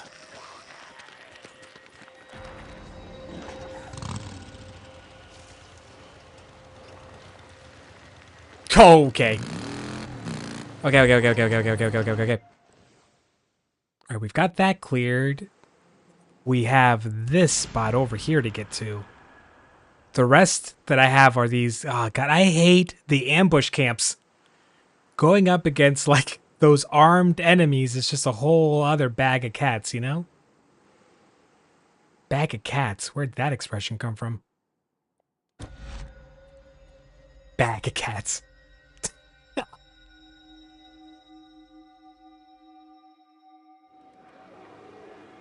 Okay, there's a horde nearby.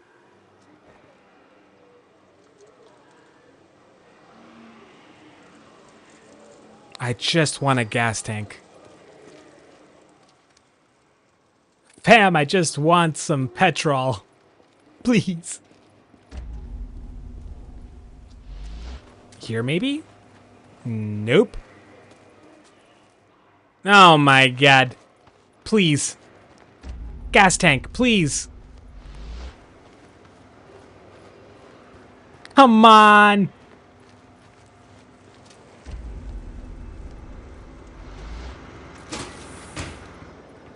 Oh, hey, hello. I'll take this. Does that stuff... Wait a minute. Does the loot... I know the loot at, like, our base camp respawns after a minute. Like, after a day or two or whatever. But is the same true here? At the Nero checkpoints? So, every single time I've been driving by one of these, ignoring it because I've already looted it, in fact, just had more loot for me. Son of a... I'm glad I learned that, but it'd have been nice to have known that earlier. Flap! And no gas can. How is there not a gas tank here?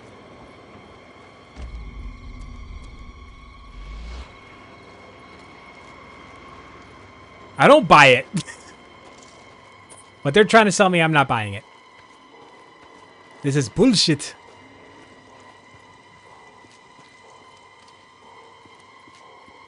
All right. I suppose we... I mean, unless we're lucky...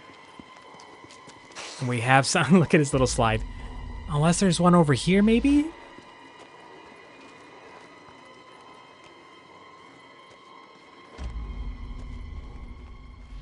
Maybe there's one over here. We might get lucky.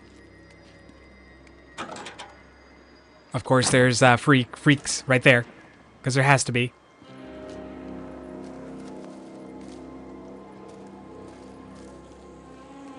Here we go. And the Horde. F off. The Horde decides to take this opportunity to step right in my path. Come on.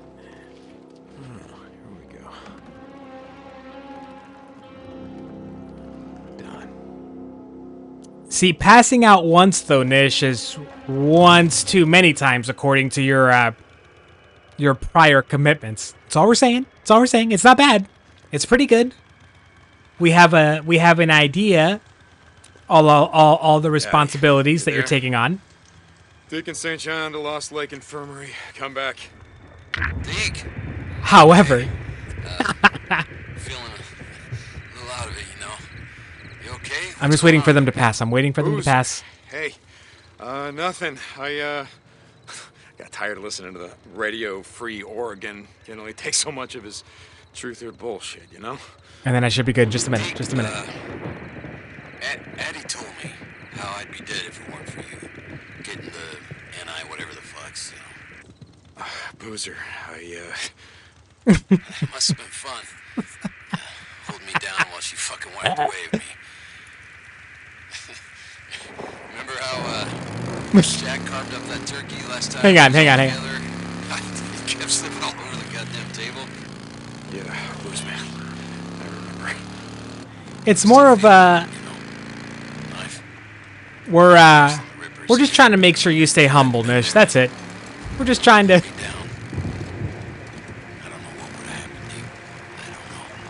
Well, it's done, Boozer. It's dirty work, but somebody's got to do it. Someone's got to keep you level-headed, you know? Addie's gonna kill me if she finds out you're out of bag fucking around. Yeah. You ever heard that, Listen, Boozer. I don't know if it's like a real thing or if it's just like a folk tale of, yeah, exactly. That's, you know, we're here to help, really. We're here. I gotta finish burning out this infestation zone. We're here for you, really. So you should be thanking us, actually, if you really think about it. No, I don't know if it's like actual like historical fact or just a folk tale. That was it Marcus Aurelius? It was like some Roman emperor, right? Oh shit.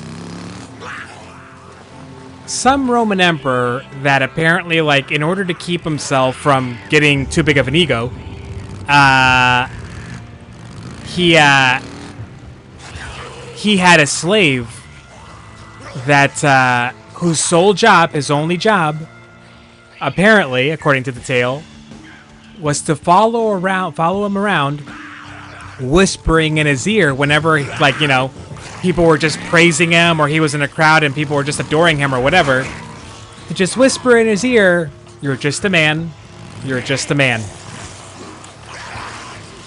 Yes. Gotta be right around here. Okay, there's one.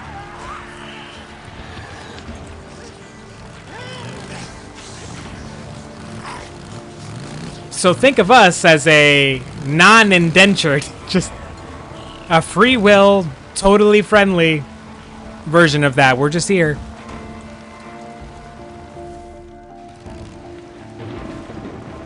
For your service. Okay,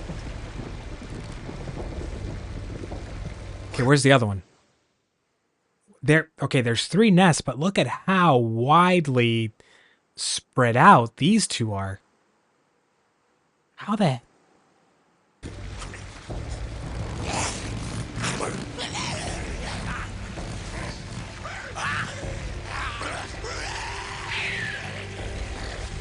My opinion, Hybrid, is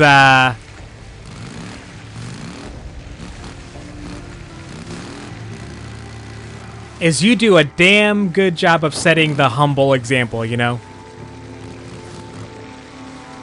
We should aspire to hybrid levels. Or sumo levels of humility. Actually, I don't think any one of us can ever claim to be, like, humble after seeing how those sumo wrestlers act. I don't think there's a single one of us that can actually make that claim. I think we're all full of crap if we're trying to say that compared to those dudes. Oh my god, there's the last one. Okay.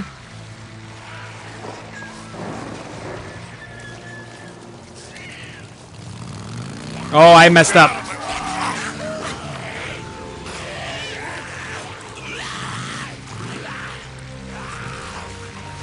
And you see everything. Exactly, so you're telling me that you don't need a couple of voices of reason around you? Making sure that we keep your toes touching earth? No, you didn't. No, you didn't. You are not the only one. Just you? Alright, fine. Easy peasy. No one saw that. No one heard that. No one saw that. No one heard that. I can refuel. Fast, fast, fast, fast. Here we go. There are 0 weight classes in sumo. Technically speaking, size should not matter. Size does not matter. It's only will. Do or do not. There is no try. Okay. Alright, we know where the nests are. Now it's just about getting in there, throwing, and running. Let's see if we can manage.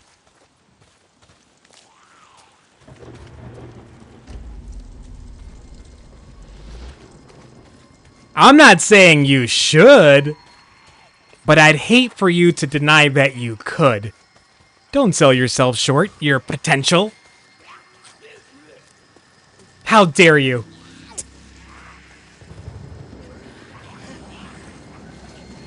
Oh my god. Okay, okay. I'm gonna craft, I'm gonna sprint, I'm gonna throw, I'm gonna sprint. This is where the politeness and respect of the sumo comes in.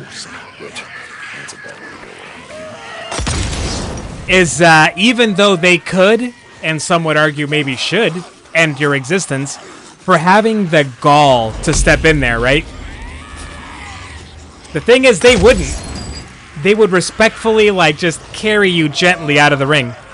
They would pick you up as if you were like a tiny little rag doll and just escort you out of the ring. That is what they would do. Ooh, we make it! Yeah. Can't believe that worked.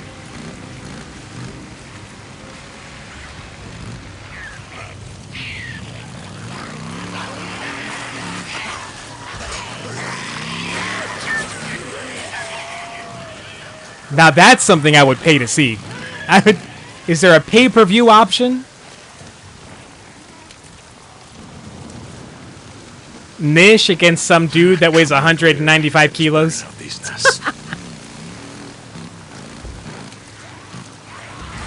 I'd pay to see that. I know. Honestly, there is a part of me that I want to experience being held in the firm grip of a Rikishi, of a big fucking sumo dude. Like, if I'm ever just, like, really worked up, really anxious about something, imagine one of those dudes just walking up to you, smile on their face, and just giving you a hug. Tell me that wouldn't fix every single problem in your life. You know? For a moment. Ah, damn it. I need to come back during the day. I'm getting out of here. Just a big manly man to come grab me. Come hold me.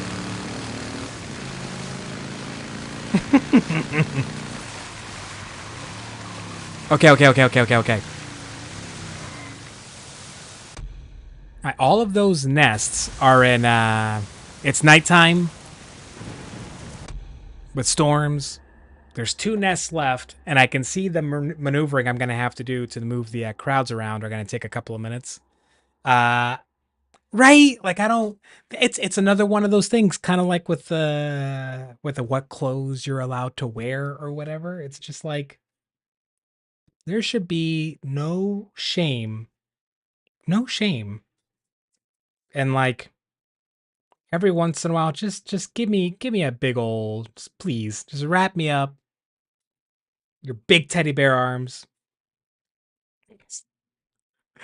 Like at some point, every single one of us like experiences that for the last time as a kid, right? Like the whole, like at some point, like your parents picked you up for the last time and they never picked you up again. It's just like a cruel thing to think about. It's just like, yeah, I mean, technically that's correct, but I didn't want to think about it that way.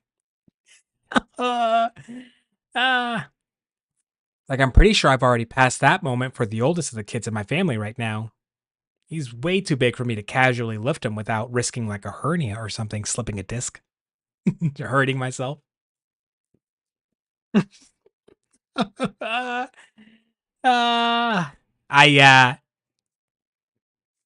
it's been a minute since I had a body pillow, like a big body pillow. I carried 4 kids at one time. Uh, I as little kids, did you ever have the experience of having, like, maybe even if it wasn't yours, like you didn't own it, did you ever have the experience of like being with like a huge, massive stuffed animal, like a stuffed animal that's like multiple times bigger than you are as a little kid?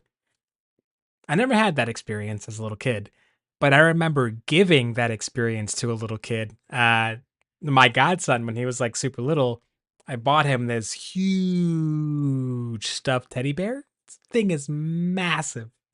Has to be like, if you're standing him up, he's got to be like 6 foot tall, 5 foot tall.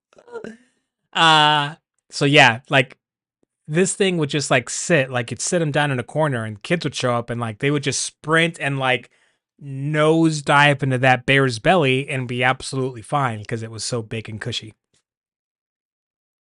And that was right. Remember that conversation topic about the whole I'm in between jobs right now, Nish? Oh, oh, that reminds me. There is something that I wanted to talk to you two about. For funsies. For funsies. So we've established that we're not really limiting ourselves to like any one single particular like passion to focus on. Sometimes we lock into the video game that we're playing. We got a little bit of sport with sumo. We'll talk football every once in a while. Shut up, Ivan. I can't. Uh, Food is obviously one that comes up, and just cooking in general. Like, I'm gonna keep I haven't forgotten that I've asked, and neither of you has produced recipes, like specific recipes, like the Turkish yogurt soup that I thought had rice in it. Nish broke my world by saying the version that I've had since I was a kid doesn't have rice. Yeah, now I don't know what to do with myself because none of the recipes I found don't have rice.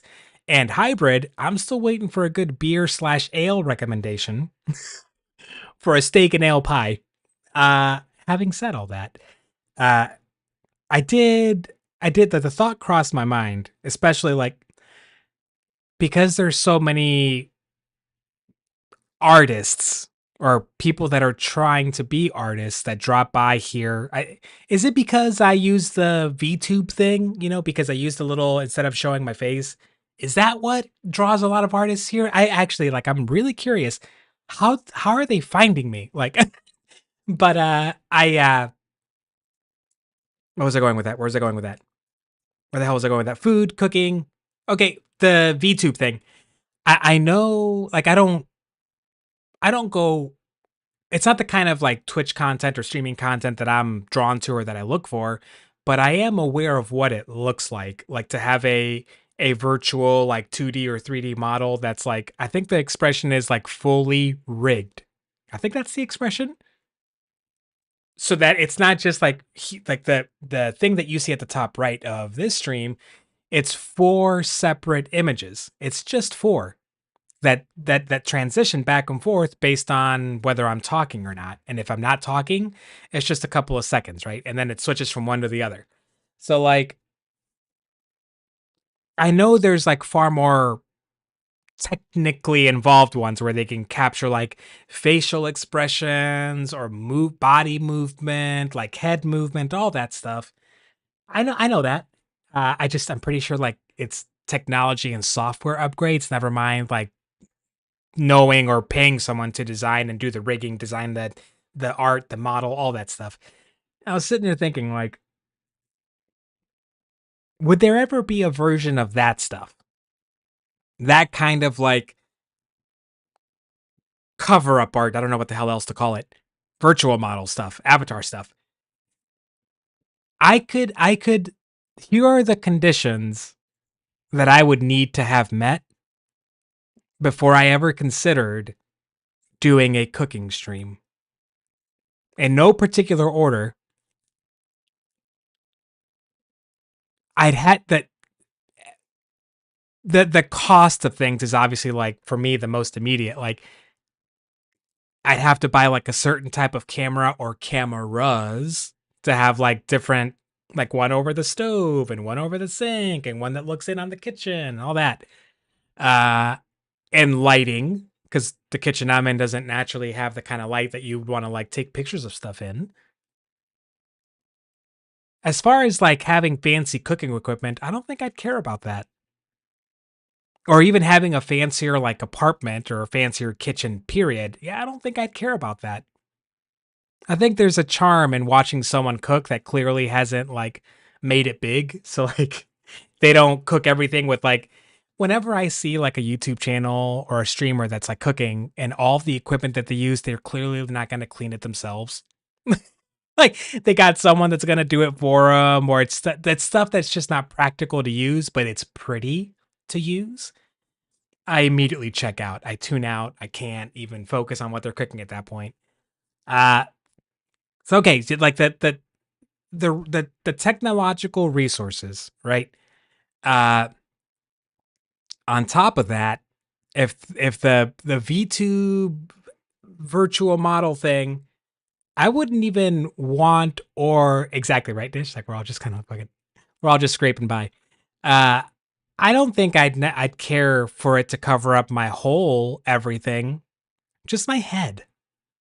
I'd want to keep at least that level of anonymity with the general population coming and going into a stream. Maybe just the head. It's like that'd have to be something, but I'd want to know how it works. I'd want to know how it works to the point where I could do it myself, design it myself. Like there's that. It's mostly money stuff and know-how, things that I don't know how to do. And I think I'd only ever do it as like a kind of like an afterthought. Like imagine the main hangout that like we do, just chatting with folks is like this, 4, 5, 6 hours of whatever. And then I don't know if it's maybe people like this is, I don't know, like how would you do it? Like how what criteria would you want to use? Like I think some other content creators do like movie nights, right? Like we'll watch movies together on Discord or something like that. And they'll usually do what? Like people that sub or that are tier 2 or tier 3 subs on Twitch, or there's usually like some sort of qualifier, right? But what if one doesn't want to use a financial qualifier? What if you don't want to be like, I don't want to judge who gets to like talk to me more or see things based on like they're giving me more money. Like, but the whole purpose of someone that makes a living doing this kind of thing is rewarding exactly that kind of behavior, right? Like I'm going to reward the people that give me more money. That's Can you say that you're not trying to like take this seriously if you're not acting that way? I don't know. I don't know. I have no idea. This is why I think this can only ever be a hobby for me. There's so many aspects of this that like for those of us that most of our experience with these kind of transactions is as a consumer, right? Like microtransactions in video games. Financially, is there an argument to be made for like allowing people that want to pay $80 to have access to the entire season pass right from the beginning, and everyone else, maybe if you play a few hundred hours in the next 2 months, maybe you'll get some of those skins? Yeah, I suppose it financially makes sense for certain products and certain companies to do that, but like as a consumer, it just feels crappy. And if the point of this kind of like people that do this, if the point is to chat with people, it doesn't feel good to put a paywall on that, does it? I don't think it would. Am I overthinking it? Hmm. Wouldn't you rather be thought of as hobby stuff as opposed to career stuff? Like, what if I was approaching this as like, I'm 100% like, I'm looking at it as like, I'm trying to manifest. This is what I'm going to do. My social media strategy ramped up. The content and the games I was playing were more like new, and I did all of it like that style. Like, could I ever be like, let's say I was a viewer that had money, right? Would I feel good knowing that I was like the highest or second highest like don't donator to a streamer, and the thing I got in return is what? Like early access to some stuff, some behind the scenes stuff. Maybe we chat like every once in a while, like on Discord, maybe, but there's probably going to be like a couple of hundred other people there because they're also like donating a lot. Huh. It feels weird. It feels weird. I don't know. I'm not, it definitely sounds like I'm putting down people that like every like normal mainstream content creator with this talk. And I'm really not trying to. I'm not trying to at all. Because I don't think poorly of any of them for doing that stuff. I don't. Just like I don't look down on like the people that are coming in here trying to advertise their art. Just like, all right, whatever, man. Just don't be disrespectful and weird about it. Otherwise, yeah, tell us your name. Tell us where we can go look at your stuff. We'd like to. We'd like to go take a peek. I don't know. Paywalls in a space where the objective is personal connectivity, trying to achieve personal connection despite the fact that we live hundreds, thousands of miles apart, might never meet each other, might never know what we look like or each other's real names. Paywall in the middle of all that feels weird, man.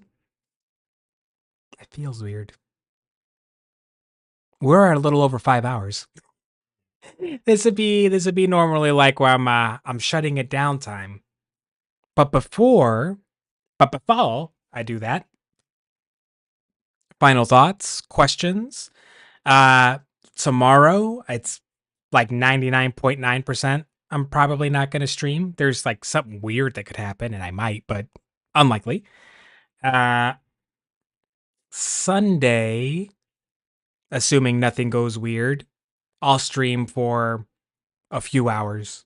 Either Marvel Rivals or Mass Effect 3. I think. Probably Marvel Rivals. We'll see. It'll be a good day for a chat. I'll be riding an emotional high from seeing my family the day before. I'll be in a really good mood. Okay. If y'all don't got anything final to throw out there, thoughts, questions, concerns, suggestions. Oh, well, shit. If we do stream on Sunday, we'll be behind on like we're 1 day behind right now on Sumo, and that 1 day delay is natural because it takes them a day or two to release. On Sunday, if we don't stream tomorrow, we'll have 2, maybe 3 days to catch up on. We'll probably do at least one. And if we're all there, we'll just talk about how much Sumo we want to watch that day and how much we want to save for later. But Mass Effect, I could get behind that for Sunday. I could get behind that. Okay. I'm gonna run. I don't think I got anything else. Sometime soon, I'll probably bug the two of you about helping my dumb brain out with the whole setting up a Discord server and how to like limit control of like who gets in there.